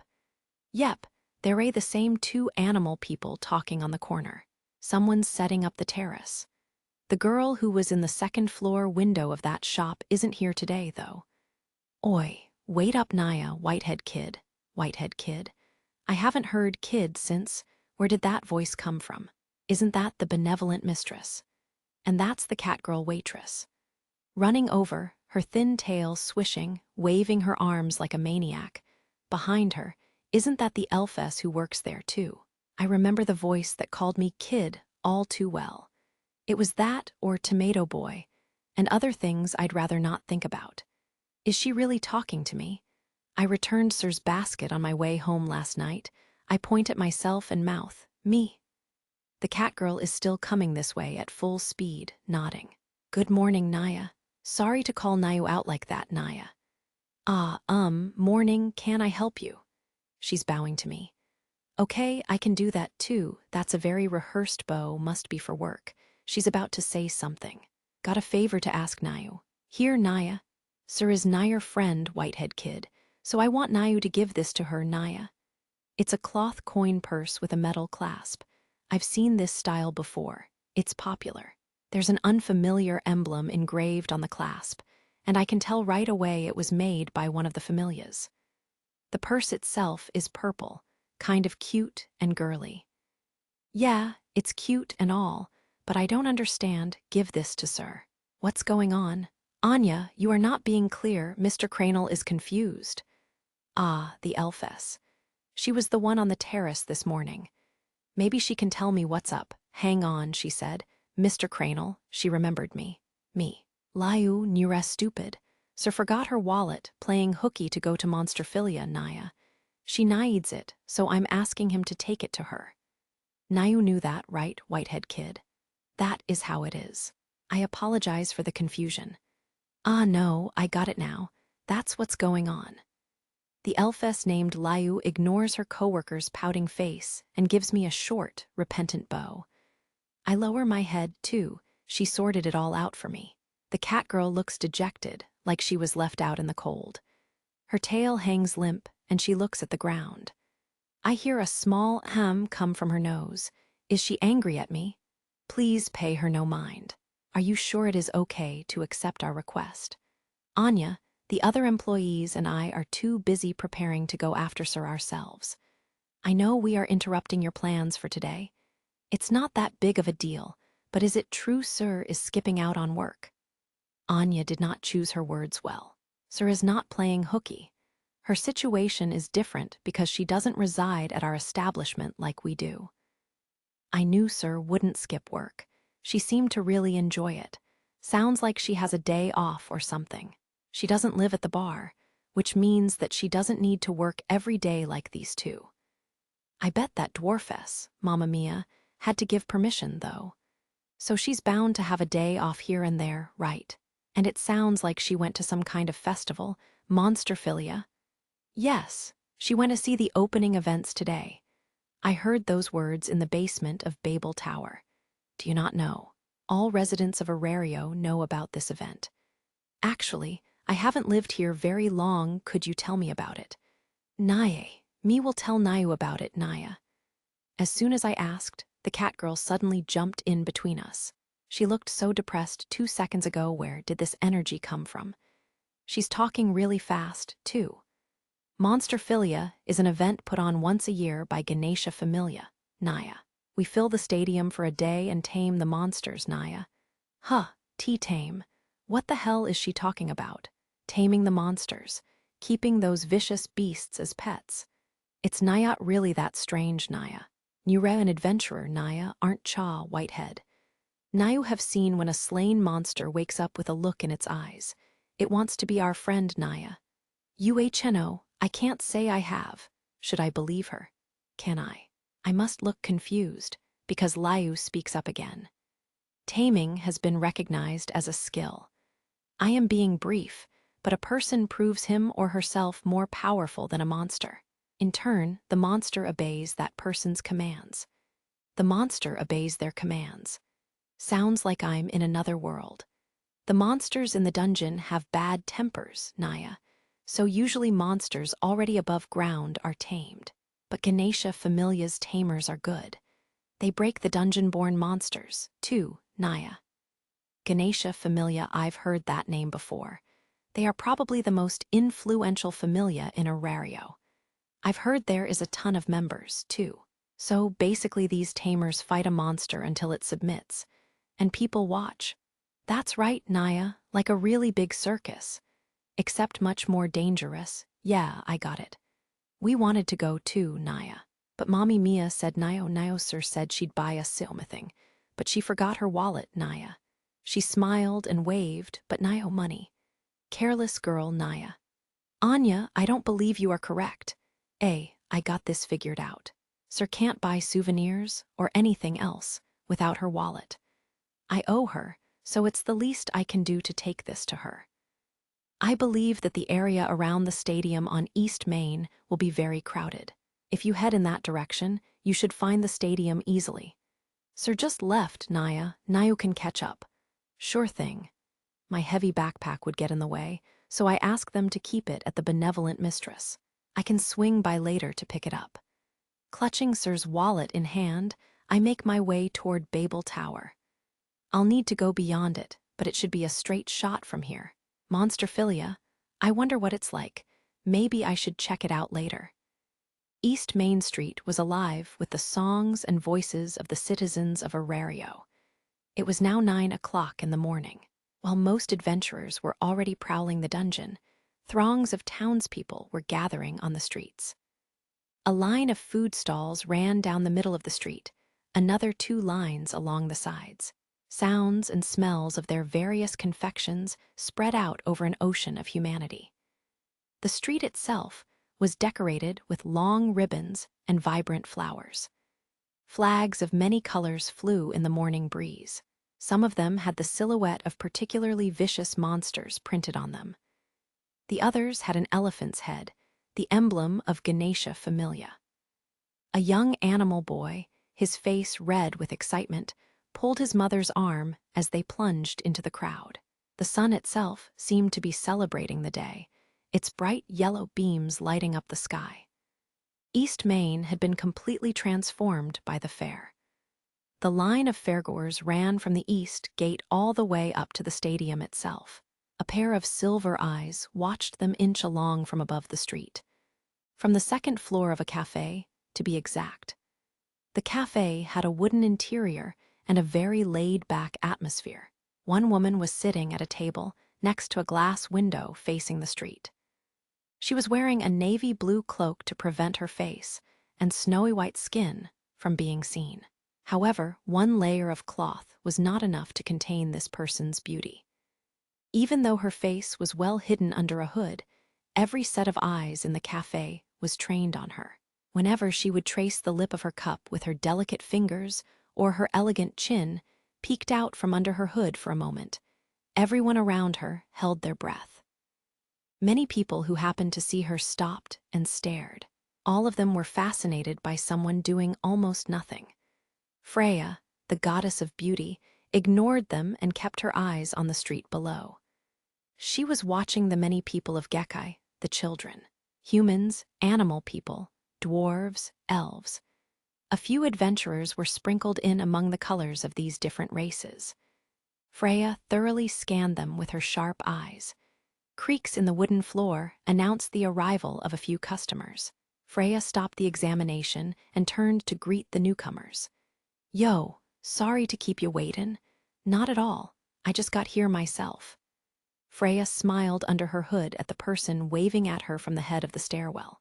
The newcomer's hair was not the bright flame of Hephaestos's, but a more subdued shade of red, the hue of an evening sky. It was tied back into a small ponytail. Her shirt and pants were worn out and faded. If Freya had not known her, she might have thought this person was male. Fighting back a yawn and with tears in her eyes, Loki smiled back at the cloaked figure. "Haven't had brekkie yet. Mind if I grab a bite?" "Do as you please." Loki pulled up a chair across from Freya and sat down. Freya continued to smile her usual smile, not reacting to Loki at all. The two of them had an air about them, like friends who had known each other for a very long time. "I heard you had quite the night after the celebration. Crawled into a bottle and passed out, did you? He, Hestja's something else, isn't she? Where'd you hear that, boobs for brains? I overheard some of your cute children. They had themselves quite the laugh. Those bastards, always having a good time without me." Freya had invited Loki to this cafe to talk at 9 in the morning. It had been a few days since the celebration. The two goddesses were only here because of Freya's request. "So when are you going to introduce that girl standing behind you?" You need introducin'? This is the first time for us to meet face to face." Loki had not been alone when she entered the cafe. Standing like a guard behind Loki with her sword's sheath clutched in her hand was a young girl with blonde hair and golden eyes that even Freya, the goddess of beauty, had to notice. "'Kay then, this is my eyes. That enough for ya. Eyes, this is a goddess. You should at least say Elo. Nice to meet you." Freya muttered, "Kenki," under her breath as her eyes skimmed over the girl. Eyes Wallenstein. She was the female swordsman who was responsible for Loki Familia's sudden rise to notoriety, even among the gods. Her name and reputation were known not just in Arario, but were spreading around the world. Indeed, she needed no introduction. A girl with her looks did not usually go into a dangerous profession like adventuring. Someone who didn't know her face would never guess that she had slain countless monsters and trodden on just as many of their corpses. "You can take a seat," said Loki, as the girl, with a thin, delicate face, nodded and pulled out a chair to sit down. "She is very cute, and also, yes, I can see why you have taken a liking to this one." Eyes' golden eyes met Freya's silver ones. Eyes kept her face emotionless as she lowered her head in a polite bow. Her nickname was perfect in some ways, completely wrong in others. Freya's smile flexed for a moment, thinking about it. "Can I ask why you brought the Kenki here with you?" "Fuhihihi, it's the fair, ya. What better time for a date with my Aizu?" Loki's eyes twinkled, a vulgar smile on her lips. "Well, that and she's finally back from an expedition. She'll be back in the dungeon in no time. That's just her. Someone's gotta tell her to relax, don't they?" Loki patted the girl's head as she spoke. Eyes looked down, deciding not to speak up. Freya looked at the warmth in Loki's thin eyes and couldn't help but remember how she was before coming here. Loki had been quite the troublemaker in Tenkai. "Well then, I think it's about time you tell me why I'm here. I just wanted to chat. It's been a while. Lion through your teeth." Loki sent a smirk at Freya, still smiling under her hood. She matched Freya's tone to the letter. The old friend's aura was gone. A waiter was unlucky enough to come to take their order at that very moment. Stuck between two lightning rods, he stood silent and motionless at the head of the table as if he had been chained down. As for Eyes, she kept her face devoid of emotion and chose to watch quietly from the side. "I'll ask you again, why? I don't understand. What's the matter, Loki?" "Come on, moron." Freya turned to the waiter, still motionless at the head of the table, and flashed him a smile. The man's eyes opened like floodgates, his face turning beet red.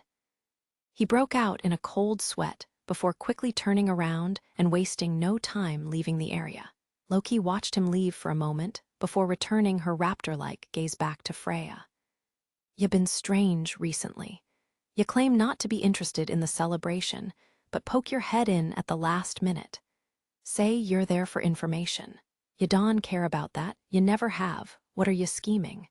"Scheming? Why do you make it sound so evil?" "Shut your mouth." Loki followed it with saying that strange things happened when Freya acted like this. She went on to say that if it got in her way, she'd end it herself. Loki didn't blink, her red eyes adding weight to her words. Freya didn't back down, meeting Loki's eyes with her own. The look on Loki's face could have killed a serpent, but Freya took it head-on, smiling.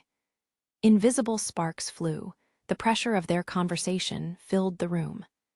The cafe emptied in no time flat. Eyes had a front row seat to the clash of goddesses that seemed to go on forever. Until Loki got tired and backed down.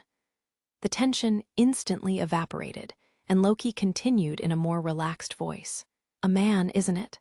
Freya didn't answer, just kept smiling. Loki took it as an affirmation. She let out a deep, long sigh. She had seen this too many times already. "So, you got an eye for a child already in another familia, I take it." All of the gods and goddesses knew about Freya's habits when it came to men. Once a male on Gekkai caught her eye, she made a move. Her beauty was powerful enough to make her target her own. Exactly how many men had fallen under her spell, no one knew. Loki reasoned that Freya's target was most likely not in her familia.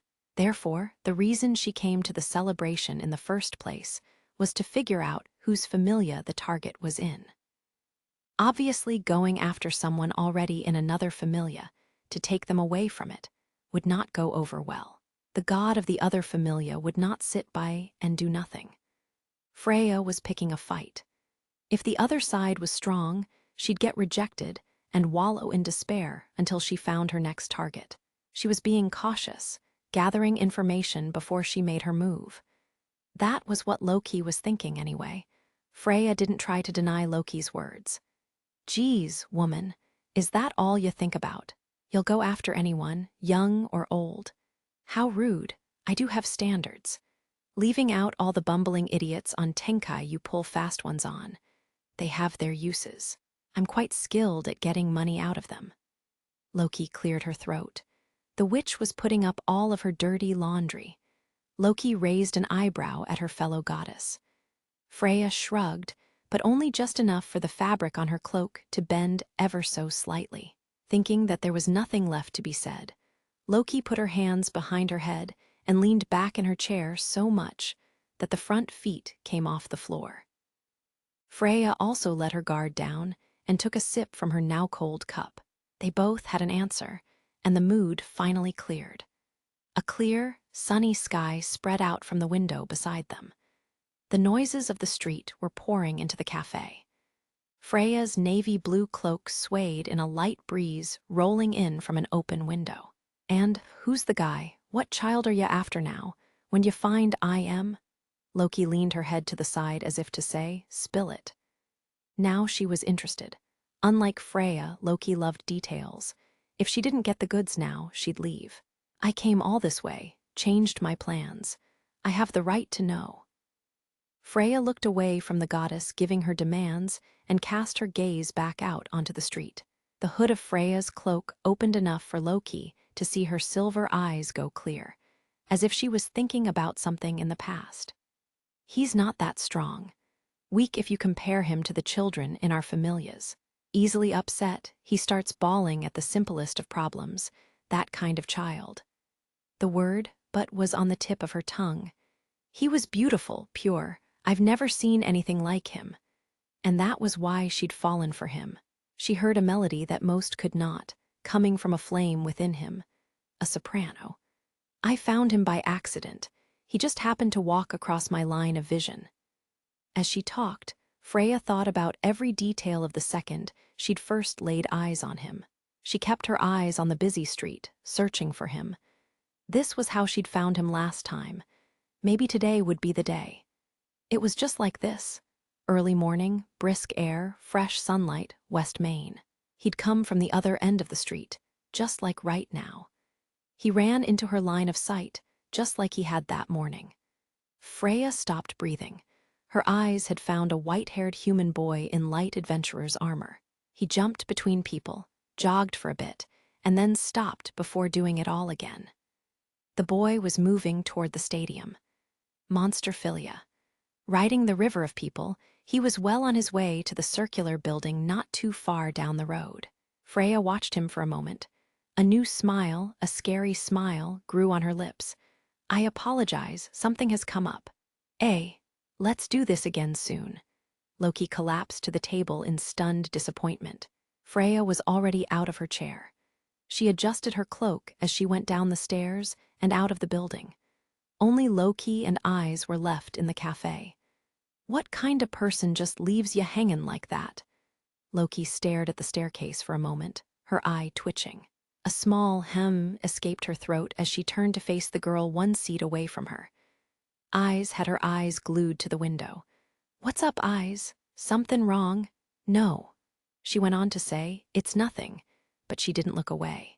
Her golden eyes, just like the silver eyes of the goddess before her, saw a familiar white head moving through the crowd to the stadium.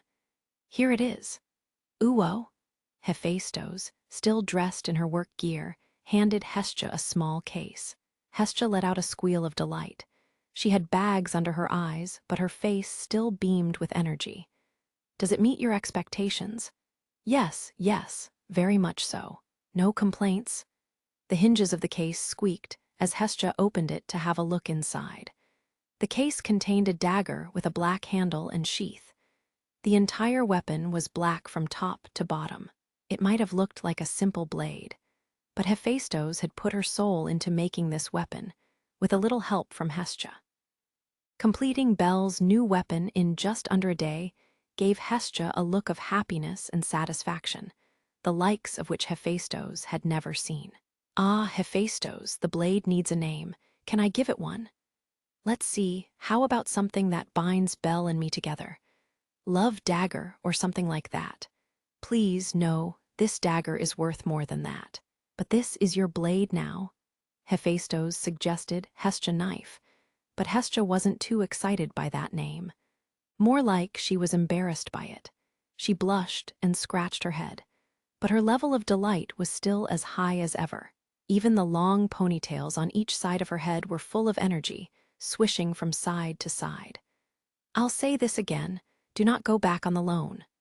I won't. Hephaestos took her hair out of the tight bun she had made yesterday and started putting in pins. Hestia's energy was infectious, and she couldn't help but smile and nod at her. However, Hestia was busy adjusting her clothes as if she were getting ready to go. Leaving already? Yeah, sorry. She couldn't just sit here now. Hestia made for the exit. You should rest before you go.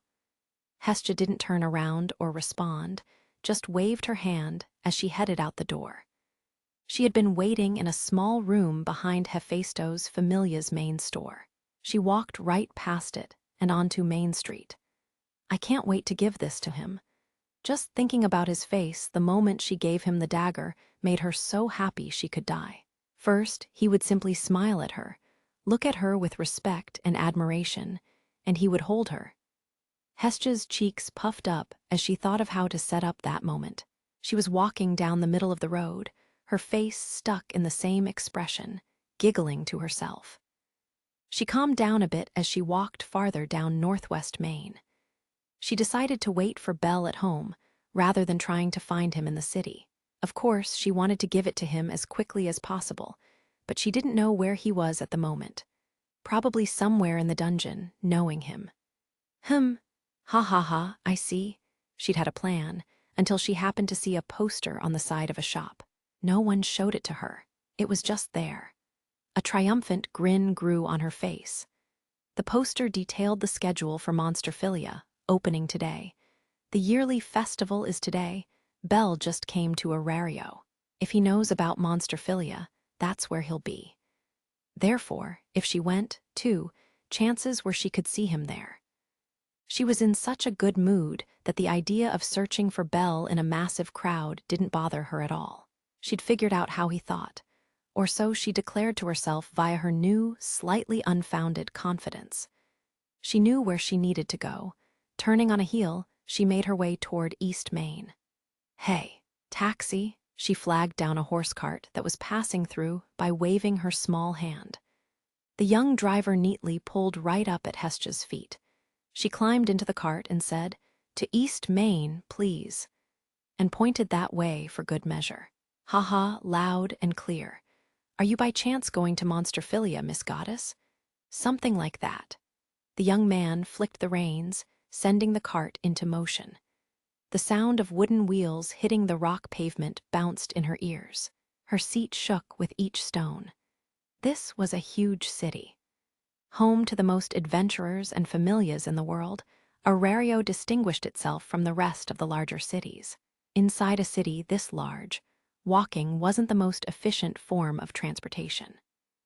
Horses had been brought in to help transport supplies to businesses around the city, as well as assist private citizens. The term taxi was first used by a god trying to flag one of them down. The name stuck and had been used ever since. "I want to get there as fast as I can. I know it's crowded today, but can you speed up? Do I look like a man who would refuse the request of a goddess?" The young man was more than happy to oblige and urged his horse to run faster. Since the main streets were full of people and food stands, he veered off the main road and went into the back streets. Sometimes their path was so narrow that the cart barely fit through the gap as they rode toward East Main. The driver, who couldn't have been more than 5 years older than Belle, was very friendly and kept a lively conversation going during the trip. Hestja got into the festival spirit, watching all the decorations fly by their cart. "Ayaya, I'm sorry, goddess. Looks like I can't go any farther." They had been making great time, but suddenly the cart came to a halt. East Main was only a block away, but the number of fairgoers had increased to the point that the taxi couldn't proceed. The driver lowered his head in apology, but Hestja figured this was close enough and started getting ready to disembark from the cart. "It's okay, Mr. Driver. I'll walk from here. I really do apologize. It may be a little dark, but if you use that side road, you should be able to get to East Main." "Thanks. How much do I owe you?" "It comes to 90 vowels." Hestja turned her purse inside out and emptied the entire contents into the driver's hands, her face glowing with excitement. "Hee, keep the change. It's your tip." Goddess, this is exactly 90 vowels." His words fell on deaf ears as Hestja half danced her way onto the side road he had suggested. He watched her for a moment, a slightly lonely look on his face. Giving up on the tip, he turned his cart around and set off to find another customer. The side road was dark and narrow, but unlike the main street, no one was back there, and Hestja moved quickly down the path. She skipped forward, humming a happy tune and cradling the weapon case in her arms. It was at that moment she realized she wasn't alone. Is that you, Freya?" "Hestja?" Hestja almost ran into a woman covering her entire body with a navy blue cloak at a small intersection. Hestja could tell it was the goddess of beauty from a few locks of silver hair sticking out from the neck of the hood and the woman's posture. "Did you come to watch Monsterphilia too? Taking a back road like this, you must be in a rush." "In a sense, yes. There are many children on the main street, so I'm staying out of sight. Sneaking around back here is the fastest way to get around." Must be difficult being the goddess of beauty." Everyone who saw Freya had a different reaction, but many tended to stop and stare. She could avoid a lot of hassle by staying out of sight. That meant she couldn't ride a taxi to get around, either. This had to be her only way. Freya smiled her usual smile. Hestja gave her an affirming nod. "Oh, Freya, while I've got you here, have you seen the boy in my familia? I'm looking for him. He's a human with white hair and ruby-red eyes, kind of looks like a rabbit." Hestia mimed out her explanation of Belle, arms becoming rabbit ears. Freya stopped smiling and went silent, but her smile soon returned, and she told Hestia what she knew. Now that you mention it, I have, on East Main not too long ago. Really? Yes, he was heading toward the stadium. So if you take a left up there, you should be able to avoid the crowd completely. Accepting her directions without a second thought, Hestia thanked her with her biggest smile yet and set off. Freya smiled a different kind of grin before continuing on her own path. Hestia followed the road and turned left. More and more sunlight reached the street as she got closer to East Main. It wasn't long now. Hestia picked up speed and burst out of the side street and into the throng of people on the main street. The fairgoers didn't have any time to waste, either. But in the waves of people, she immediately found Belle's white head trying and failing to move forward through the crowd. Belle, is that who I think it is over there? Oh, wow, haven't seen the goddess for days, and suddenly she shows up here in the middle of this mess. Goddess, what are you doing here? Hey, don't be stupid. I wanted to see you, why else? She comes all the way up to me, her ridiculously large boobs leading the way. That's not really an answer, she's making me a bit nervous. Yeah, I wanted to see you too, but not that. Where have you been? What a wonderful coincidence, don't you think? I wanted to see you, and here you are. We must have some kind of special connection. He. She's not listening at all. She's gone into her own little world. Where does that leave me? Gee, goddess, you seem to be in a really good mood. What happened? You want to know the reason why I'm happy? Why, yes. I swear she's smiling hard enough to power all the magic stone lamps in Aurario. She's also hiding something behind her back. What could that be? Well, I'll just have to wait. She's really drawing this out.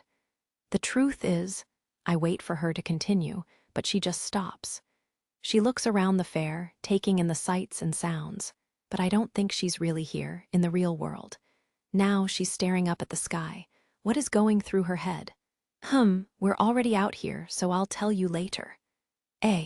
Look forward to something really special. My shoulders drop. Pretty sure my jaw does too. What is she trying to do to me? Wait, what? She grabbed my hand.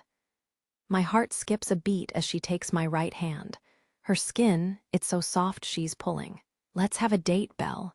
She turns her back and looks over her shoulder with a cute little smile. A date? Yep, just look at the city. Everything looks so fun. We'll have a great time. Sure, but what do you mean, a date? Let's go, Belle, let's go. I'm blushing like mad. I can feel it in my cheeks. But the goddess looks so happy. Her silk-like fingers clamp down on my hand, and she leads me straight into the crowded street. The street vendors show no signs of slowing down. They are selling so many things. Meat on a stick, easy to carry, I suppose. Oh, small souvenirs, keychains, accessories with Ganesha Familia's emblem or a monster on them are in that one. Aren't those real weapons? Not the highest grade, but they're very real. Only in Aurario, fireworks fired off from the stadium dot the sky. I can barely hear them over the noise on the street. Wait, goddess, I have to tell you, I'm in the middle of something. Oh, like what? I was asked to find someone. Okay, then, we'll look for them while on our date. I think the phrase is 2 birds with 1 stone. Hey, mister, 2 of those crepes, please. Goddess. She brushes me off again. I'm in trouble now. I can't go back to the benevolent mistress without getting Sir's wallet to her and say it was because I was on a date. Is this a date? Anyway, if those ladies find out, they would hate me for sure. And then there's the goddess. I can't take my eyes off her. My hand won't relax, damp with sweat. That's nothing compared with all these new looks from the goddess.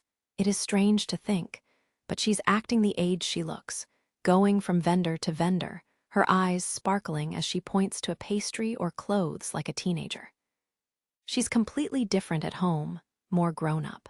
Her smile is always contagious, but now it's cute. The goddess really is a beautiful young lady. Seeing this side of her proves it. My heart is beating a rhythm now. What have I got myself into? She's a goddess. Belle. BLL? Ah, yes. What is it? Ah, NN. Huh. She's making this a whole lot more complicated. She's holding one of the crepes that we just bought up to my mouth with that radiant grin on her face. While she finally lets go of my hand, she's on tiptoes holding the crepe with both hands and trying to get me to open my mouth.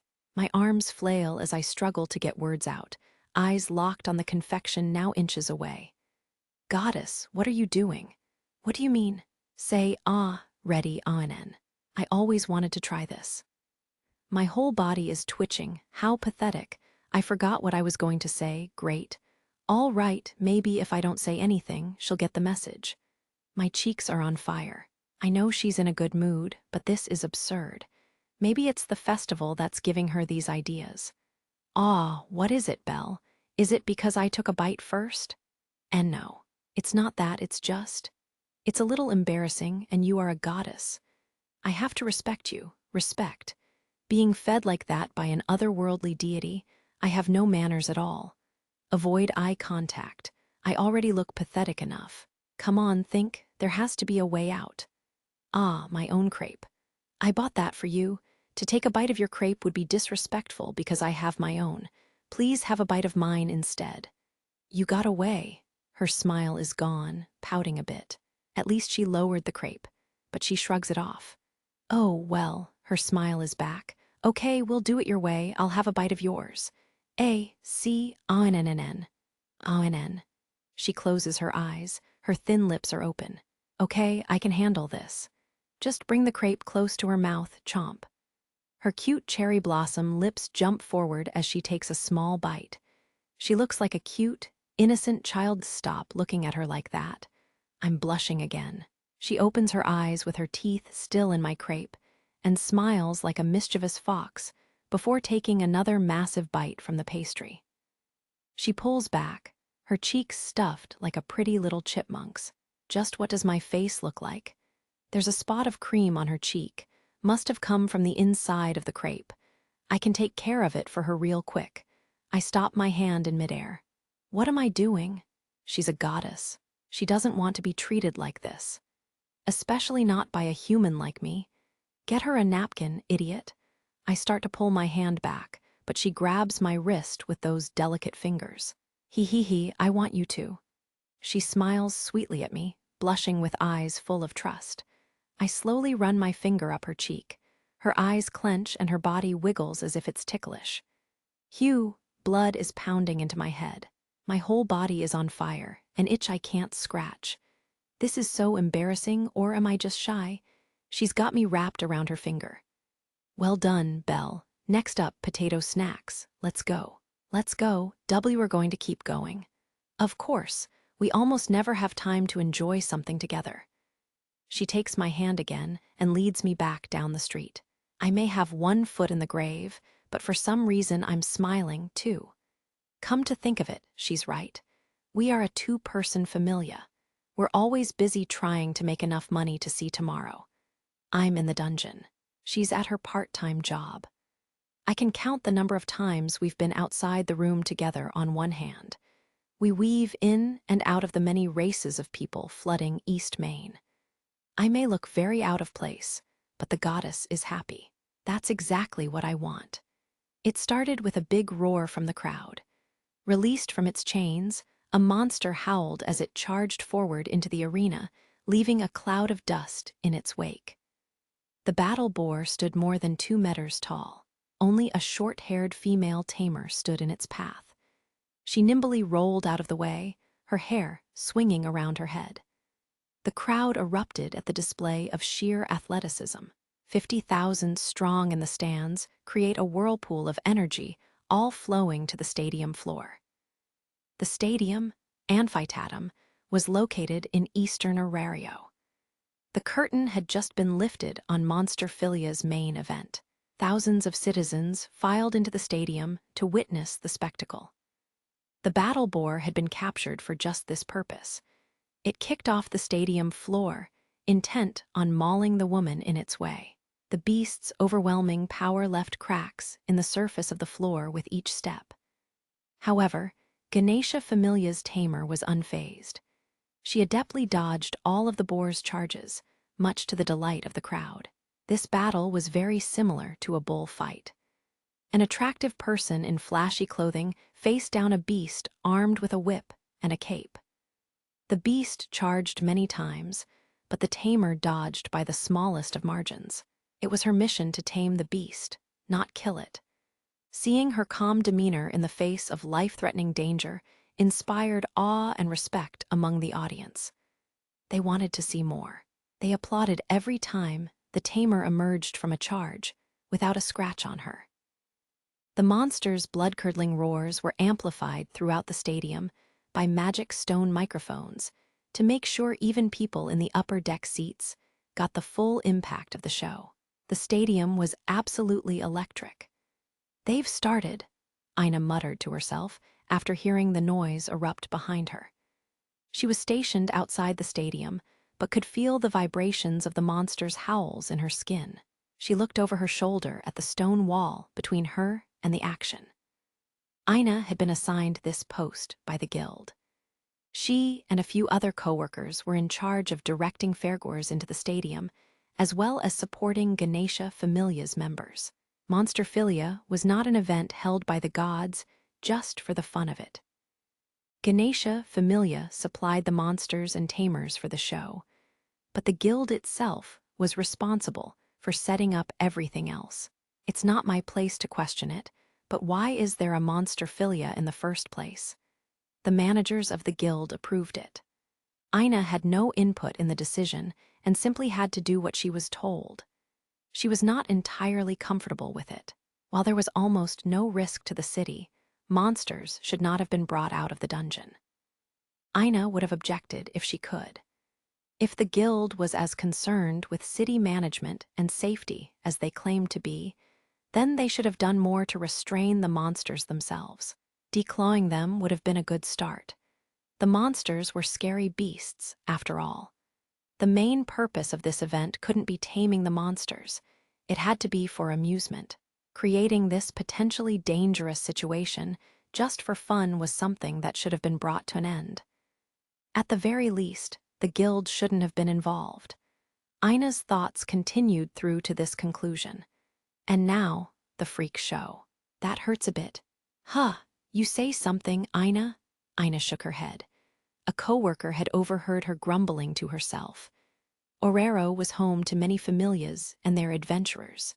This might have sounded like a good thing, but most adventurers were not the friendliest of people. They had a tendency to play by their own rules. Their lack of manners around townsfolk caused a lot of problems for the guild. It was up to employees like Ina to smooth things over. In order to reap the benefits of the dungeon, the guild had to keep their adventurers in line as well as protect them. This festival was the only way to get the average citizen to see adventurers in a good light, so the guild turned a blind eye to the danger. It couldn't be helped. The words, yearly freak show, still lurked in the back of Ina's mind. She knew the guild's reputation was on thin ice, and the festival was the best way to relieve the pressure. Just as long as nothing goes wrong, fair season always made her nervous. She wouldn't be able to relax until the final curtain fell.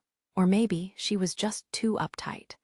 Her friends and coworkers complained about not being able to see the show. She was busy contemplating the place of the guild and massaging her temple. No, not here either. Maybe they're already inside. Someone she knew was walking toward her. It was Bell.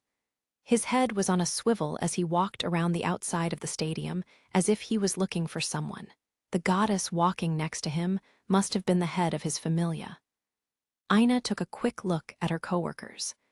Seeing that they were still griping, she figured they could hold down the fort for a few minutes. She walked forward to greet the adventurer in her charge. Belle. Ah, Miss Ina? Belle, who is this half-elf? Ina chuckled for a moment at the blank look on his face, before making a polite bow to Hestia and introducing herself. My name is Ina Toole. I am a member of the guild's secretariat and also Belle's advisor for dungeon activities. It is nice to meet you in person, Goddess Hestia. Oh, that's how you know each other. Belle's counting on you. Satisfied with the explanation, Hestia shook Ina's hand. Ina gave another bow while Bell watched in silence. He snapped out of his trance and asked a question. "Why are you out here, Ina?" "The guild is in charge of the fair, so all employees have a job to do. I'm an usher of sorts, helping guests to their seats." "So did you come to see the opening event, Belle?" "Not yet. I'm looking for someone, actually." She's a waitress, but she wouldn't wear her uniform out here." "Ha ha, have you seen a human girl who doesn't have any money?" "Not too sure I have." Ina couldn't hide a chuckle at Belle's way of describing the girl. Belle looked away, scratching his head. "Should have known." Ina went on to tell him that there was a small entrance fee to get into the stadium, so the chances a girl with no money got inside were slim. Belle nodded and lowered his head in a thank you. "Well, then, I'll keep looking around outside the stadium before heading back to East Main. She might not know about the fee and wind up here anyway." "Sounds good. If I see a girl like that, I'll tell her to wait here." Belle bowed one last time and turned to leave. Hestia saw an opportunity to speak with Ina privately and stepped forward once Belle was out of earshot. Ina was a little confused, but turned to face the goddess. "Miss Advisor." "Yes, what is it? You wouldn't use your position to try to make a move on Belle, would you?" Hestia didn't break eye contact. Ina knew in a moment Hestia was serious. "I like to keep my personal and professional lives separate." "Okay, I'll trust you." Hestia patted her lightly on the arm, a solemn look in her eyes. Belle, noticing the goddess was not behind him, came back looking very confused. Hestia walked out to greet him before the pair went on their way. Ina felt like she had been pricked by a needle. She watched the two of them walk away, a trickle of sweat running down the back of her neck. Massaging her temple again, she went back to where her coworkers were stationed at the base of the stadium. "What the hell's going on over there? Complain all you want later, get some people over there now." The mood had changed, voices were raised everywhere. Ina's eyes narrowed as she walked up to the group. "Excuse me, what's going on?" Guild staff stationed at the west gate collapsed for some reason. "Huh. They're awake, but they're all sitting down on the job or lying on the floor. Could just be a bad hangover from last night. But everyone's too far gone to do their job, so we're sending some more people over there." The Animal People Guild employee rolled his eyes in frustration, but Ina felt a cold chill in her chest. She wasn't just nervous now, her whole body started to tense up. "Am I overreacting?" Another roar from the crowd echoed over the stone wall behind her. She looked up at the top of the wall, trying to steady herself. However, a different echo, one from a monster's roar beneath the ground, reached her ears as well. It was a dark, dirty room with almost no light. A single magic stone lamp hung from the ceiling, casting long shadows over everything in the room. Boxes standing a square meter tall lined the dusty, dank storage room. Different types of weapons and items hung on the walls. Many cages were in here as well. The sound of chains echoed as the beasts inside the cages fought against their restraints. The iron cages were built in a lattice pattern. Monsters stuck their snouts out of the openings, baring their fangs and howling. The room was under the stadium's main stage. It was being used as the monsters' waiting room. Their cages would be moved to the surface by a staff member when it was their turn on stage. A tamer would be waiting for them when their chains were broken. "What are you doing? We're ready for the next one. Why won't you raise it?" Clop, clop, clop. Sharp steps in high heels echoed off the stone floor outside the storage room just before the door opened to reveal a female member of Ganesha Familia. She was the team manager for monster transportation. Her assistants never missed a beat, so when the next cage failed to show up on time, she rushed to investigate. She was ready to scold them, but no one responded. What's wrong? Hey! Her team members were on the floor all over the room. The 4 men she had left in charge were sitting down, leaning against boxes with absent looks on their faces. She ran to the closest one, fearing the worst. He was breathing. No injuries, either. Going to the rest of the team, They were in exactly the same aloof state. However, they were alive. The only problem was that all of them looked like puppets that had their strings cut. There was no strength in their bodies at all. Monster poison? No, it can't be. What the hell did this? All of them were murmuring something. Their faces were beet red. Their eyes weren't focusing. She had never seen anything like this. A chill crept through her body as she realized she didn't know how to help them. How could she cure what she was seeing for the first time? What happened here? She stood up and scanned the room, ignoring the howling and thrashing beasts still locked in their cages. The air behind her suddenly shifted. It was not an aggressive sneak attack, more like one friend creeping up on another. There was no intent to harm, which was why the woman was too slow to react. Someone was standing behind her. "Please stand still." Ah, a quick swish of cloth, and suddenly she couldn't see. Her eyes were covered by delicate fingers that were smooth to the touch. A heartbeat later, her whole body froze in place, limbs shaking ever so slightly. A sweet smell licked her nose, a soft body pressed against her back, warmth enveloped her skin. All of her senses were paralyzed by a beauty she couldn't see. It was an overwhelming charm. A charm she couldn't comprehend. She couldn't fight back, she couldn't resist. Her mind was going blank, thoughts evaporating all at once. Her freedom was gone. "Where is the key? The key to the cages, where is it?" The voice whispered lightly into her ear, but the sound consumed her consciousness. Her head leaned forward, her neck unable to support it. She could not fight the words in her head, and she obeyed. Her shaky right arm reached behind her back to grab a key chain strapped to her belt. The keys shook violently in her jittery hand. She raised the keys up to her shoulder. "Thank you." The hands covering her eyes left as the keys were taken from her hand, but her eyes didn't trigger. The girl did not see anything. The presence behind her withdrew.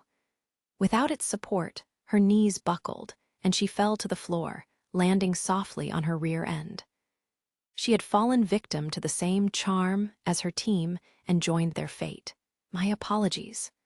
Freya left the girl behind and walked farther into the storage room. Guild staff and the fierce members of Ganesha Familia had been guarding the west gate. She had rendered them all helpless in order to come this far. Freya didn't have the ability to fight anyone. She was just one of the many gods on Gekkai. She had no special powers, but she had her beauty. She literally was beauty itself. She had a power that couldn't be controlled by reason. Other gods fell under her spell. Humans and demi-humans didn't stand a chance. She had the overwhelming ability to put anyone in a trance on a whim. This time, she was using it to have a little fun. The gender of her victims didn't matter. Their consciousness would leave them. They would forget they had bones to stand on. They became infatuated with her charm. As long as she was careful not to be seen, this level of infiltration was well within her power. Freya stopped in the middle of the storage room. Monster cages were lined up all around her, their occupants howling with renewed vigor. She listened to the explosion of beastly roars around her. However, as soon as she lowered her hood, all of the beasts went silent. Her beauty had ensnared them, too. Skin the color of freshly fallen snow filled their eyes. Freya's silver hair and silver eyes hypnotized the monsters into a passive state, their muscles shutting down. Even vicious monsters were not safe from her charm. "You'll do well." She looked over all of them individually before stopping at one particular cage. That monster was covered in a thick white coat of fur. Its arms were massive, and its shoulders broad with bulging muscles. A line of longer, thread-like fur that matched Freya's hair color perfectly ran down its back ends in what looked like a stubby tail. The wild silverback locked eyes with the goddess of beauty, its breathing getting heavier and heavier with each passing second. "Come out." She opened the lid of the cage with the key in her hand. The monster obeyed Freya's instructions and stepped out of the lattice cage. The chains restraining its arms and legs jangled at its feet. She had released a monster. She knew how dangerous this could be.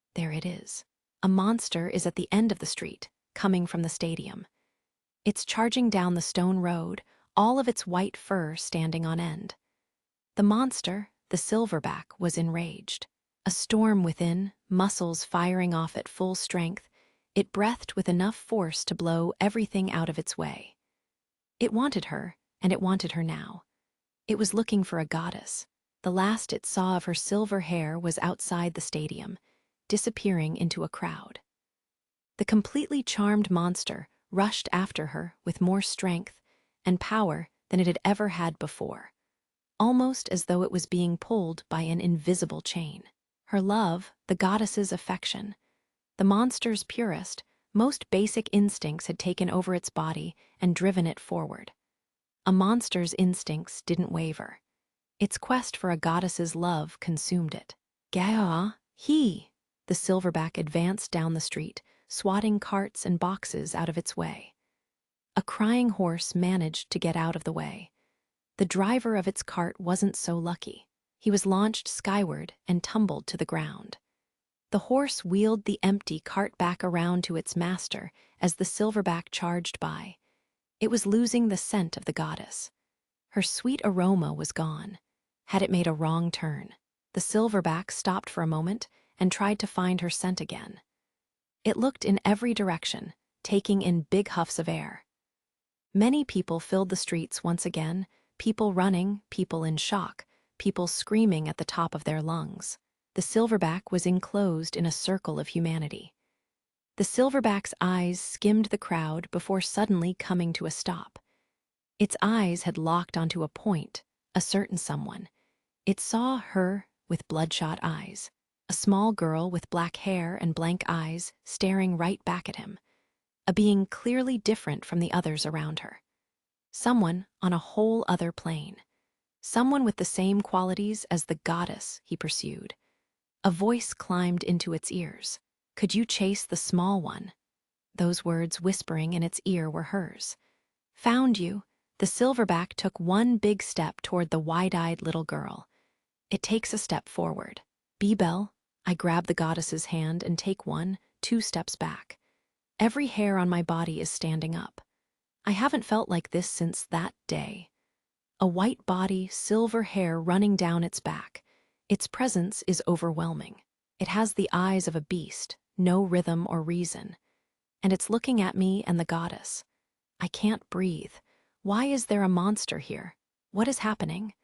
I've asked those questions before. I'm facing something that shouldn't be here. It's the Minotaur all over again. I'm sweating, shaking just as hard as last time. One of us is going to get overrun. Do your best. Where did that voice come from? Chapter 6, Bump of Chicken. Ganesha, Ganesha. We have a major problem. Emergency. Commotion erupted in a corner of the sunlit stadium. Monsterphilia was still in progress. A tamer was currently riding a small, long-necked dragon like a bull at a rodeo on the main stage. The audience was too involved in the action below to notice what was going on above them. What you hiding? I am Ganesha. I know that, sir. Why are you introducing yourself now? Ganesha watched the fair from a great spot on the rim of the upper deck where he could see everything at once. When a member of his familia rushed up to him, he thrust out his elephant mask and struck a bizarre pose. Trying very hard to ignore his painfully awkward god, the man quickly spelled out what had happened below the stadium floor. Monsters have escaped. There are open cages in the holding room. Huh, that is a problem. That's what I've been trying to tell you. Ganesha straightened up so fast that spit flew out of his subordinate's mouth. The man continued to give his report. This time, he had Ganesha's full attention. He explained that all of the guards, including guild employees, were incapacitated in the holding room. All theories pointed to someone outside the guild as the perpetrator. Ganesha listened to the tidings with a very calm face and waited until the man had finished before asking his own questions in a controlled, low voice. How many monsters escaped were released? N9, sir, including some that are particularly dangerous, Ganesha grunted, slowly nodding his head. His elephant mask shifted along with him. High-pitched voices rose up from the main stage. The tamer opened his palm in front of the dragon's eyes, a signal to stop in place. A deep growl bellowed out from the dragon's gut, but it obeyed. Plopping its body to the ground, it licked the tamer's hand. The crowd drew a collective breath. Turning to face the audience, the tamer waved to them. Moments later, he received a chorus of cheers and thunderous applause. All right, pursue the monsters at large.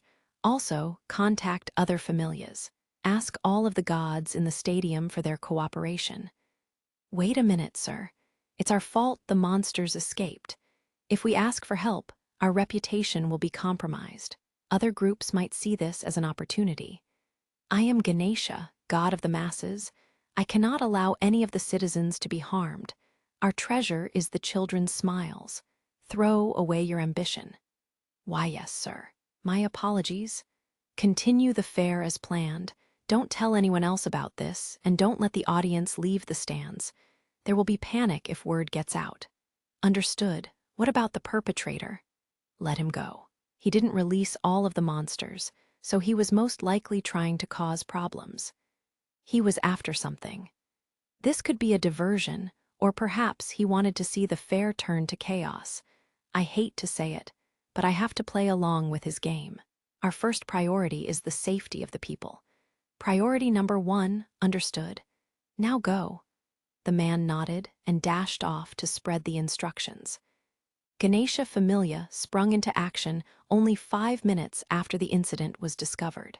Monsters escaped. At about the same time Ganesha was being informed of the situation, word got around to Aina and her group outside the stadium. Yeah, the West team manager saw them come out of the stadium's west gate. Ganesha Familia is running around in a frenzy, Aina. What do we do? Aina got over the shock of this information quickly, switching into high gear. Get a hold of any familias in the area, I don't care which ones. Can we do something like that? The bosses will get angry if we go over their heads. Every guild employee with decision-making power left their post to investigate the West Gate when trouble was first reported. Only basic secretaries, like Aina, and assistants were still there. Aina looked around at the group. All of them had reservations about overstepping their bounds. She could see it in their eyes. That's better than someone getting hurt. On top of that, Ganesha has put safety as the top priority. He shouldn't get angry if other familias are involved. We have to act now before the injuries start piling up. You're right. I couldn't live with myself knowing I could have done more. Aina coaxed the rest of her coworkers into action by drawing on Ganesha's wishes to make people happy. He and his familia had spared no expense to help the guild set up Monsterphilia. The guild employees looked at one another. Aina's words had moved them. They all nodded in agreement and started to discuss who would do what to get the word out. Suddenly, a voice. Excuse me, did something happen? Suddenly, a voice. Someone was walking up to the group of guild employees. Each of them lost his or her voice on seeing who was approaching them. AI's Wallenstein. Aina herself was taken aback. Her eyes widened in amazement as the girl came up to them. Ai's supple thighs were only half hidden by a miniskirt. Her midriff was revealed by a short top. Despite not having any armor, her sword hung from her waist in its sheath. A member of Arario's top-class adventurers stood before the bewildered guild members. She was exactly what they had been praying for. The man closest to her quickly explained what had happened. The moment she understood the situation, she spun on her heel to face the person behind her. Loki. Yeah, I heard. Can't be datin' at a time like this. I'll let Ganesha borrow you for a bit. The guild members saw Loki smile. Their prayers had been answered. Aina and the others let out a collective sigh of relief, but she couldn't relax just yet. Any idea where the monsters are at? Why, yes. A group of them was seen heading toward East Main. Aina's heart jumped. East Main? That's where Bell was looking for that girl. He could be caught up in the worst of it. Misha, what species of monsters escaped? I think a sword stag, a troll, a silverback, maybe some others. Silverbacks appeared on the lower 11th. Sword stags and trolls were born on level 20 and below. Bell wouldn't stand a chance against any of them. He'd nearly died on the lower 5th. Please, Bell, get out of there alive, okay? Aina looked in the direction of East Main. She had one more prayer for Bell's safety. My ears are ringing from all the commotion. Rugyugu? The sun is shining through all the flags on East Main. They look so out of place in this chaos. I feel like an island in this torrent of panicked screams. Now that I got a better look at the howling monster, it doesn't have a tail. It's just a thick stripe of long silver hair on its back. Chains are still shackled to its wrists, but they look like they were torn apart. Metal being dragged across stone, I hate that sound. Silverback, Aina has told me about many types of monsters. This is one of them for sure. She also told me it's born far below the lower 5th, way out of my league. It really is the Minotaur all over again. I won't be able to lay a finger on this thing. Warning bells are going off in my head. It's time to go. Jaya, it's moving again.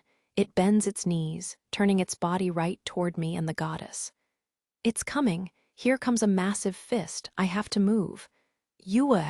Dive to the side. Grab the goddess and launch. I got her, but there's no time to make sure she's safely tucked in my arms. I feel her screams against my chest. Bam, my shoulder into the stone road. Roll now, 2, 3 rolls and stop. That should be far enough, the monster already flew by. Get up and protect the goddess now. Okay, she's behind me. The beast has to go through me if it wants her. It's back up and coming this way. Its eyes are fixed on me. Here comes another charge. Why? It didn't even hesitate, just found me again and charged. The goddess will get trampled. I yank her hard to the right and out of the beast's path. It changed direction. In mid-charge. So the silverback isn't locked onto me. Oh shit, it's after the goddess. And now it's airborne. My legs move on their own. I have to get in its way, since the goddess is helpless. Before I know it, I'm between the two of them, but the monster doesn't even glance my way. It does, however, send an arm. Gwa! Gyuguo! I succeed in getting the goddess out of the way of a wrecking ball. Unfortunately, I take that wrecking ball square in the ribs. It hits my armor, but it isn't strong enough to stop the crushing blow from coursing through my body. I can't breathe. Oh, the punch sent me flying. That's why everything's upside down and blurry. I fly through a food stall, shattering a hole in it on impact. By the looks of things, splinters of wood are all over the place. Oh wow, here comes the pain. Come on, body, I need you. Okay, legs are still outside the stall. Get on your elbow, da. Ribs, slow and steady. That's got it. Eck! East Main has fallen into pandemonium. I hear people screaming. I see blurs of them running away. It kind of looks like that time all those spiders hatched at once, all scurrying away. The fairgoers are all disappearing into buildings and down side roads. Why is no one helping the goddess? Efha, there she is, standing frozen in front of the monster. She's cornered. GHNOOO. I ignore the pain pulsing through my body and charge straight for the silverback with tears pouring out of my eyes. The chains. If I can just grab onto the chains. Gah! The metal pulls taut as I grab the end, stopping the beast in its tracks. The monster looks back with its sharp eyes and pulls its arm forward. I can't hold it long. My arms are numb, fingers are on fire. Jijiea, this isn't even a contest. I may as well not even be pulling, it's too strong. But I have to try. Every ounce of strength, lost it. Jaya, its arm shoots backward, the chain flying over its head. Now's my chance. His back is turned to the goddess. Run, got her hand. This way. We are sitting ducks on the main street. I pull the goddess behind me and make a break for the back roads. It's coming after us. I can hear its howls. Here comes another long chase. When will this end? Why is it after you? You think I know? Never seen it before, ever. I haven't done anything. I have a strong grip on her thin little hand. We're yelling and running through narrow streets as fast as we can. She wants to know the answer to my question even more than I do, by the sound of her voice. She's grabbing onto my hand. Too, I can still feel the presence of that monstrosity behind us. It's not going away. It set its sights on the goddess, and it's not giving up. I've never seen a monster act like this, endlessly pursuing one target. It's like it's being manipulated by something smarter. What the hell is going on? I lead the goddess on a sprint through the back roads, with all these thoughts running through my head. These narrow, dark backstreets are doing nothing to calm my nerves. I can see the sky among the tall buildings around us, but there's no light down here. We ran south from East Main when the silverback attacked. We're running in circles through the side streets between East and Southeast Main. I have no idea where we are. There was no time to remember the route. I take a glance behind me to check on the goddess. She doesn't look good. She's definitely in a good deal of pain. I can't see the monster behind her in the maze of dark streets, but I know it's here. It's following us, I can feel it. Speed up. That's the only way to lose it. Eyes front. Left, right again. We need to get away. Belle, no, not this way. The goddess's voice brings me back into the moment. We just rounded a big corner. Now I know what she meant. The narrow roads have ended, but a total mess stands before us. The roads twist, overlapping and intersecting who knows how many times. Pieces of buildings randomly stick out into the street. Stairwells snake through the entire block. It looks like a mass of rooms got mixed together and dumped onto the spot. It's a dungeon built by human hands above the ground. A labyrinth town. Dadero's Street? It's a dirt-poor residential part of town where nothing makes sense. I heard that the streets are so complicated that once you get lost in there, you'll never find your way out. Dadero's Street was named after the architect who designed this jungle. In terms of losing your way, it is very much a dungeon. The artificial labyrinth spreads out below me, all the way to the city wall. The goddess and I stop at the top of the road that leads down to the entrance. This is insane. If we go in there, we'll be fighting a dungeon and a monster at the same time. The goddess is out of breath, her hands on her knees, shoulders heaving. We lock eyes for a moment. We're in tough shape. She knows it, I know it. Her eyes are shaking. Gahhh. The monster is behind us. We have no choice now. I grab the goddess's hand and run downhill, straight into Dadero's Street. The street becomes a wide stairwell. A dark brick jungle looms ahead. We rush in. The thick, humid air weighs us down almost immediately. Several shabby stone shacks litter the main entrance of the residential labyrinth town. Many magic stone lamps dot the sides of houses, weakly spitting light onto the street. There are people out walking around above and below us. They look like they know their way around these impossible pathways. That woman sees us. Maybe she'll help or not. As soon as she sees the silverback, her eyes triple in size before she runs away. Others are doing the same. Why is no one helping us? Guga. It's catching up. How long can the goddess keep this up? She doesn't have Falna like me. Actually, she has kept up very well. But we have to keep moving, and she's falling behind. Even now, the beast is reaching for her. Goddess, this way. Oh, okay. We take a quick turn off the main road in a completely different direction. This one goes up at a steep angle, but it also has branches. I pull the goddess into the closest turn. We've changed directions again. Change again and again. How many times now? Did we lose it? We keep changing direction. Maybe it took a wrong turn and got lost. I take a look over my shoulder, past the goddess. It's not there. Maybe now I can finally catch my breath. Something doesn't feel right. Small vibrations are traveling through the walls. I hear bricks cracking. They are still a long ways off. A shadow. Son of a bitch. I can see a blotch of white on top of a building in front of the sliver of blue sky. That's not a cloud. It climbed to the top. It must have ignored the roads altogether and jumped from rooftop to rooftop like a wild animal swinging through trees. It's coming after us from above. It dives straight down like a bullet. Jaya. A sneak attack from above. It's going to land right on top of us. I have to let go of the goddess. It'll crush us both. It hits the ground with a bang, debris flying in its wake. The goddess and I get out of the way, but the beast is between us. It's facing me, and the goddess is backing up. Quick, before he turns around, I have to do something. Uhoeor. I take that blast of air and monster spit to the face. Nice teeth, hi-yi. It's not attacking. Was that a warning? Trying to scare me? Well, it worked. I can't move a muscle. Everything is clamped down. The beast's feral roar did what it was supposed to, scared the absolute shit out of me. Rajia? That thing isn't fooling around. This feels like the lower fifth below another beast roaring in my face. The minotaur standing over me, drooling. I can hear that mad cow's howl. I just want to curl up, make it all go away. I'm standing at a fork in the road. An enemy is in front of me. An enemy I'm not strong enough to cut. In the shadow of despair, the minotaur, I want to get away. There is a person over there. A very special person only I can protect. I can still feel her soft hand in mine, but it's gone. I have to save her. I'm scared, fear and duty.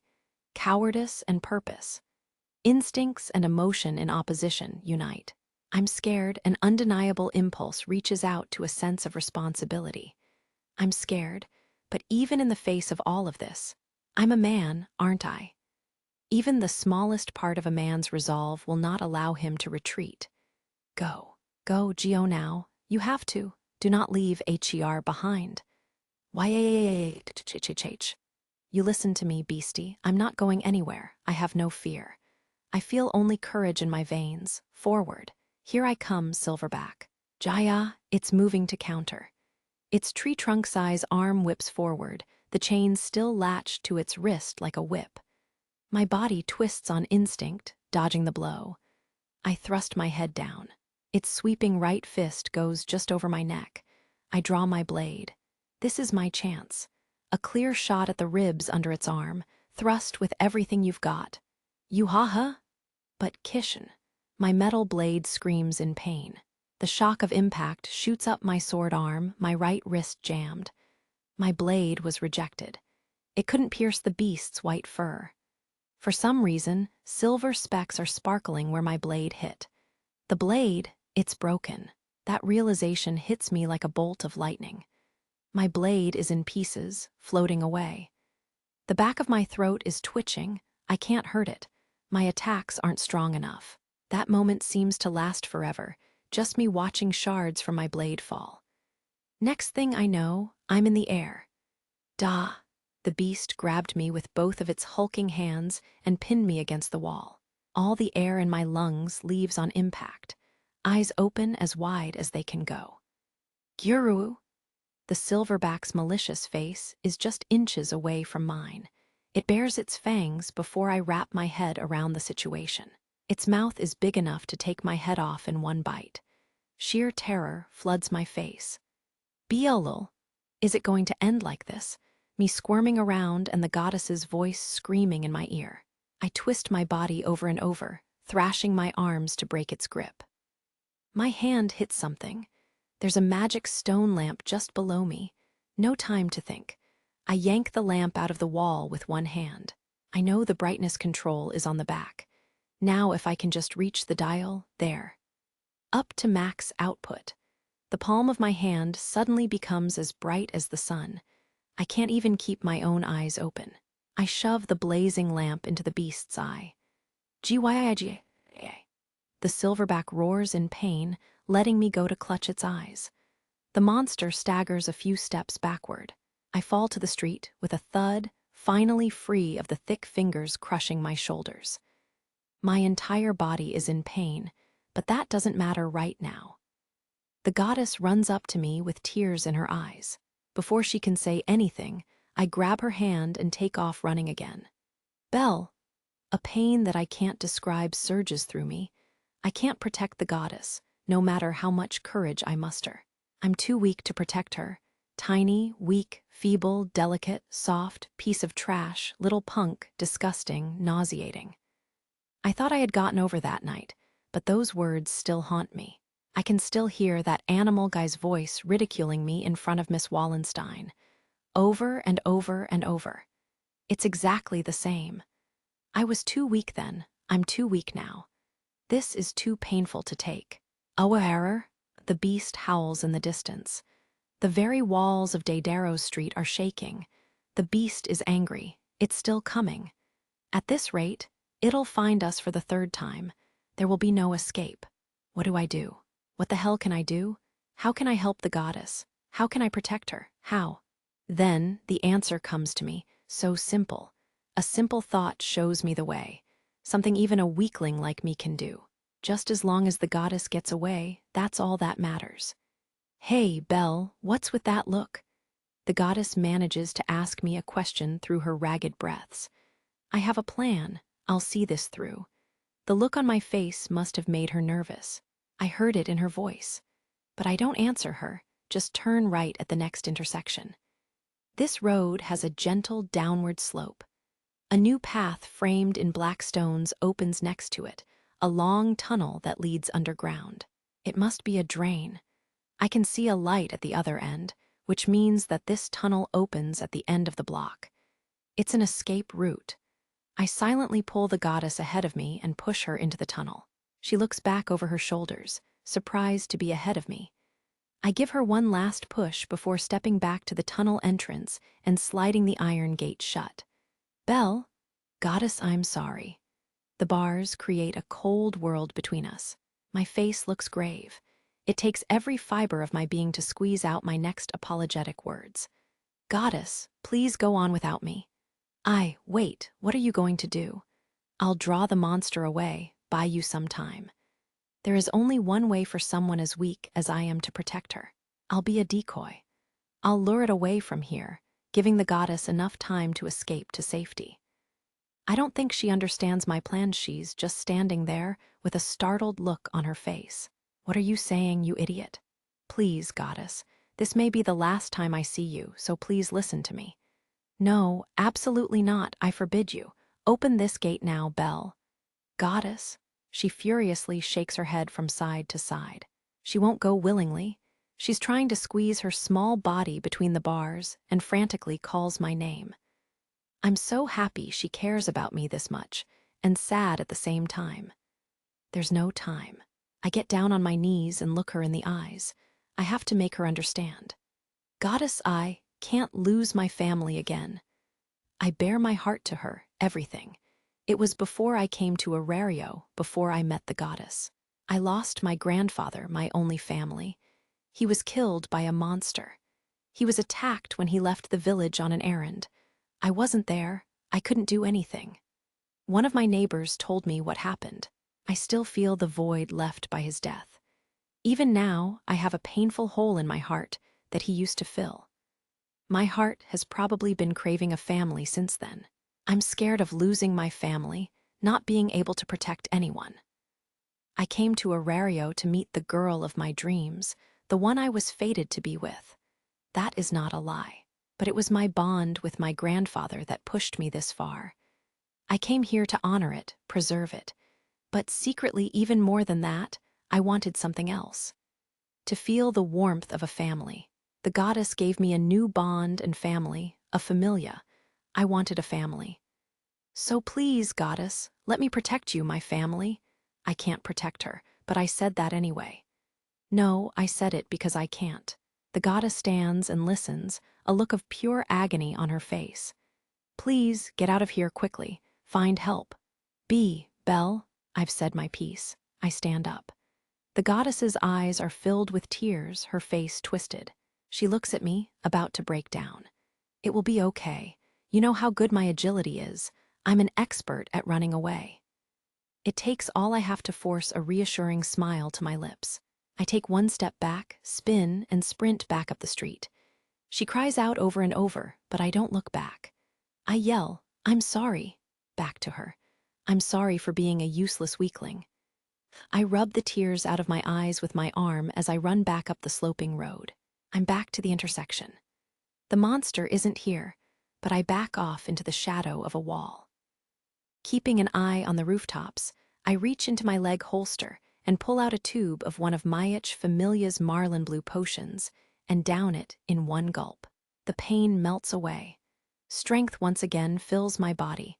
I'm calm, focused, ready. Ryua! Here it comes from the other side of the block. I jump into the middle of the intersection, make sure it sees me run to the other side. Ooh, hey, over here, it looks in all directions. The goddess is nowhere in sight. I yell even louder to get its attention. The silverback stops in the intersection for a moment, looking down all three of the roads. It pauses, looking down the path toward the goddess. I hold my breath. Jaya! It worked. It's coming after me. Time to get out of here. Daedaro Street really is a maze. Everything looks the same. Roads go in every direction, sudden staircases. It's enough to make me wonder if I've already come through here. I can't even tell which way is north. While running this way, I noticed a few red arrows painted on the walls. They're Ariadne, street signposts, probably painted by the locals. They must lead to the entrance of the labyrinth block. The goddess should be able to get out of here easily if she can find one. On the other hand, they might lead to the core of the maze. Either one is safer than being around me. I decide to follow the Ariadne for a while. It's better than running around with no idea where I'm going. We're being watched. There are people hiding in the shadows, watching from windows of their homes.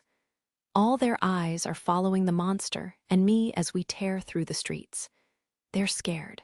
Just who the hell is that? One set of eyes is boring into me. I can't ignore it. It's completely different from the rest. This person isn't afraid. They've been watching me since the beginning of the chase. It's making my skin crawl. I can't shake it. It's almost like they're observing me. I can't describe this cold feeling flooding into my throat. I cover my mouth to cough. Jiaruwu! Gah! The silverback caught up to me before I could make it to the next intersection. I couldn't dodge his ambush from above and went rolling down the street. Rolling, rolling, rolling. I emerge from the road into a large open space when I finally stop. It must be some kind of a park. A lot of roads and stairwells lead to this spot. There's even a shabby-looking fountain in the center spewing water into the air. Jera! The silverback bursts through the road I rolled out of. It's even angrier than before. Losing the goddess must have enraged the beast further still. And it's coming right for me. Somehow, it's figured out how to swing the chains on its wrists around like metallic whips. Dodge left, right, dodge, dodge, dodge. The combination of its incredibly powerful arms with the metal chains is absolutely brutal. After all of that, it gets me. The blow was aimed at my head, but strikes me square in the chest. A shriek of pain shoots out of my lungs. I succeed in blocking the chain with what's left of my dagger, but the shock of the impact radiates through my body. Red sparks fly from my blade as the beast pulls back the chain. The next moment, I'm spun to the ground like a rag doll. J. I peel my torso off the ground with shaking arms. My body won't listen to me. I can't move forward. This is hopeless. I can't touch the monster. Not even close.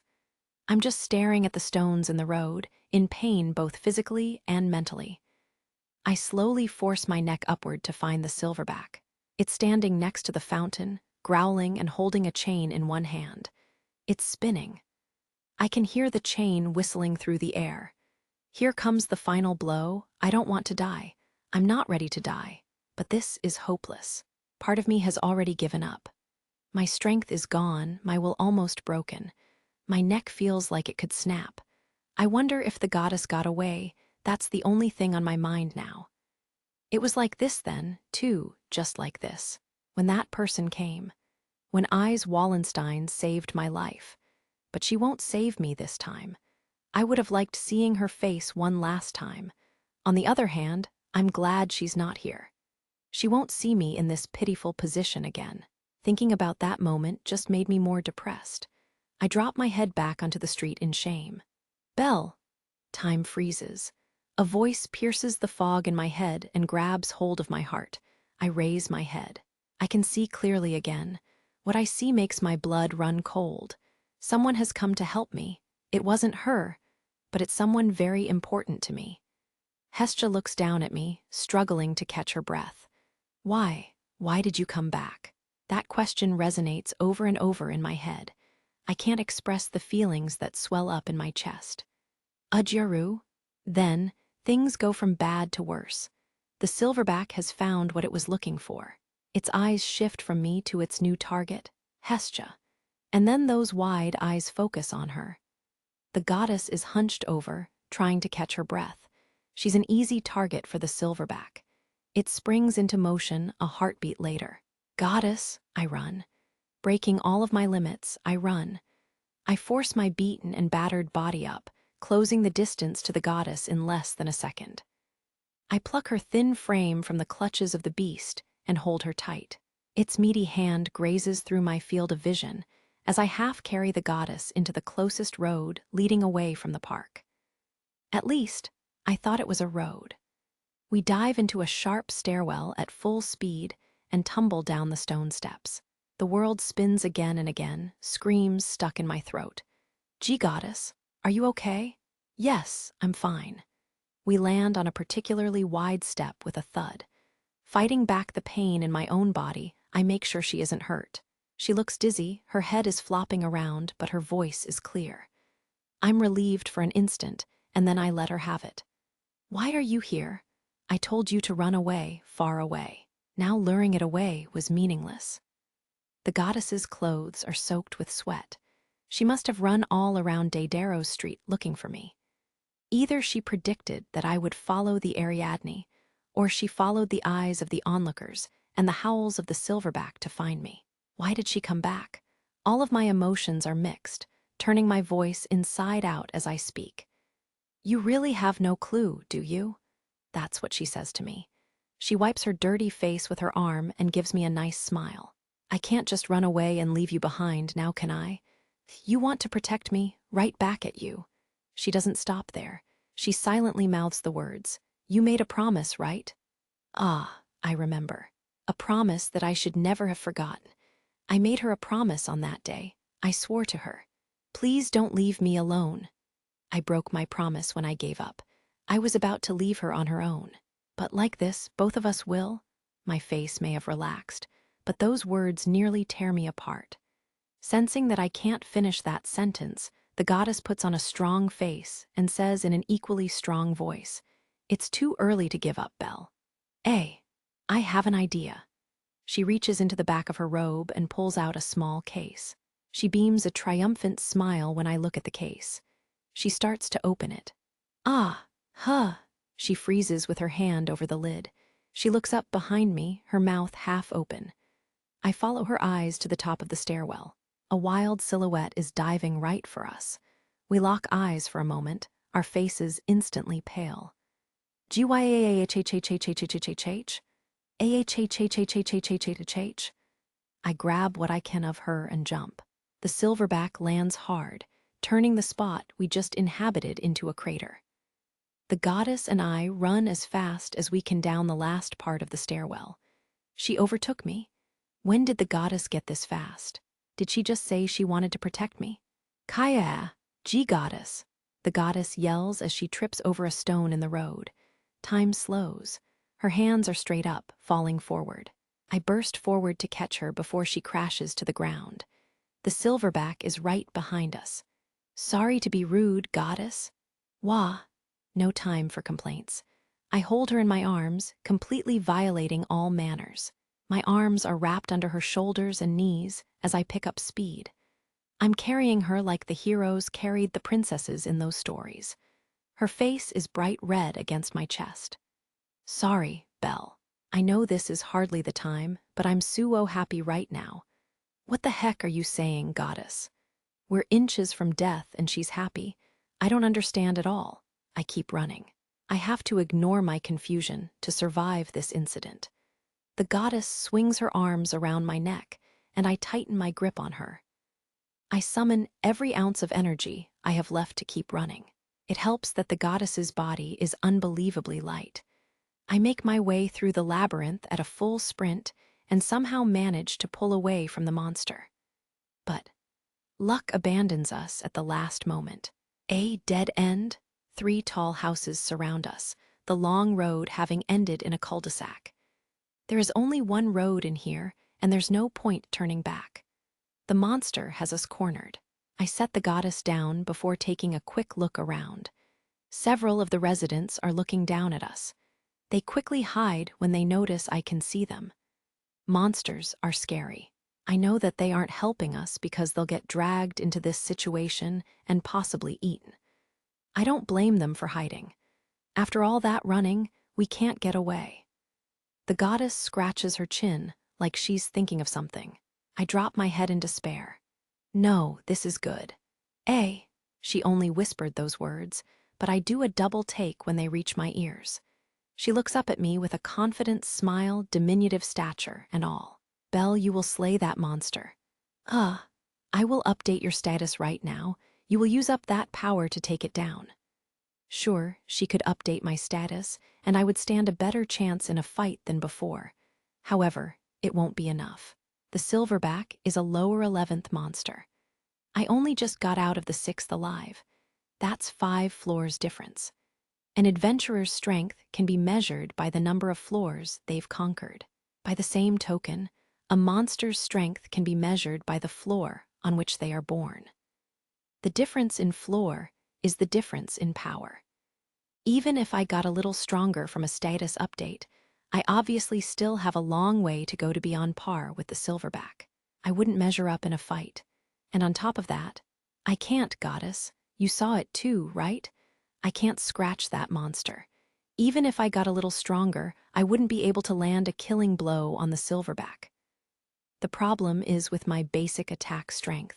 When I put all of the strength of my current status into what was supposed to be a killing blow before coming into Daedaro Street, it was blocked by the silverback's fur. Even with a stronger status backing up the weapon in my hand, I don't think it can penetrate the beast's defense. I can't slay it. My head falls as I mutter those words. I'm so pathetic. All of those abusive things that Animal Guy said. All the other customers trying not to laugh and failing. I can see everything in my head so clearly, and all of it is telling me just how weak I am. I can't hurt the silverback, let alone slay it. I just can't. To top it all off, I have no confidence whatsoever. What if your attacks get stronger? Could you slay it if you could do damage? She asks before opening the case in her hands. She removes the contents and holds it out for me. A black knife encased in a black sheath rests in her palm. I slowly reach out to take the weapon from her. I stand there almost in shock as I take the blade from its protective cover. The handle and sheath are black. The blade is no exception. The black knife doesn't curve like a claw. It's straight as an arrow. Plus, a series of complicated markings decorates the edges. It starts glowing a deep purple in my hand, almost as if the god knife is responding to my touch. I stand there, admiring the weapon and its beauty. It feels sacred, as if it was created by the gods themselves.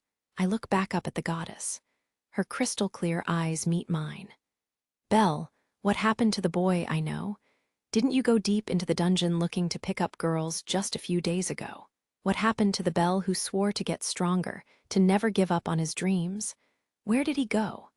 The goddess pulls her shoulders back and keeps talking like we were back at home. I believe in you. I realize I'm not part of that adventure. I know that. If adventurer Belle Cranel is really after a monster of a woman, Wallen something or other, then a monster like this shouldn't be a problem. Her face is dead serious. I'll help you win. I'll make you win. You might not believe in yourself right now. How about believing in me? And I believe you can do this. I feel like I'm about to burst into tears. The tip of my nose is numb. Waterfalls might be building up in my eyes. She's smiling back at me. I wipe the tears from my eyes with my sleeve and nod a yes in reply. The sun was brightly shining overhead. The large ring of light in the sky cast many deep shadows over the roads of Daedaro Street and the many races of inhabitants living there. The sun's rays were particularly strong on a long, dead-end road. Faster, faster, faster. Hurry. Hestja's fingers were a blur as she muttered under her breath. She sat behind a kneeling Belle, working furiously to update his status. Belle had removed his badly damaged light armor, leaving behind only a black undershirt. Hestja placed a drop of her blood onto the back of his shirt. One layer of fabric was not thick enough to keep her from writing hieroglyphs into his skin. Her hands did not slow down. It was unnecessary to follow them with her eyes. All she had to do was find the excelia within him and draw it out to change his status. As long as she could locate his excelia, one inner shirt wasn't going to get in the way. Listen up, Hestja. This is important. Hesita's nerves were on ice. The monster could come at any moment. Hephaestos's voice ran through her head. This knife has your hieroglyphs, your blessing. This weapon is alive. The Hestja knife was forged from Hephaestos's mithril and engraved with Hestja's blessing. It was a blade with its own status. There were so many hieroglyphs on it that the entire weapon turned black. It is the same as a child who received Falna. The weapon will grow stronger using the wielder's excelia along with him. The knife was engraved with Hestja's hieroglyphs, Only someone with her blessing could wield it. This made it unsaleable and useless as a weapon. Hephaestus told her one more thing: if the wielder gets stronger, so will it. As an adventurer gets stronger, he will unlock more and more of this blade's potential. It was the perfect, high-quality blade for newbie adventurers. An ever-growing partner, it would never be too strong or too weak for its user. Right now, this weapon is about as powerful as tissue paper. However, it will take its first breath when it reaches the boy Bel Cranel's hands and grow from there. If the blade's user stayed weak, so would it. But if the user became the most powerful adventurer, it would become the most powerful weapon. A weapon that can instantly become the best is bad for business. It'll put us smiths out of a job. I won't be making another one of these ever. She might have complained throughout the entire process, but Hephaestus had made her wish into reality. Hestia thanked her many times over. Now, the Hestia knife was growing alongside Bel. She was making it into a weapon that could slay the silverback. The only problem is Bel's skill, Reilly's phrase. How much would he grow, and how much stronger would the weapon become? Goddess. It's here. It rounded the corner of the long road, spotting them immediately. Hestia's heartbeat shot through the roof. At the same time, she finished the last stroke. Bel's status update was complete. Bel Cranel level 1 strength, G-221, right arrow M-403 defense. H-100, and 1 right arrow H-100, and 99 utility. G-232, right arrow M-412 agility. F-300, and 13 right arrow D-521 magic. Izro. Bel's status had grown over 600 points. His growth knew no bounds, and he was still getting stronger. This was anything but a normal growth speed. The flames of jealously toward eyes burned in Hestia's heart, but she also felt reassured. With this much, the weapon had become very potent. The black blade was pulsing dark purple light in his hand. It was alive and well. It's all up to Bel now. She put her hand on his back and put all of her strength into a big push to give a boost. Now go, now go. With those words, Bel's perception of time and space narrowed to a very thin line. His heart beat in his ears. His feet were enveloped in heat, but his head was clearer than it had ever been. He had crouched down while Hestia updated his status. His body was ready to take off at a full sprint. Power filled his legs, right knee up and ready to blast off. Gya. The monster stood directly in front of him at the end of the road. Its enraged howl echoed down the long street. Silverback, the monster that, even with his updated status, was Bel's worst nightmare. Victory was a long shot. Bel himself wondered if he really had a chance. However, even if he didn't believe in himself, he could put his faith in Hestia's words. He sprang forward, his goddess's words filling him with determination and courage. The silverback fell silent. Bel had never moved this fast. 600 status points had given him speed like nothing before. Despite the distance still separating them, the silverback knew at that moment it wasn't fast enough to defend against a killing blow. Are you listening, Bel? Remember what I'm about to say. Don't do anything reckless, though. Understood. Ina's voice ran through Bel's head as he cut through the air toward his target. No matter how strong, no matter how thick their defense, monsters all have a common weak spot. Bel still remembered Ina vigorously explaining the basics to him, pointing at him. If you hit it, even a dragon will fall. It's their one true vulnerable spot. He remembered, very clearly, Ina's voice telling him what to do next. One strike. If you can pierce their skin with just one strike, any monster can be slain by an adventurer's blade. The place that made a monster, their one and only core. I don't need to say any more, right? Yes, the one thing all monsters have hidden in their chest, their magic stone. Cutting it was the most effective way to slay any monster. Bel saw his target, a point on the monster's chest. The beast charged forward, feet pounding the street. The silverback's arms lightly shook in the air. Bell used what time was left to line up his strike, his eyes focused on that one spot. The Hestia knife blazed purple in his grip. Its newfound strength gathered into the tip of the blade and sent a beam of light into the heavens. All the power gathered in the blade, all of the strength in his body. Every last drop of energy went into this thrust. Muscles tore and bones cracked as Bell's dagger pierced the monster's chest, his body sticking out like a spear.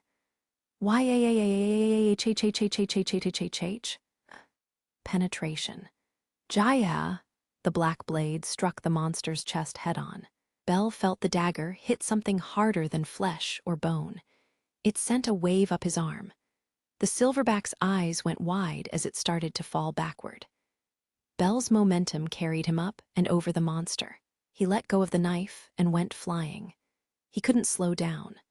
Bell didn't have time to prepare for a hard landing. He had focused everything he had into one attack to finish it off. However, his body reacted on its own. He flew in a perfect arch, curling up into a human bullet. He was on the ground before he had time to take another breath. Gooey! He hit the ground rolling, finally coming to a stop after 7 somersaults. Getting up, starry-eyed and dizzy, Bell took a few deep breaths before turning around. The silverback was on its back, arms and legs sprawled out in the middle of the road. A piece of the monster's body started to collapse, the black blade standing straight up out of its chest. Time was standing still. The magic stone at the monster's core was shattered. More and more of its body collapsed in on itself before turning into ash. It flickered for a moment before being carried off by the breeze, leaving no trace behind. Click, click. The Hestia knife hit the stone road as the last of the beast disappeared. The weapon lay in the middle of the street, glowing purple. Cheers erupted from all around him. Bell's battle with the silverback had moved the residents of Daedaro Street, who had watched it from a safe distance. People who had hidden in the shadows, and behind windows now, came out of the woodwork in droves, clapping and cheering at the top of their lungs. Even the stadium hadn't been as alive with glee as this corner of the labyrinth town. A smile appeared on Bell's face in the middle of all the applause. He looked back to the end of the road to grin at the goddess, to say, "I did it." That's when he saw her body collapsed on the ground. "Goddess!" Bell grabbed the Hestia knife before running to her aid, his face pale and breaking out in a cold sweat. Her light body was limp in his arm, her eyes closed. Bell's face turned yet another shade of white. Bell gently picked her up and ran out of the alleyway to a glorious send-off of cheers. "I hurt Hestia, but what's done is done," came a voice from the roof of a house overlooking the dead-end road. Freya was talking to herself. She had been watching Bell from the best seat on Daedaro Street. Her silver eyes locked onto Bell as he held Hestia tightly against his chest. At first, she was disappointed that things hadn't gone as planned, but she smiled up at the blue sky. "Congratulations. You still have a long way to go, but yes, you were very heroic." Freya watched Bell's white head as the boy ran down the road, making a beeline for the exit. She squinted her eyes. Freya turned to leave, her silver hair sparkling in the sunlight. "Let's play again, Bell." Gyu-woo-hoo. The troll was slain in one decisive blow. "And the end?" "Yes." Eyes withdrew her silver sword from the troll's body, flicked off the blood, and slid it cleanly back into its sheath in one smooth motion. She watched the monster fall to the pavement with a thunderous boom. Townsfolk instantly came out of their hiding places and surrounded Eyes with cheers. Loki stood behind Eyes, supporting her head with her hand and looking bored out of her mind. A small escaped her lips. "I'd say they didn't have their own rhythm. Looks like everybody's all right, no big problems, feels like they were dancin' to someone else's beat." Eyes nodded to herself, agreeing with Loki's assessment. They had rushed all over the East Block, protecting the citizens. However, the monsters hadn't run away, just wandered around the city as if they were looking for something. Eyes couldn't shake the feeling that something had guided these monsters from above. That all of them? Not quite. There is still one left. Out of the 9 monsters that escaped, only the silverback remained unaccounted for. That was a monster that Eyes could slay in an instant. Loki was even less interested, but started to run anyway. She wanted this monster hunt to be over already. Eyes followed silently behind her. They headed for East Main after talking with a few citizens who had seen the silverback from their hiding places. What's this, over already? Rather than seeing scared faces and a rampaging monster, the townsfolk were celebrating in the street. Loki went up to the edge of the crowd to get some information. Hey, lady, where's the monster? What's going on? Didn't you hear? That boy struck it down. Heard it from a few folks from Dadaros. They ran deep into that maze and he slew it with one strike. Hold up, lady. That boy. Who's that boy? You mean you didn't see him run through here? A young adventurer with reddish eyes and white hair? Yeah, looked like a rabbit. Huh. Loki's face contorted with confusion, but the blonde girl standing behind her jumped. White hair? She had seen someone like that. This morning, looking outside from the cafe, the red-eyed, white-haired boy who had been hurt because of her. Excuse me, please let me through. A new wave of noise swept over the crowd. That adventurer had returned. People in the crowd started cheering, pushing to get a better look. Loki ran into the swam, yelling, "Me too, me too." Eyes stayed behind, standing still and feeling a little lonely. Eyes didn't want to be left out, so she walked up to the edge of the crowd and stood on her tiptoes trying to get a good look. Excuse me? At that moment, a boy ducking as low as he could burst out of the crowd and right past her. Her golden eyes followed him, trying to figure out if it was him. It really is. The boy didn't acknowledge her as he rushed by.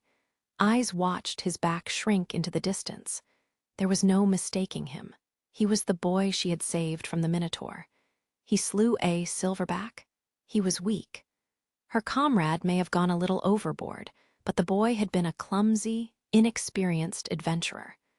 The boy she remembered could never have slain a silverback. Congrats. The word left her lips before she realized it. But she wanted to congratulate the boy who had run out of the bar, humiliated and spewing tears, on his incredible growth.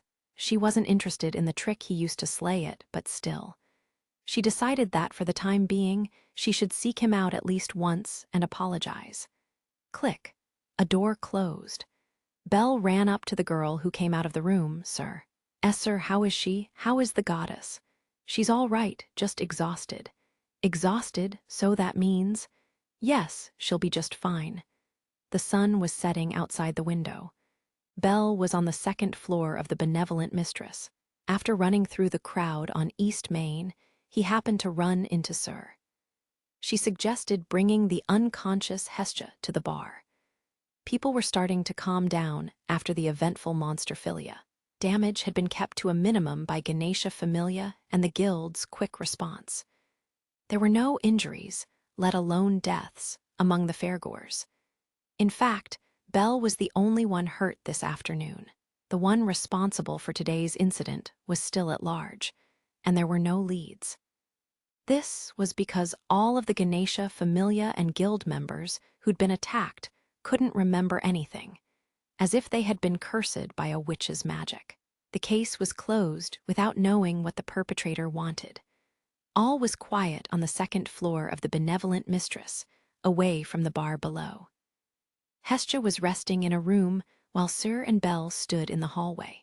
The setting sun shone through a west-facing window, filling the wooden hall with reddish light. That's such a relief, she just collapsed. I didn't know what to do. Well done today, Belle. She smiled at the visibly drained boy and timidly started talking. I'm very sorry about today. If I hadn't forgotten my wallet, you wouldn't have gotten caught up in that mess. What are you saying? It's not your fault at all. Sir looked so apologetic as Belle tried many times to reassure her. After a few long moments, her face relaxed. Belle was relieved. But today, so many people were talking about you. How brave that adventurer, how brave you were. I think so, too. Actually, I saw you fighting the silverback on Main Street for a moment. I wasn't that brave, all I did was run away, and I couldn't damage it at all. Belle strung words together confusedly. He didn't know how to react to her kind compliments, so he just put on a smile and shrugged his shoulders. Sir giggled when she saw his face, her light gray hair shaking. Even so, you looked really good. I probably shouldn't say this, but seeing you face down that monster, I fell for you at that moment. She whispered those words into his ear behind her hand. Belle's eyes shot open. Sir stepped back, her face tinted red by the evening sun. A beautiful smile bloomed on her lips. I was asked to assist at the bar, so I will excuse myself now. Yeah. Don't worry about the bed, she can use it. Well then, Belle, until next time. Thump, thump, thump. Belle was left speechless as he watched Sir walk to the end of the hall and down the stairs. He scratched his head. Was she teasing me? Her eyes had looked a bit like she was playing a cruel joke, or maybe that was just the sunlight. He didn't know what to believe. Belle did his best to get his cheeks to cool down before walking over to the room where Hestia was sleeping. Maybe I should let her rest, he thought while looking at the number plate on the door. Thump. The sound of something hitting the floor reached his ears moments later. Belle burst into the room. He found Hestia on the floor, as if she had rolled over and fallen straight down. However, she landed face down in a very comical, unladylike pose. Belle yelled out as he ran over to her. He kneeled next to her, picked her up under her shoulders, and held her. Gee, goddess, what's wrong? What happened? Ah, Belle, it's nothing. I tried to get up, but I wasn't strong enough. Not strong enough. I heard that you were exhausted. Just what were you doing for the past 3 days? The goddess's eyes wandered off. Dojza, Dujiza. I did dojza in front of a stubborn goddess who refused to nod her head up and down for 30 hours in a race of endurance. 30 hours. Just, what is dojza? Some kind of torture? No, a technique. It's the technique to end all techniques. Hestia kept muttering technique over and over. She wasn't making sense. Belle broke out in a cold sweat. But why, goddess? Didn't you say you were going to a party? This. Hestia's shaking hand reached around and pulled out the black knife that was tucked into the back of Belle's belt. It suddenly hit Belle that he had no idea what this blade was or where it had come from. He was about to ask her where and how she got it, but he gasped before he could get the words out. His eyes found the hieroglyphic H Phi Alpha Iota Sigma Tau Omicron Sigma engraved in the corner of the sheath. Hephaestos. This was the only symbol he understood without being able to read it. It was the logo on top of the weapons shop that he thought he would never have any connection to, Hephaestos Familia. Goddess, isn't this? Sorry to make you worry, but I couldn't just sit on the sidelines. Being supported, being saved all the time, I just couldn't put up with it. Belle held the handle of the weapon with shaking hands as Hestia pulled off the sheath. Belle took another look at the black blade itself. The cutting edge was completely straight. He could tell just by looking that this weapon was far more powerful than the one he carried now. Could all of these detailed markings covering it be hieroglyphs? The entire weapon was the same color as Hestia's hair. The blade glowed a deep purple hue in Belle's hand. It was like a baby breathing in its father's arms. I knew. You are always going to Hephaestos' shop and looking into that window. I don't think this is the blade you wanted, but this is the only one of its kind in the world. Pretty cool, huh? Well, yeah, but Hephaestos' weapons are extremely expensive. What about the money? It's okay. Everything has been taken care of. Hestia's voice was weak, her eyes cloudy. She looked at Belle with a weak and wearied face but smiled softly. You want to get stronger, right? I told you I'd help, didn't I? At least let me do this much for you. HHHA, I want to help you more than anything, more than anyone, because I love you. Torrents of tears fell from Belle's eyes. Hestia's cheeks turned light pink as she smiled from ear to ear. Please count on me anytime. I am your goddess, after all. Bel was past his limit. He hugged Hestia to his chest, face soaked in tears. Goddess, Bel held onto her tiny frame in the same manner a child holds a teddy bear. Hey, the blade is still out. That's dangerous, you know? It was very hot against his chest. She might have said it, but she wrapped her hands around Bel's back. She nestled her head up against his neck, running her fingers through his snow-white hair. The sound of his sobbing and sniffling filled her ears. He was showing her raw emotion, not hiding anything. She felt that this crying boy loved her more than anyone else. Ah, I'm so happy. In reality, Hestia wasn't very romantic. She was only putting on a strong face for the boy. But it was okay to fake it a little, as long as it was for him. These thoughts went through Hestia's mind as she lay happily in Bel's embrace. This is true love. We are perfect for each other. In the last moment, Hestia misunderstood in a very big way. Hestia knife, 30-year loan, 420 payments. A promise made through forced labor HESBHAISDOS, Familia's Babel branch location. HESDIAS Extreme Shopping. A high-quality blade for newbie adventurers, created by HEPHAISDOS herself after much deliberation. HESDIAS hair, blood ichor, and hieroglyphs went into its creation. The knife has a status of its own. IT gains experience along with its user and GROWS. The weapon is alive. Only someone with HESDIA's blessing can use it.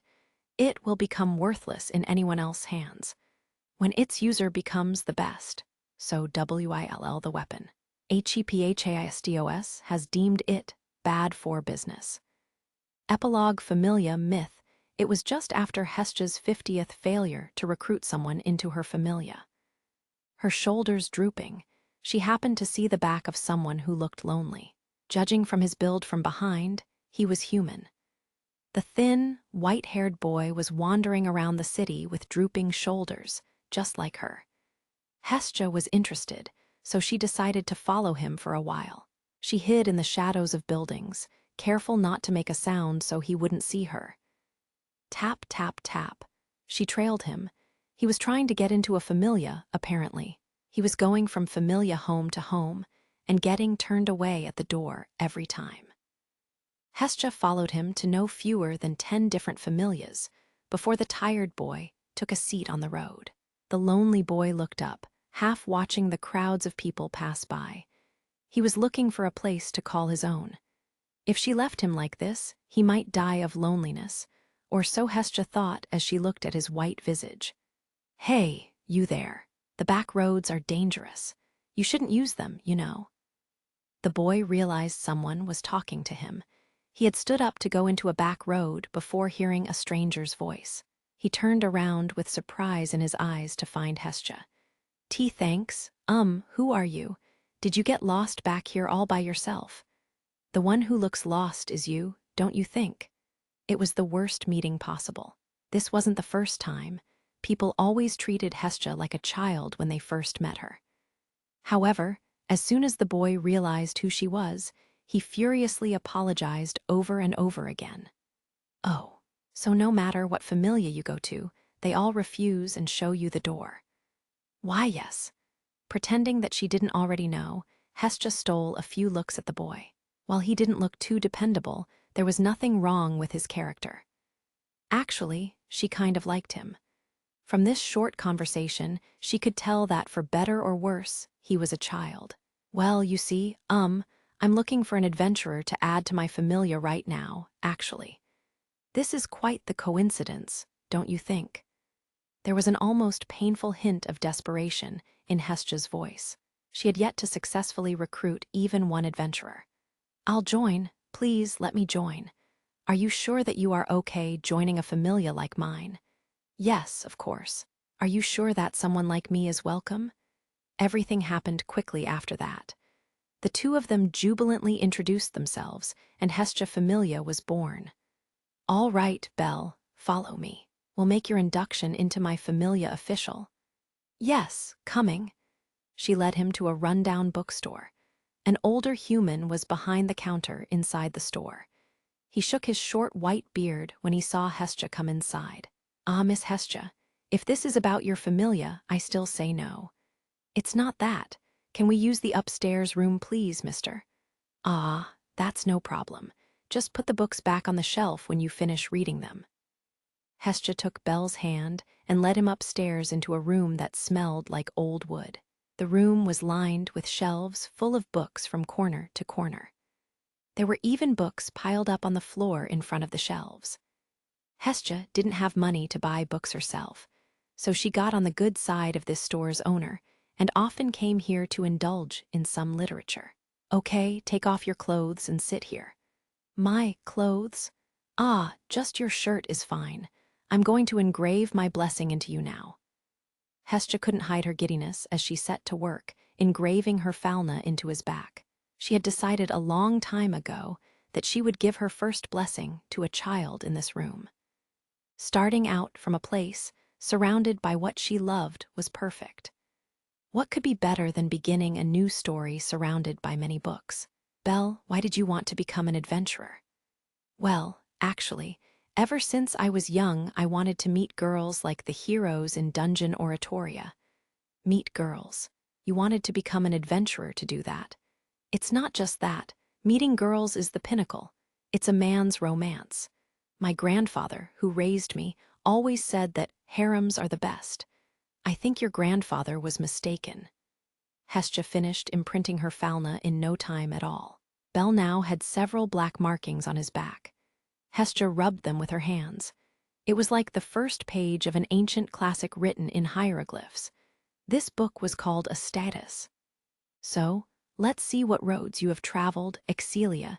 It showed everything a person had done and became a status. In other words, it was the history of a person who'd received a god's blessing. The god judged everything seen or done by their entire family and wrote that onto their back. Hestia was now in charge of continuing to write Belle's story. "All right now, Belle, do your best. Our familia starts now." "Ah, yes." Golden light shone in from the window, illuminating dust in the air of the room. It was like all the countless books surrounding them were celebrating the birth of a new story. Hestia smiled at all the blank pages, yet to be filled in on Belle's back. His story will be written by her from this day forward. It will be a story interwoven with other children's. A story repeated many times from the past, the adventurer. The hero, protected by the gods. The boy will walk this path, the goddess will record it. Familia myth.